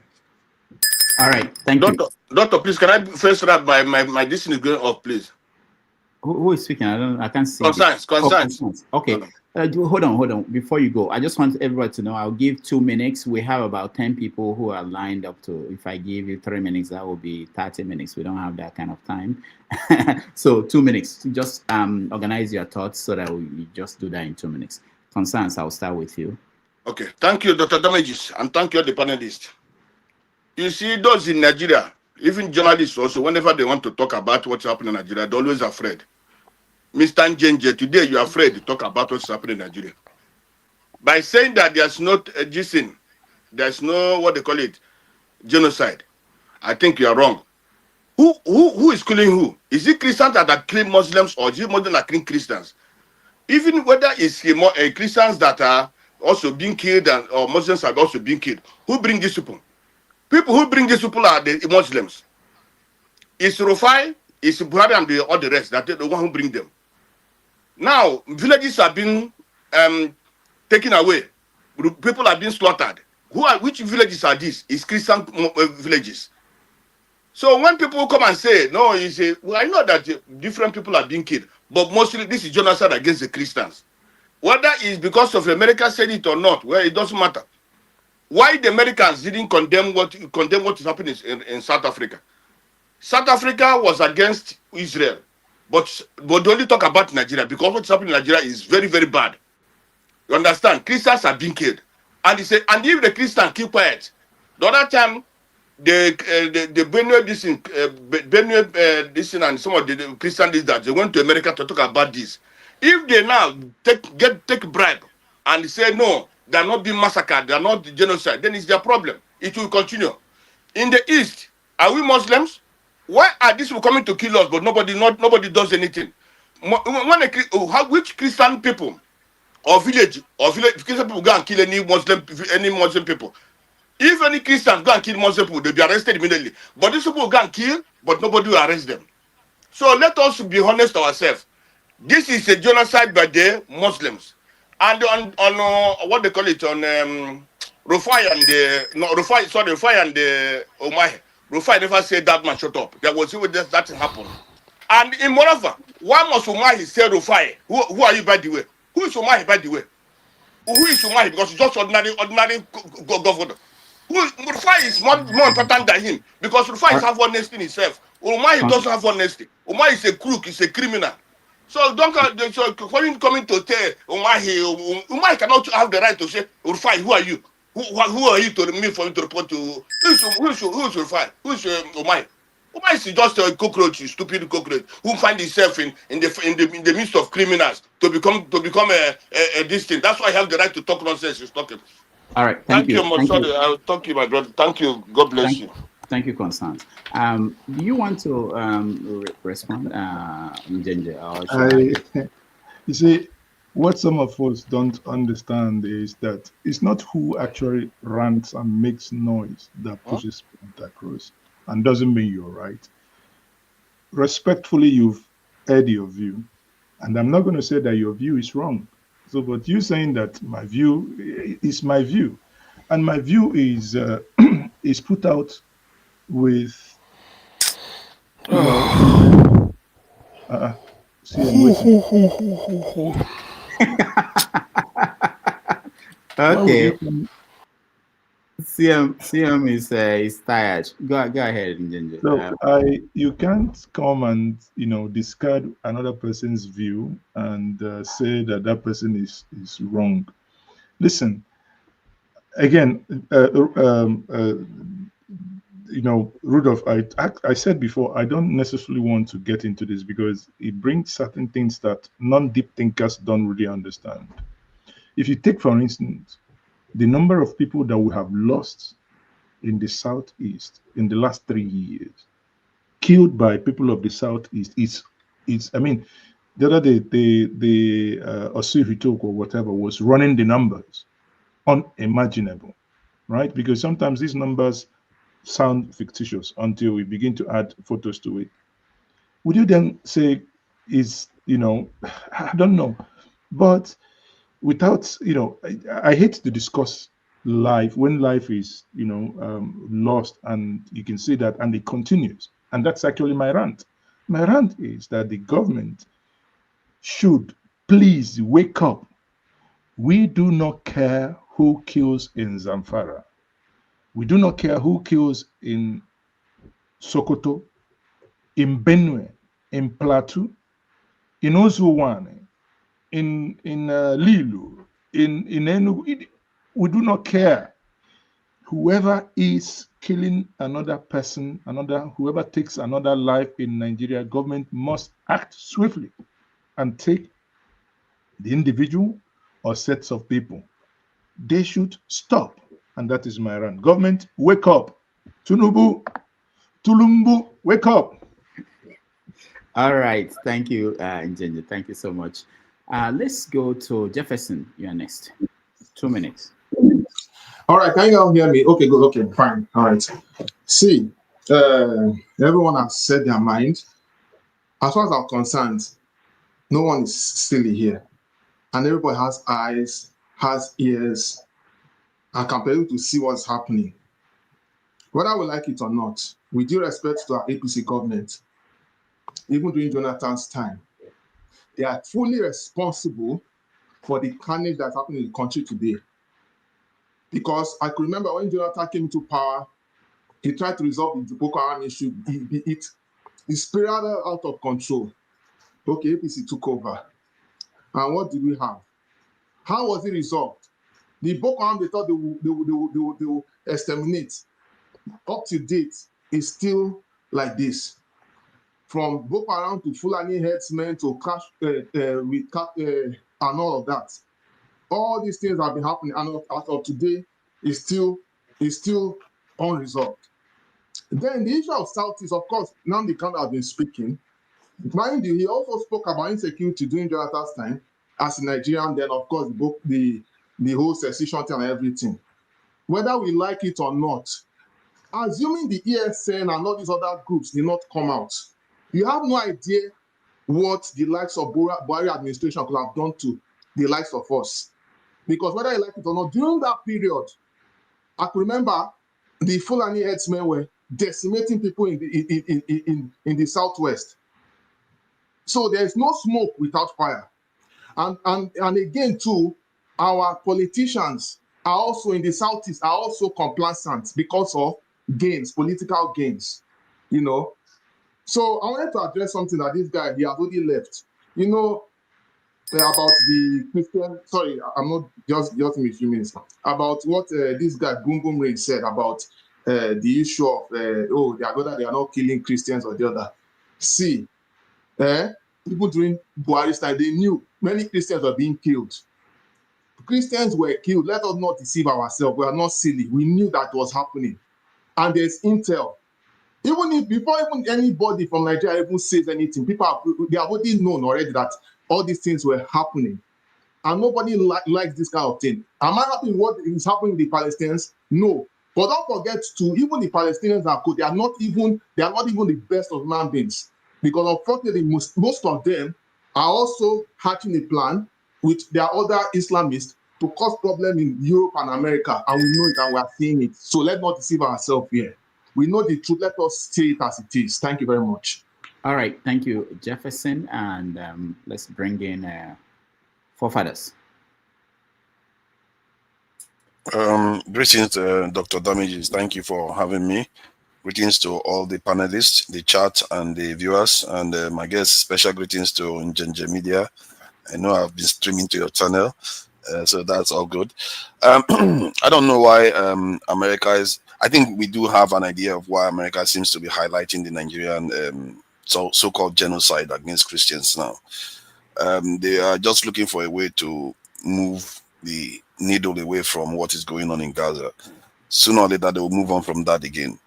That said, after all, there is an actual genocide going on in Sudan right now against black people that are actually Muslims.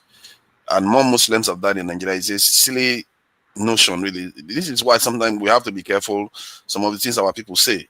Because many of us here, you can see some of them when they are speaking, they will happily take the help of foreigners to kill their own brothers in Nigeria. And this is one of my problems. And I always see Nigerians as a people that are doused with fuel. I keep saying that over and over again. When you hear them talk, and sometimes when I sound a little bit like as if I'm paranoid and I'm angry with some people, this is the reason why. Because people are we are so susceptible. We are so susceptible when they don't even have to bribe us with money. You just have to give our people weapons and they'll go and kill each other. How pathetic is that? And I blame our leadership for it because they don't seem to be trying to bring people together at all. They just sit there, travel around, govern and share money, and that's it. They are not trying to create a cohesive nation so that the people are more immune to this type of actions. Nobody will come and tell Nigerians that there's genocide going on if our people are not receptive to it. They will know it's a criminal act and it will be dealt with accordingly. Regarding of course, the major events going on in the world right now is what is going on with the Gaza incidents and the Charlie Kirk assassination. And clearly, there has been a new star that I've been highlighting for quite a long time, Candace Owen. That seems to be she's on live stream and streaming, 150,000 people are on her live stream. And this is one of the reasons why I feel like the media today, they have to seriously question what job they are doing. Because sometimes they censor themselves because they want to have access. But she didn't. And she's wielding a lot of power without them now. And I think there's going to be a new change. May I interrupt? No, it's not proper. Let him finish. I'll get you next. Just go ahead, forefathers. I think there's going to be a change in the way the media operates. And the context of Nigeria, where every time you can't question leaders, ask them tough questions because they are not going to give you access anymore. Sooner or later, that has to go. Because these people have led us to this point, including they've actually misled America too. Look at America is facing a tumultuous period. I've been worrying about it for a very long time that America is going to go through a lot of problems. And now it seems like it's even arrived faster than I thought. And that country has been misled. Many Western countries have been misled too. We think it's only Nigeria is happening. The people don't trust their leaders anymore. Now, they just discovered that after FBI that Nigerians like to quote a lot, tell people that this is the type of bullet that was used. Everybody has tested and found out there's no way it can be that bullet. And now, autopsy is showing that there's no way it's going to be that bullet. So why did the FBI say such a thing? Why did people come out and claim that they are the ones that assassinated Charlie Kirk when they were not the ones? There's so much lies and subterfuge going on all around the world right now. And it just shows you the mask. Like the mask is beginning to fall off. And that is the reason why I wanted Trump in office. It's beginning to come off. People are beginning to see the mess that the world has been. And look at these people. And I just watched Ivanka Trump in Israel. She was like, I feel so sorry for the pain of these people that their family has been kidnapped. When across the fence there, about 70,000 people have been slaughtered. Whole neighborhoods have been destroyed. And over 20,000 children have been murdered.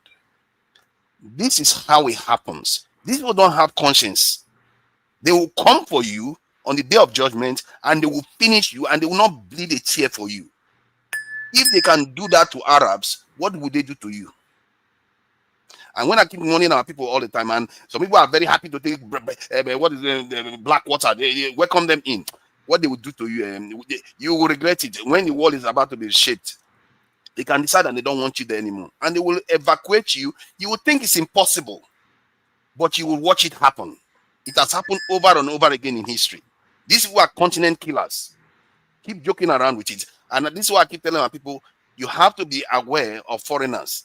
Because these people, they are dangerous. And they are not, this is not a joke. They are real. This will destroy continents. And you think you are immune from it. Why? What have you done to prevent them from doing it? Thank you.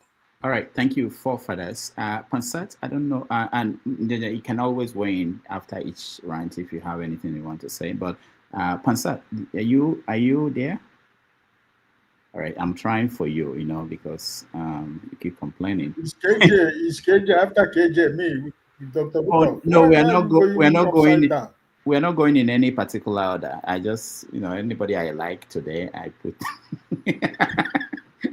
Okay, anybody you like. Okay, it's not like me. Okay, no problem. No. I lost track, of course. That's what happened. And then I pick people for whatever reason. I don't have any reason. If you complain too much, maybe I'll pick you. But let me see. Pansat I want Pansat really to be the next. Pansat, go ahead.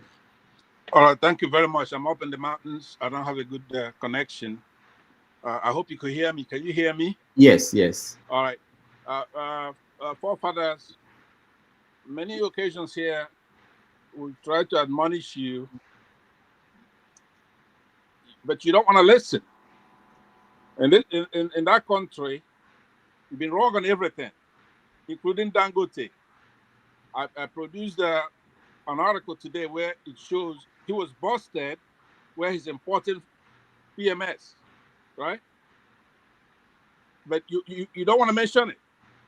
You're all over the map. You're never right. You're talking nonsense. We have a problem in that country. We just don't come here to do a show. So I just want you to know that.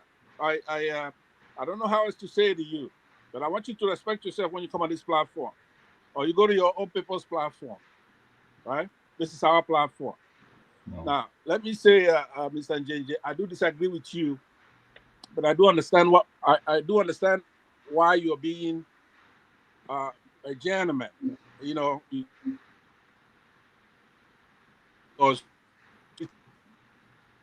all right. So you don't want to upset the Northerners. Can you hear me? Okay, go ahead.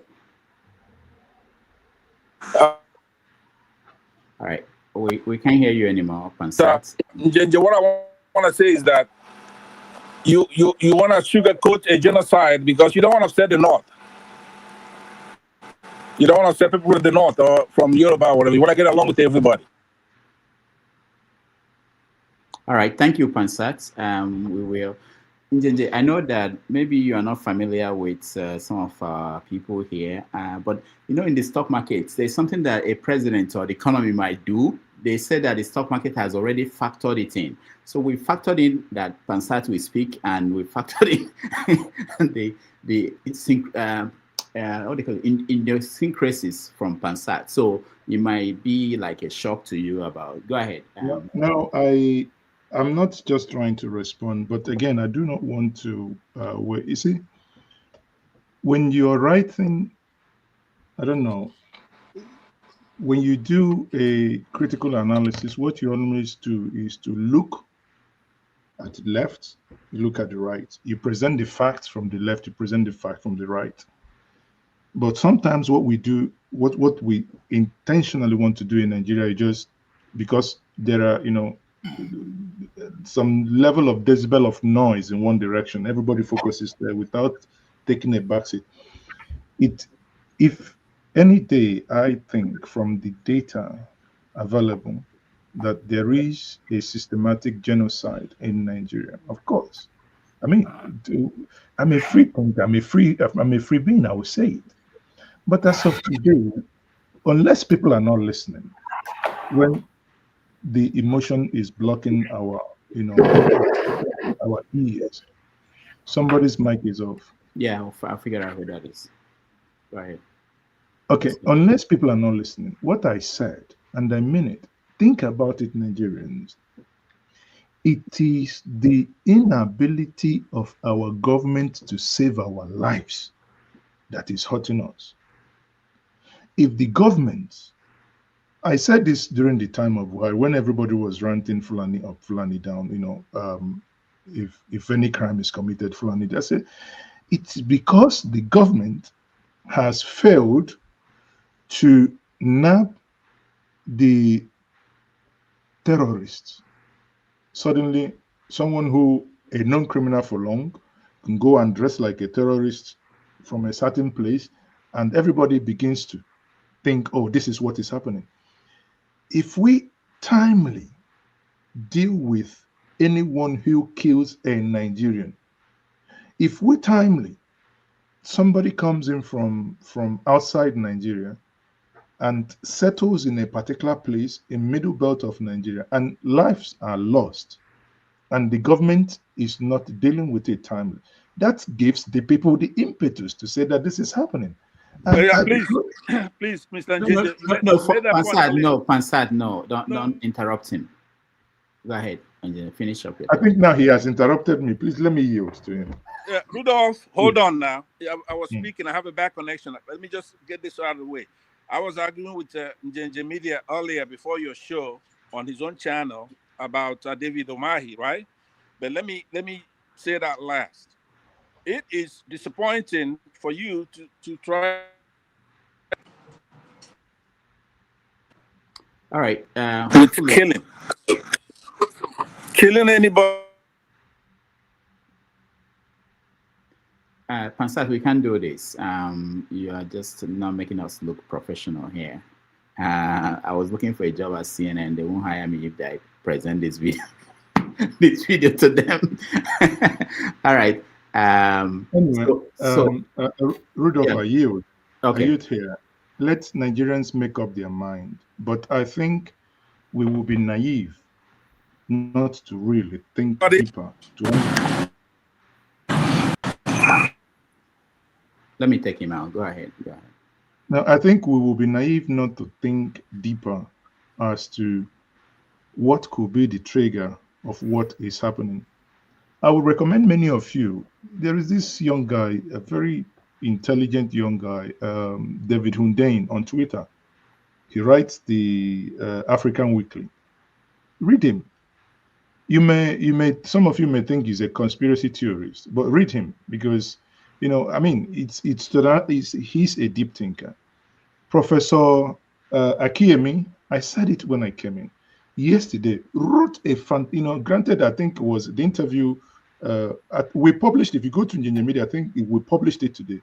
A fantastic postulation as to what is happening.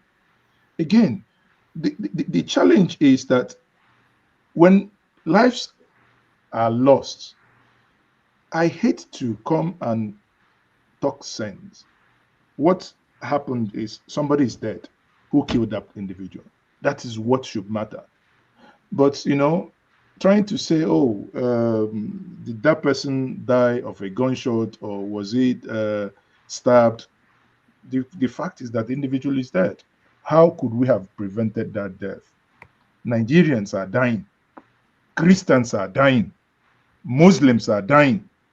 Atheists are dying. Traditional worshippers are dying. How do we stop this? That's my point. Thank you. All right. Thank you so much. Ike, you're next.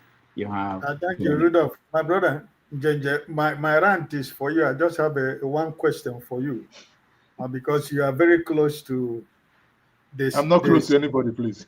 You are very close to the city of event in Anambra State. I listened to the interview of the Biden general 2 weeks ago, 3 weeks ago in this Kaduna, one of these northern TV station online. He was expressing his frustration that Mr. Peter Obi supported Mogul in Anambra. He's supporting Mogul in Anambra State. Why they have ADC candidate in Anambra State? So my question to you is: you are on the ground. I don't want you to tell me certain information that you're not supposed to expose to us in the public, but I just want to know what is actually what is going on the ground towards the governorship in Anambra State between Mogalu and what is actually going on. That's what I wanted to know from you. Thank you. Okay. There is nothing going on. Before Peter Obi, His Excellency Peter Obi is still in Labour Party. He hasn't left Labour Party. Before the ADC was actually made public, the Labour Party had their primaries and they, Mogalu won. And as someone who is within Labour Party, he said it, that he was going to support the party that he still belonged to. Has Atiku actually officially gone to the APC? No. El-Rufai, I think when we met in Cambridge sometime earlier in summer, in the conversation, I asked El-Rufai, I mean, everybody is saying you're going to the SDP, or are you not coming into the ADC? Why SDP? And he said that he had an election, a by-election to contest, that he has somebody that he's supporting is contesting under SDP in Kaduna. And he made it very clear. He came to ADC meeting, but he's still part of APC. So I don't understand where the confusion is. Now, Peter Obi has said, I would be part of ADC fully after the Anambra State election. And that's in 3 weeks' time. November 8th is going to be Anambra State election. After the election, then we'll now see what, because the political event is unfolding. But when people say this, I mean, it's very simple. The ADC, as of the time the election was being planned, the ADC was not in, as of the time Labour Party had the ADC was not an equation. By the way, the candidate, because Ikenna Azam Chime is a good friend, obedient general. What then he should then tell us, because we have in the obedient national directorate where the founders of the obedient movement when we discuss, it's very simple. That Labour Party election in Anambra State was contested by 2 people, Mogalu and John Nwosu. John Nwosu lost. I don't want to go into the election modalities, whether anything happened. I don't know. But when John Nwosu lost, he now left and was nowhere. Eventually, ADC came on board. He went to ADC. I am part of founders of COPDEM, a coalition for the defense of democracy. The people who made it possible for John Nwosu to actually get the ticket. So if you understand this, you see that it's a non-issue, actually. For those who understand, it's a non-issue. It's basically non-issue. I'll put it that way. It's a non-issue. Okay. All right. Thank you. Let's go. Could I just speak for a minute, because I have a bad connection? Can you let me speak for 1 minute? All right, 1 minute. Go ahead. So I was saying that Mr. Njenje Media, who I agree with a lot, we're very proud of the work you do, especially during the election. You were there on the ground, very brave. But I believe that you do know the difference between a genocide and then killing people. So people getting killed is bad. You're right. But you cannot be mixing up the 2 issues when we are working on stopping the genocide in our country. You can't conflate the issues, because you're a politician now, and you don't want to upset Northerners, and we want Northerners to vote for Peter Obi. That's true. But don't conflate the 2 issues. What the point that Mr. Who is the guy that donated some money that's in red there? I forget his name now. Concerns. Mr. Concerns, right? His point is cogent. We have to stop that genocide. Now, let me say something. I've said earlier, our salvation comes from Donald Trump here, who may not agree with everything, but with Ted Cruz, how 2 of you and Rudolph, are playing that down, right? We're gearing up to come and take that country back. We have to dislodge these murderers in the north, whether Peter Obi is president or not. Now, we prefer P2B to be president, but we can't let people keep killing our people. It's in Kuwait. All right, Pansat. This week, to hold Nigeria accountable. Finally, I was at your channel about David Omahi, right? Can you guys still hear me? Yes, we can hear you. Can you still hear me? Yes. Yes. All right. We are trying for Pansat. But sorry, but Rudolph, I don't know what he thought. He said I talked about Umai. I don't. You know, sometimes let me tell people. Listen, if you do not, how do I say this without sounding? If you don't engage with people physically, and you only engage in the keyboard or watch others, you can sit in your room and be abusing everybody. But when you begin to engage with humans, you come close to people, your manner of engagement and your level of exposure changes. You don't want me, and I cannot do it. It's not in my nature. You say I'm a political correct, let it be. But one thing I cannot do is not to stand by truth. But I will demand truth, but in a respectable manner. If it is in your nature to insult people or to shout or do what, of course you can go ahead and do it, but I won't. Just like I said before, when you talk about, when Rudolph asked me the question about Rufai, I said, of course, Rufai is always, I put it to you. Whenever I hear that, I laugh. I wouldn't, in my journalistic world, I would never say to somebody, I put it, we're not in a law court. But, if all of us, if all our faces are the same, the world will be boring. If everybody acts like me, or if everybody acts like Rufai, the world will be boring. So there are people who will be, will be vibrant, and the other people who will be, because look at it. If you look at the Arise Money Show, you see that Ruben, when it comes to issue of certain bedmatics, Ruben lights up and, say certain things that the eyes will be glowing, right? But when it also comes to certain issues of saying things somehow with straight face that many people don't like, why Ruben does that is Ruben has been in the corridor of power. He would want to ask the same question, but in a different way. Rufai is there. Rufai has not been in that sense. So he can shoot a gun anywhere, and sometimes Ruben is there to collect, and Ayo is also there too. And that's why they are a team. That's why it's a good mix. So none of them. Is okay if I reclaim my time? No. You don't have any time left. You can't. We can't. I'm sorry. If you can wait, if you can he's wait, on the mountain. Yeah. Rudolph is on the mountain. Yesterday I saw Dumejo on the mountain. Maybe they are going on the I was thinking about that. Maybe it's the mountain of fire. I don't know where he goes there frequently. But when I told him to be a guest because we want to know more about Pansat, what is going on in his on the mountain and in his head, and But anyway, let's go to Righteous Man because he's Righteous Man. We appreciate you. We know you are joining us from Nigeria, where you're on band A or band B, and the internet is banned. I don't know the internet you use, how you're able to do it, but you have 2 minutes to rant. Righteous Man. Thank you very, very much, Rudolph.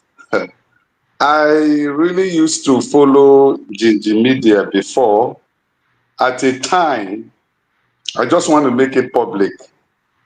At a time, I decided to unfollow him. Yeah. I love your media. I love your approach. But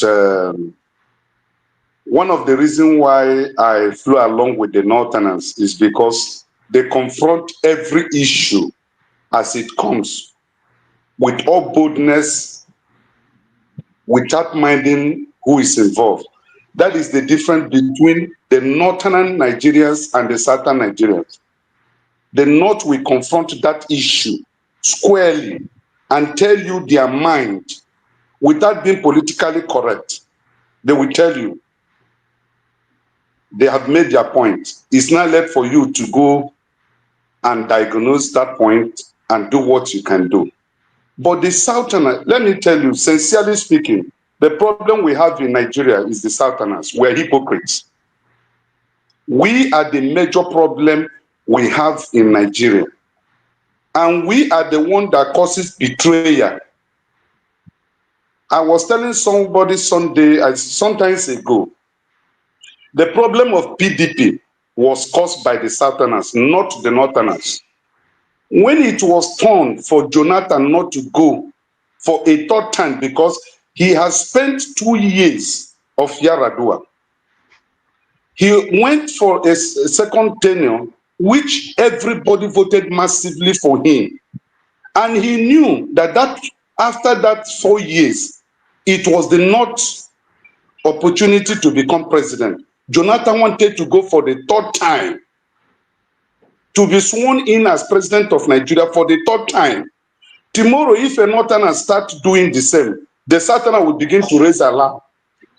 We are the one that leads the fault lines.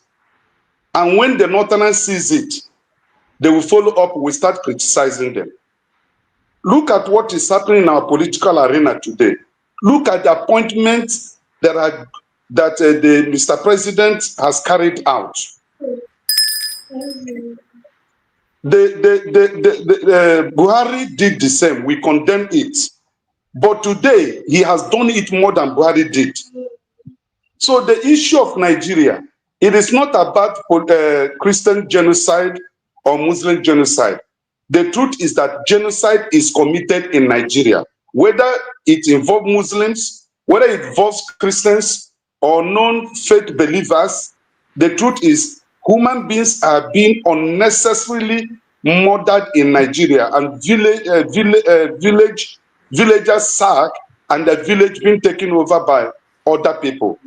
So no matter how we paint it, the truth is that what is going on in Nigeria shouldn't happen and it shouldn't be.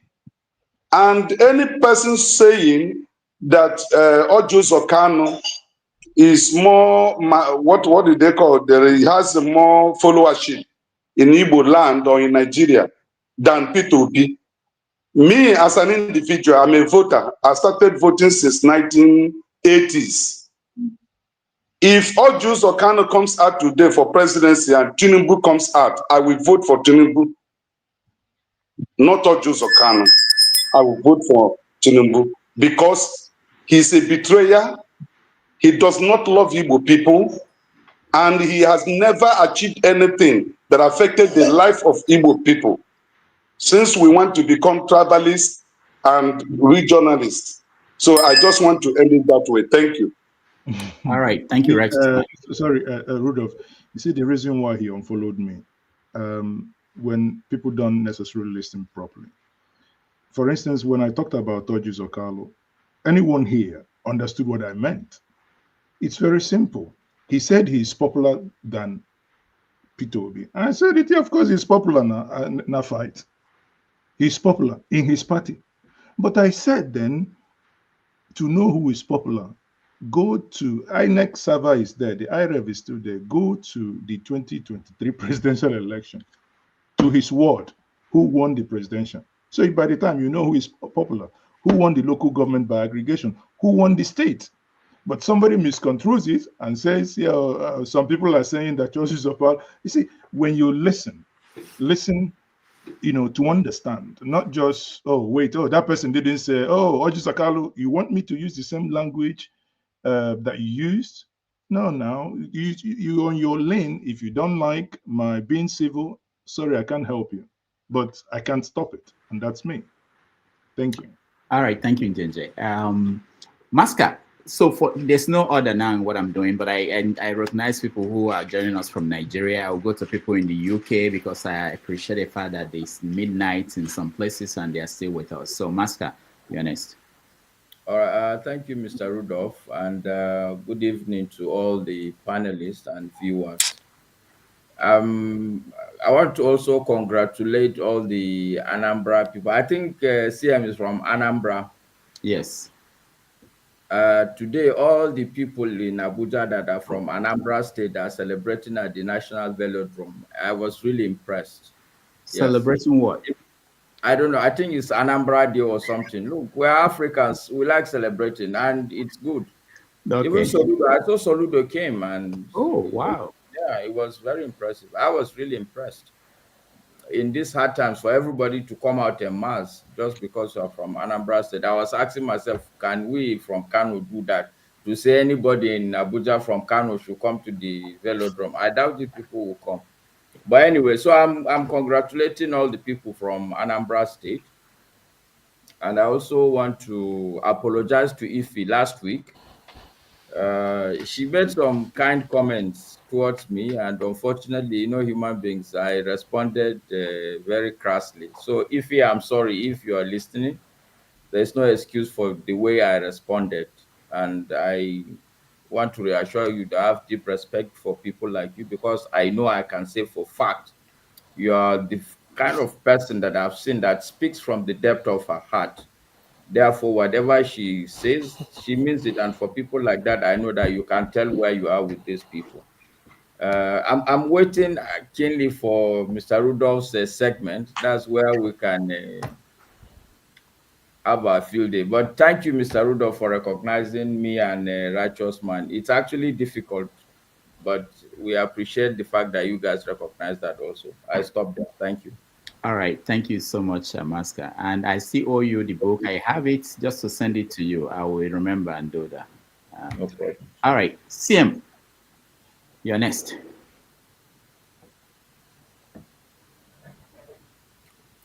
No be perfect, but better. Not to be perfect, but better. CM, I'm calling on you. I see him in Media. I don't know whether in Media is in London or in Nigeria, but most of the time he's in the UK and his internet is always good. But I don't know. CM. Oh, by the way, two of you are from the same town. What? I forgot that part. CM, are you there? His internet is always okay. closer. Rudolph. Yeah. Rudolph. Yes. Yeah. Okay. Good evening. Good evening, everybody. It's almost well, it's quite late here anyway. I've almost forgotten. I've almost forgotten the topic. What No, what we is are on ranting now. offer? We are ranting now. Whatever is pissing you off, this is your chance to rant off. Well, not really what is pissing me off, but you know, there are all these jaja weed that on your comment section. You know, some there's one idiot called Kulata. He thought that everything is about distributing drug for Tinubu in the US. So he comes here every weekend to come and tell people, if you are distributing drug for Tinubu from Atlanta to Chicago, Chicago to Miami, Miami to Los Angeles, back to New York, and then you end up somewhere in Washington, D.C. It's up to you. You don't come here and mess up yourself. What a useless idiot. Every time he comes here and talks rubbish. He's a bastard or Omale. No. Look at what he's saying again. No, I have to give it to him. No, Njenje, don't worry. Just read what he said about me. No, I believe in the balance of terror. That's my philosophy of life. So when he comes here to mess up because he's distributing cocaine for Tinubu, so we can't, everybody will be like him. Anyway, that is by the way. What I want to highlight is I want to commend Sowore for the effort he has taken for his proposal to conduct a march involving all Nigerians for the release of Nnamdi Kanu. You see, I am not always a fan of Sowore's brand of politics because he always believed that everybody must be a saint to play politics with him, forgetting that every saint has a past and every sinner must have a future.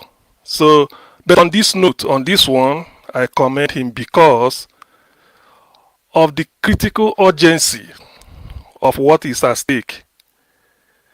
According to medical report, for those, I have to say it here, there's what they call hypokalemia, whereby the potassium level in the blood is very low. That has the potential to trigger off cardiac arrest. The fact that maybe some people may say if it's that critical, why is Nnamdi Kanu still alive? Those that studies physiology or medicine, we know that the body, the architecture of the body is so made by God that it can correct itself to the extent that it can, not forever. So ideally, Nnamdi Kanu should be in hospital. You know, there are two things: releasing him unconditionally and then giving him, treating him like Nigeria say we have federal character. El Zazaki was in prison, but he was flown abroad for medical treatment. Why not Nnamdi Kanu? At least to National Hospital at Abuja. Let him go and be treated. Yes, even if you don't want to release him, give him medical treatment. Yes, now. Anyway, Kulata, I don't need money from drugs. I don't need cocaine money. Please, if you really want to mess yourself up, I'm not interested in distributing drug for Tinubu. You can keep your drug money. I don't live by, I'm not a narco business. So for Nnamdi Kanu, I support Sowore. He deserves Nnamdi Kanu. Ideally, his trial is just a sham. You can't put something or nothing and expect it to stand. When you rendition somebody already, already there's no basis for trial. When you rendition somebody, there's no basis. If Nigeria is serious, they should have taken Nnamdi Kanu back to Kenya, pay him compensation, and then apply formally for extradition. And then you start. You can't rendition somebody and then start to pronounce judge. Where is justice? You can't build legality on the foundation of illegality. So that is why there are a lot of things to say, but for this, I commend Sowore. People should support him. Nnamdi Kanu deserve freedom, irrespective of what anybody should say, because it's a sham. In a country whereby terrorists are being called to negotiation, terrorists, and giving condition, yet Nnamdi Kanu is being subjected to one type of kangaroo trial. What nonsense. All right, Thank you. Thank you, CM. My phone has been bringing up the hook, comments and everybody. I think we should start the rant with a warning every week. You might hear things that are not normal. Anyway, we'll talk about that next time. But Dexter, you're next. 2 minutes. Dexter again before me. What is that? The marginalization that we are talking about? Yeah, you're from Benue and Plateau. Who cares about Dexter Benue? already ran, so we are going. Oh, he did. You see, I lost it. This, I'm sorry. If he did. Did you run? Yes. That's a fallacy now. I mean, how does somebody make that kind of statement while I'm still alive? Fallacy. This man from Benue. That's a fallacious Go ahead, statement. Dexter. Thank you, Dr. Damages. So first of all, I just wonder what is the value we place on life as human beings, as Black people. You know, why are we going to bash Ted Cruz? It's killing not happening. Let me ask you a question. How many people need to die in your family consistently before you will say it's genocide? If our value for human rights is so for human life is so low, and there's somebody who has that a higher value and say, that's genocide, then we are now coming to dance around it, skate around it. And people not die in Nigeria, whether Christians, Muslims. If your own is dying, you don't want it to be genocide, no problem. You see, this is the same thing we have in Nigeria. The person that is getting 20 wants you to lower your expectation. That you that is getting 80, I'm getting 20 now. Why are you bothering yourself? I'm getting 20. If Christians are dying, if people that are Christians, that 100 die, they feel that it's genocide. Leave them to say genocide. If you die, you want your own to be 2,000 before you think it's genocide, then say it's not genocide. I mean, so these are if somebody that values life says, if 10 people die in my place, so it's genocide. You want it to be 200,000. They will kidnap 200 girls, 200 minors, students, and we don't care for how many years, and we are playing around. Ted Cruz, why is he saying we are playing politics with it? Why? Why are we playing? Even the average citizen is playing politics with it. Why? This is the reason why we're not going anywhere. We should be crying. We should be shedding tears that Ted Cruz even heard that kind of thing and he's saying it.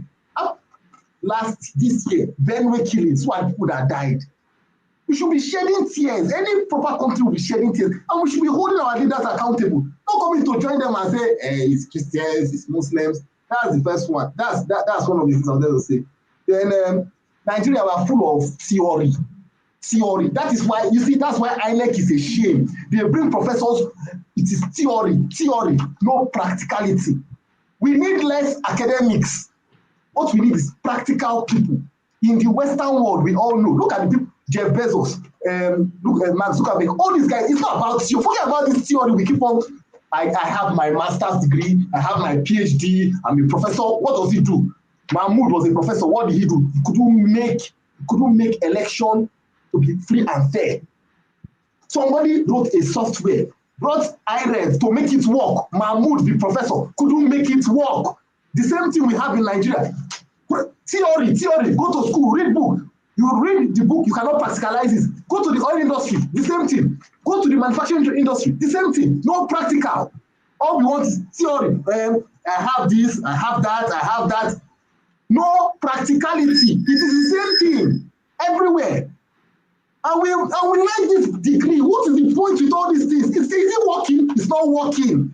Let's tell ourselves it's not working. And we can face ourselves and say it's not working. Stop skirting around it. Stop deceiving ourselves. It's not working.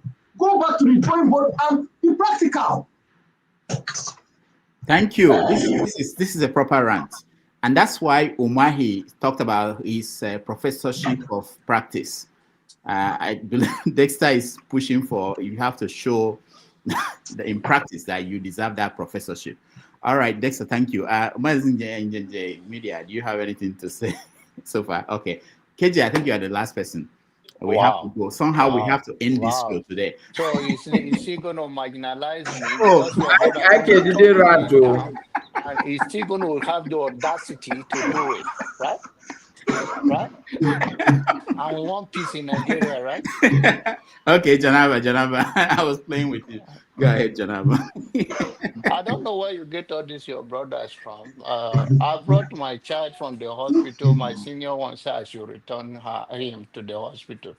So I don't know where you get most of your brothers from. But this is a human right. The fact that you have your view, I have my view, that is maturity. That I don't have to talk about what I agree or what I disagree. I just have my own view to express. All I know is that the Ted Cruz do not represent any value, even if it's on politics. If we meet one-on-one, if not for the Cherekambia nomination in Texas, there is no way to Ted Cruz, a primary school person, will pick him for anything. But these gullible people go for anything. So I'm not Ted Cruz. He cannot speak from a higher ground because he's a senator.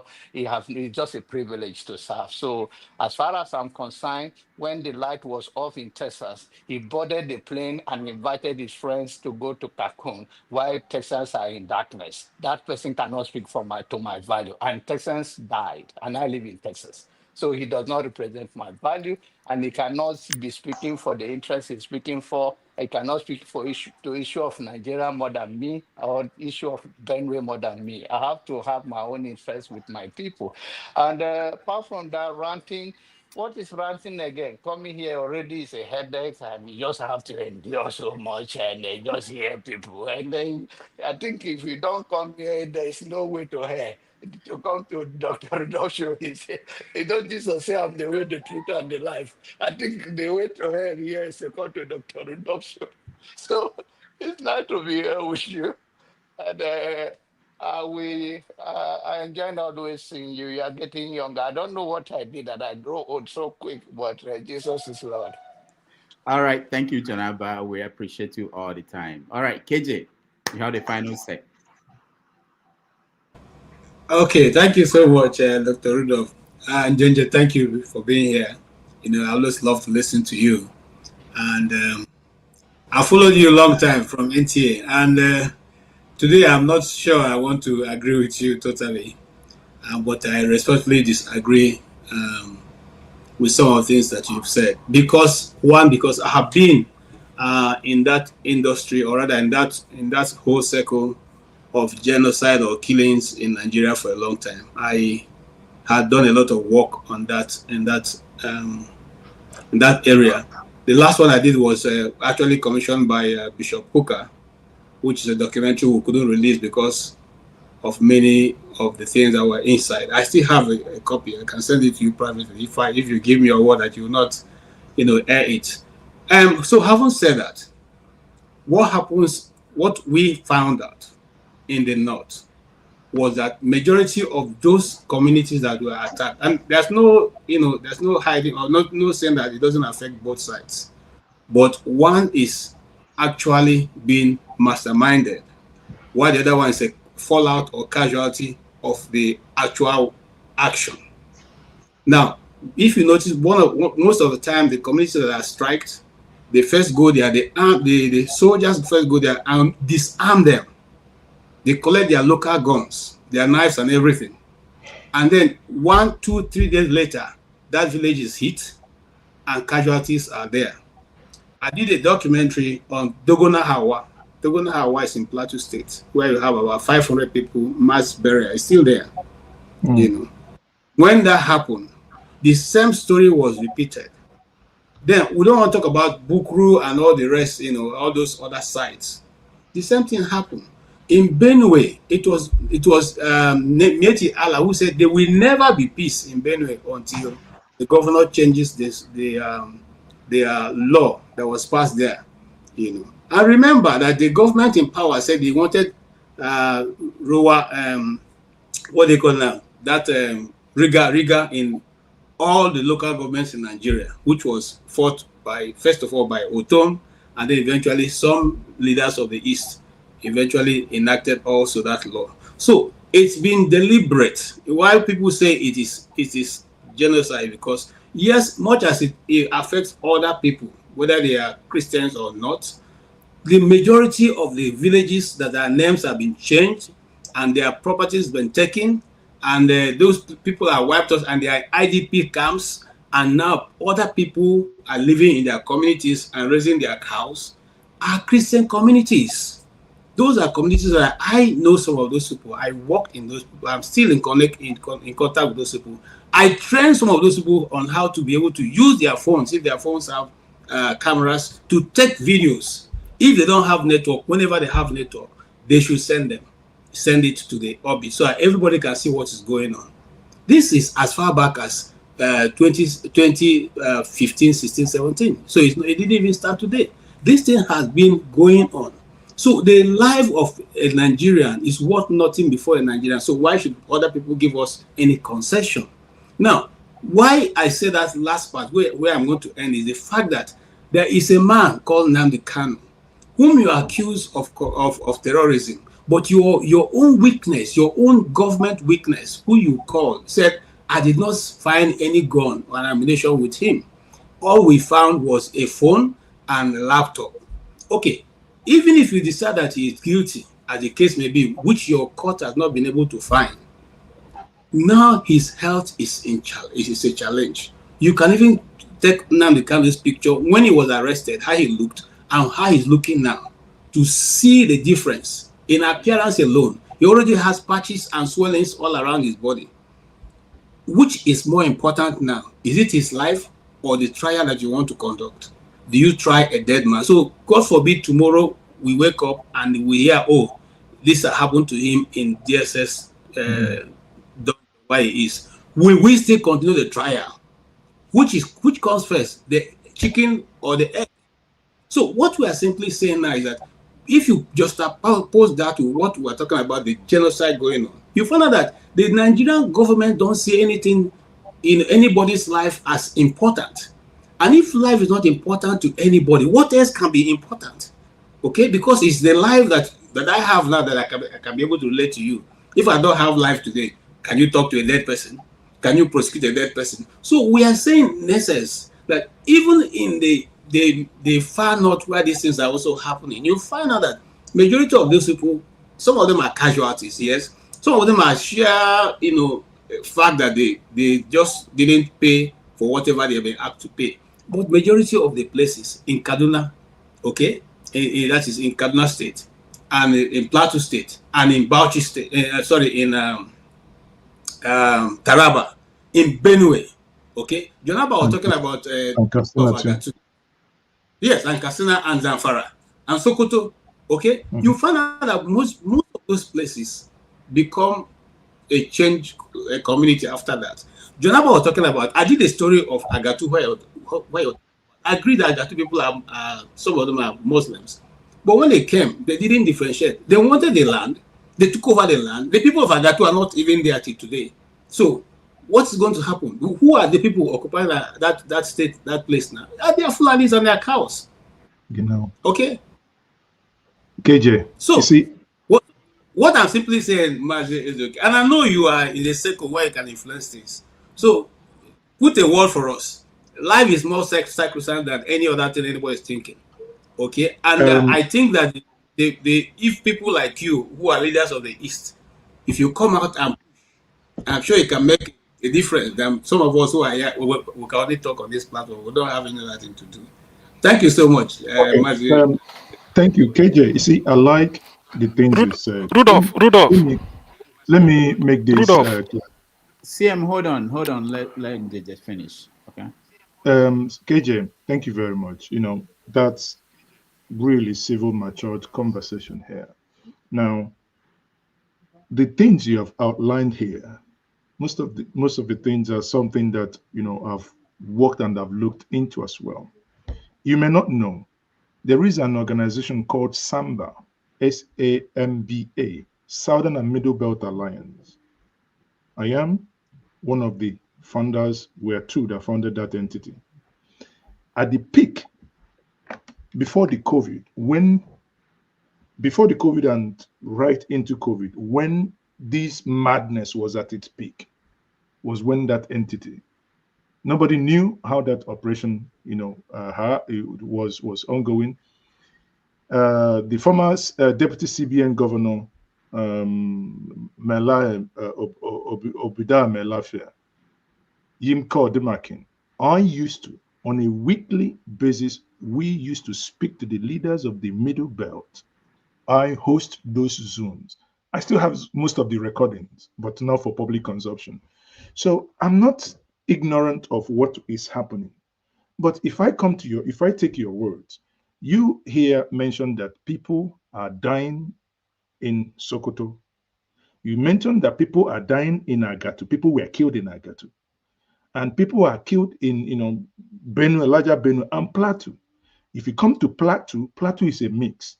If you do not, for many people who do not in the 90s, late 80s, 90s, 2000s, who do not understand the conflict of the indigenous and the settlers that has its own, before this current madness of herdsmen invasion, right?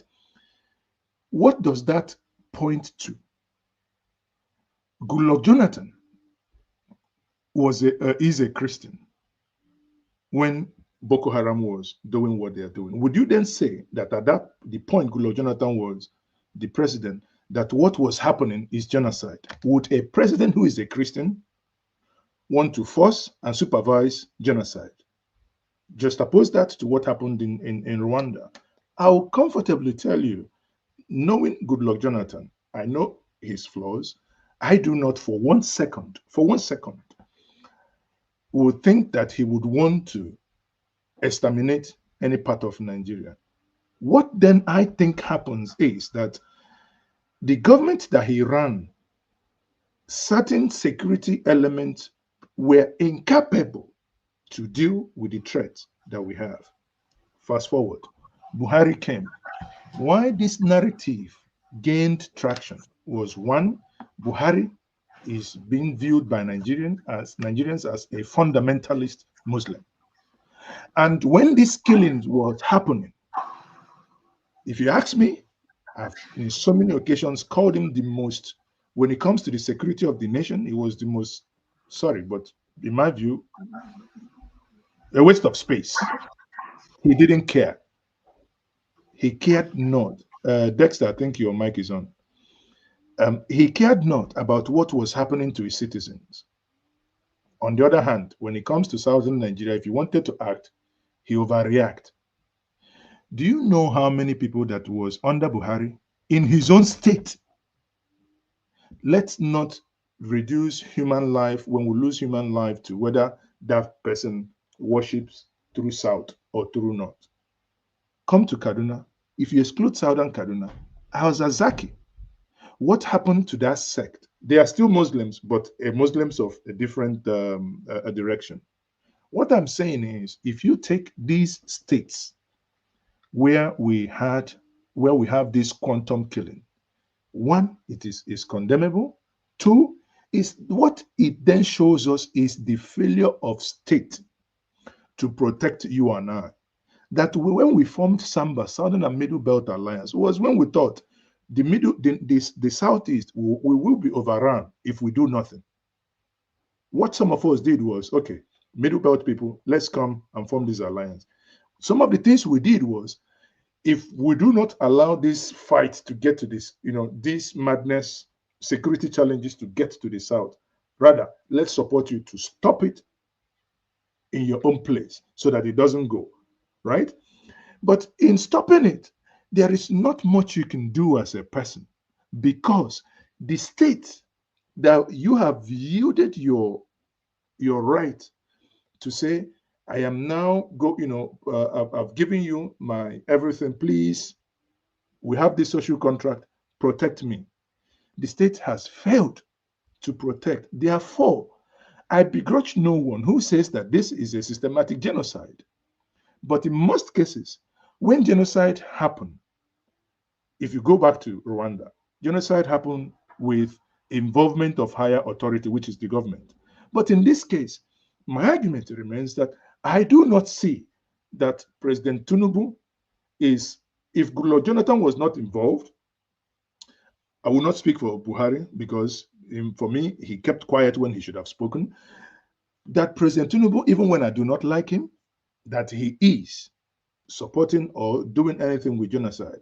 What I maintain is that the inability of Goodluck's government, Buhari's government, and now President Tinubu's government to deal with those who are killing Nigerians decisively. If you and I, for instance, go to Sokoto now, the sheer number of those who are Muslims that are also being killed. Therefore, we reduce the argument of humanity when we want to, it's just that the politicians want to play karo with our brain. What is happening is that you and I are dying. Our mothers, our sisters, cut me, whether I'm Muslim or Christian, it's the same blood that runs. That is what we must fight, and get this useless government to wake up and stop that they are killing Nigerians. We do not care who is killing Nigerians and for whatever reasons they are killing Nigerians. That madness must stop. That is my point. But if we want to go on the trajectory that this is, genocide is only Christian, but it does not. I'll give you another example. When people are being kidnapped, they say, bandits are on the highway. How do they, or terrorists on the, how do they stop you? They shoot the car. They don't care if you are governor, if you are their head. They do not care. They will shoot that car until that car comes to an halt. If the driver is a Muslim, do they care? If the driver is a Christian, do they care? They just want to kidnap. So if we just reduce this to this conversation, for me, we're not doing justice to the lives that are being lost. That is so painful. You recall that in Agato, we woke up January, in one day, 250 people. Tell me today, how many of those who engaged in that how many of those individuals do we have that are paying the price of killing those individuals? If you go back, you are telling me that every 250 people that were killed, they were all Christians. They were only selecting them. Are you a Muslim? No, then we'll kill you. Are you a Christian? Then no. It's just that when this madness comes, they come into a community. You understand it, my brother. You understand what's happening in the Middle Belt.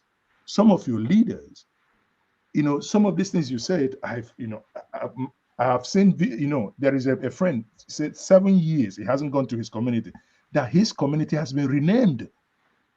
7 years. You know what it means?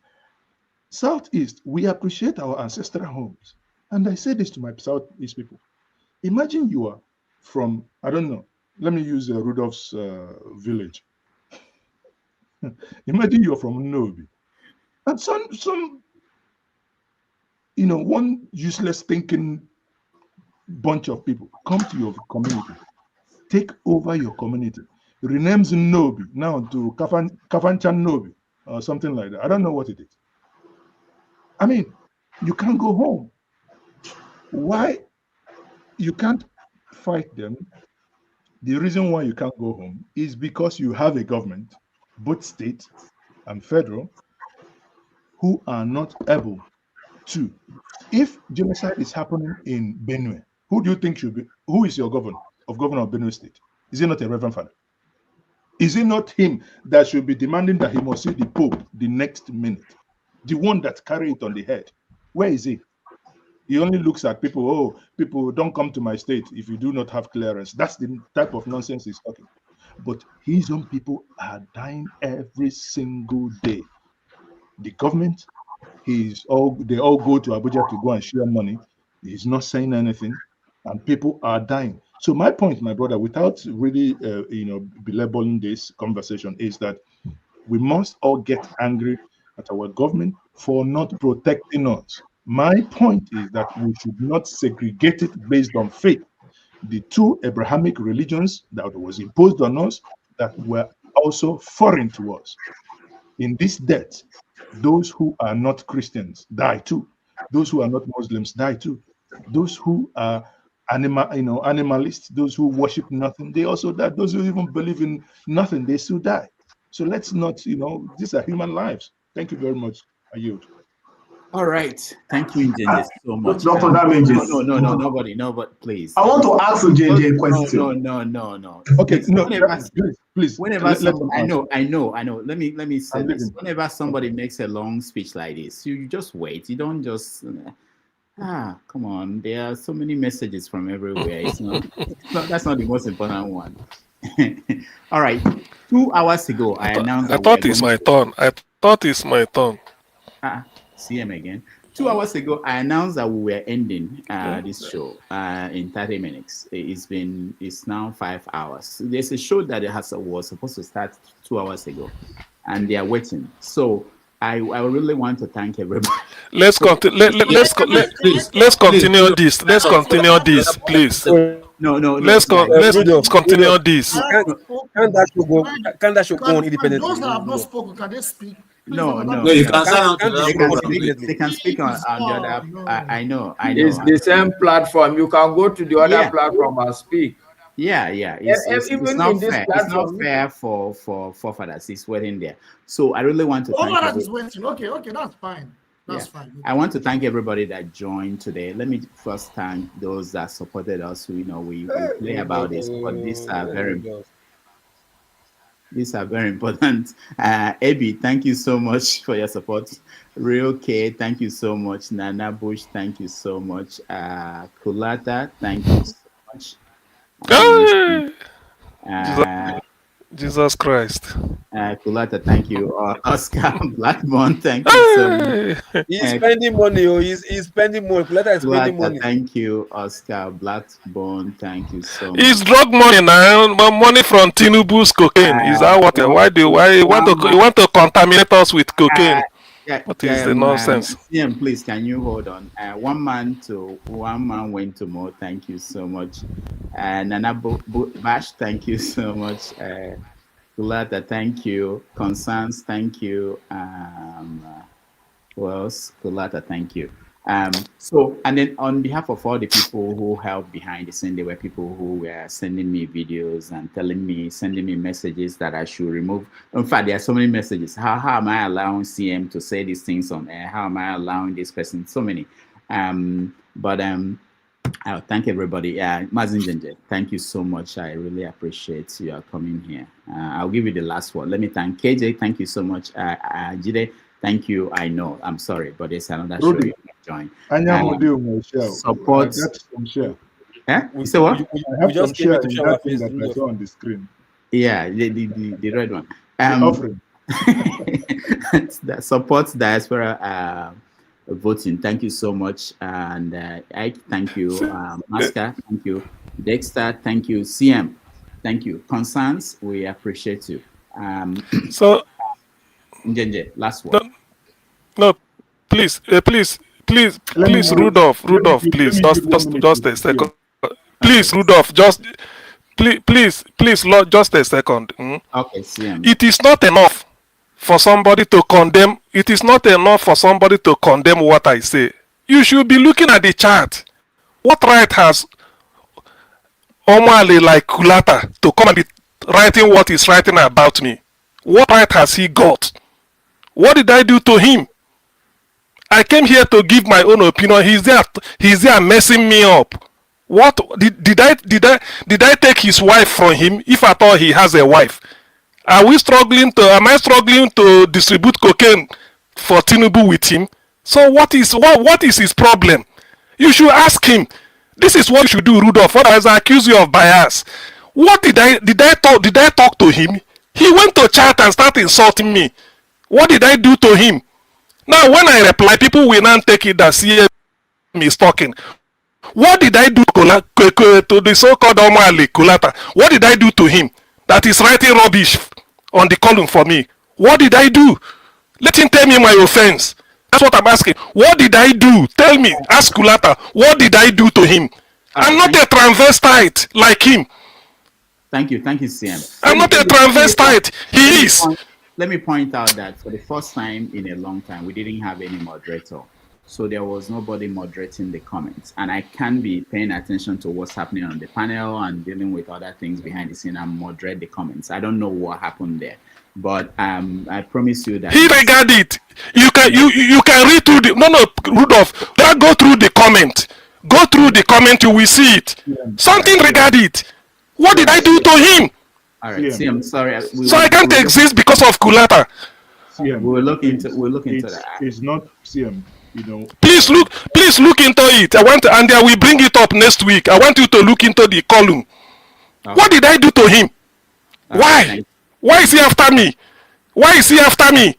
CM is okay. Brother CM, take it easy. Can you just take it easy? Please, just hold your peace, please. All right, CM. We understand the way you feel, but please, just take it easy. Dr. Damages, I say good night, everyone. Thank you very much for having me. I really enjoyed myself. And let's, my last words to, people on the comment section, it does not hurt. Again, that's why some of you think and say that I am politically, political correct. I suffer from political correctness. Well, I tell you that it does not hurt to be nice to someone while you're putting your point across, especially those who have who made some comments that have led to this altercation. Please desist from it. That here this Rudolph has provided this platform for Nigerians and diasporans to come and exchange ideas. Let's just not run it down. Thank you very much. Yeah, thank you. Thank you so much. Finally, if next week you don't see me on this show, I was fired because I promised last week I won't go beyond 3 hours. Now I did 5 hours. So there are people who are higher than me on this platform, and people may not know that I have an executive producer. People think that in the media you are the ultimate because they said you are the owner, But anyway, thank you all for being here. I appreciate all of you that watched us, those on the comment section, those who came into the panel. It's not easy to come in here and be part of these conversations. And I thank everybody, those who helped me behind the scene, my executive director, the producers, and everybody. I appreciate all of you. Thank you, and we'll see you next week. AJ will host our 90 Minutes Africa tomorrow. So thank you, everybody. And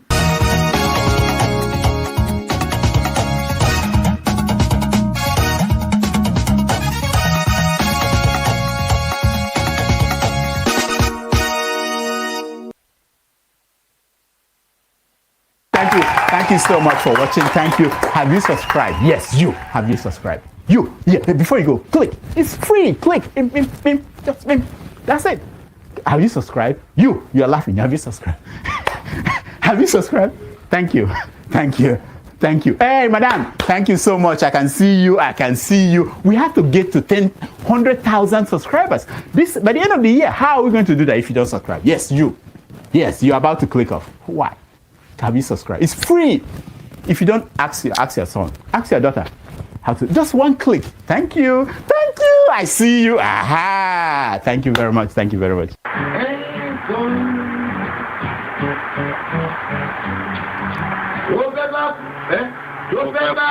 Tó fẹ́ kú torí ẹ̀ o.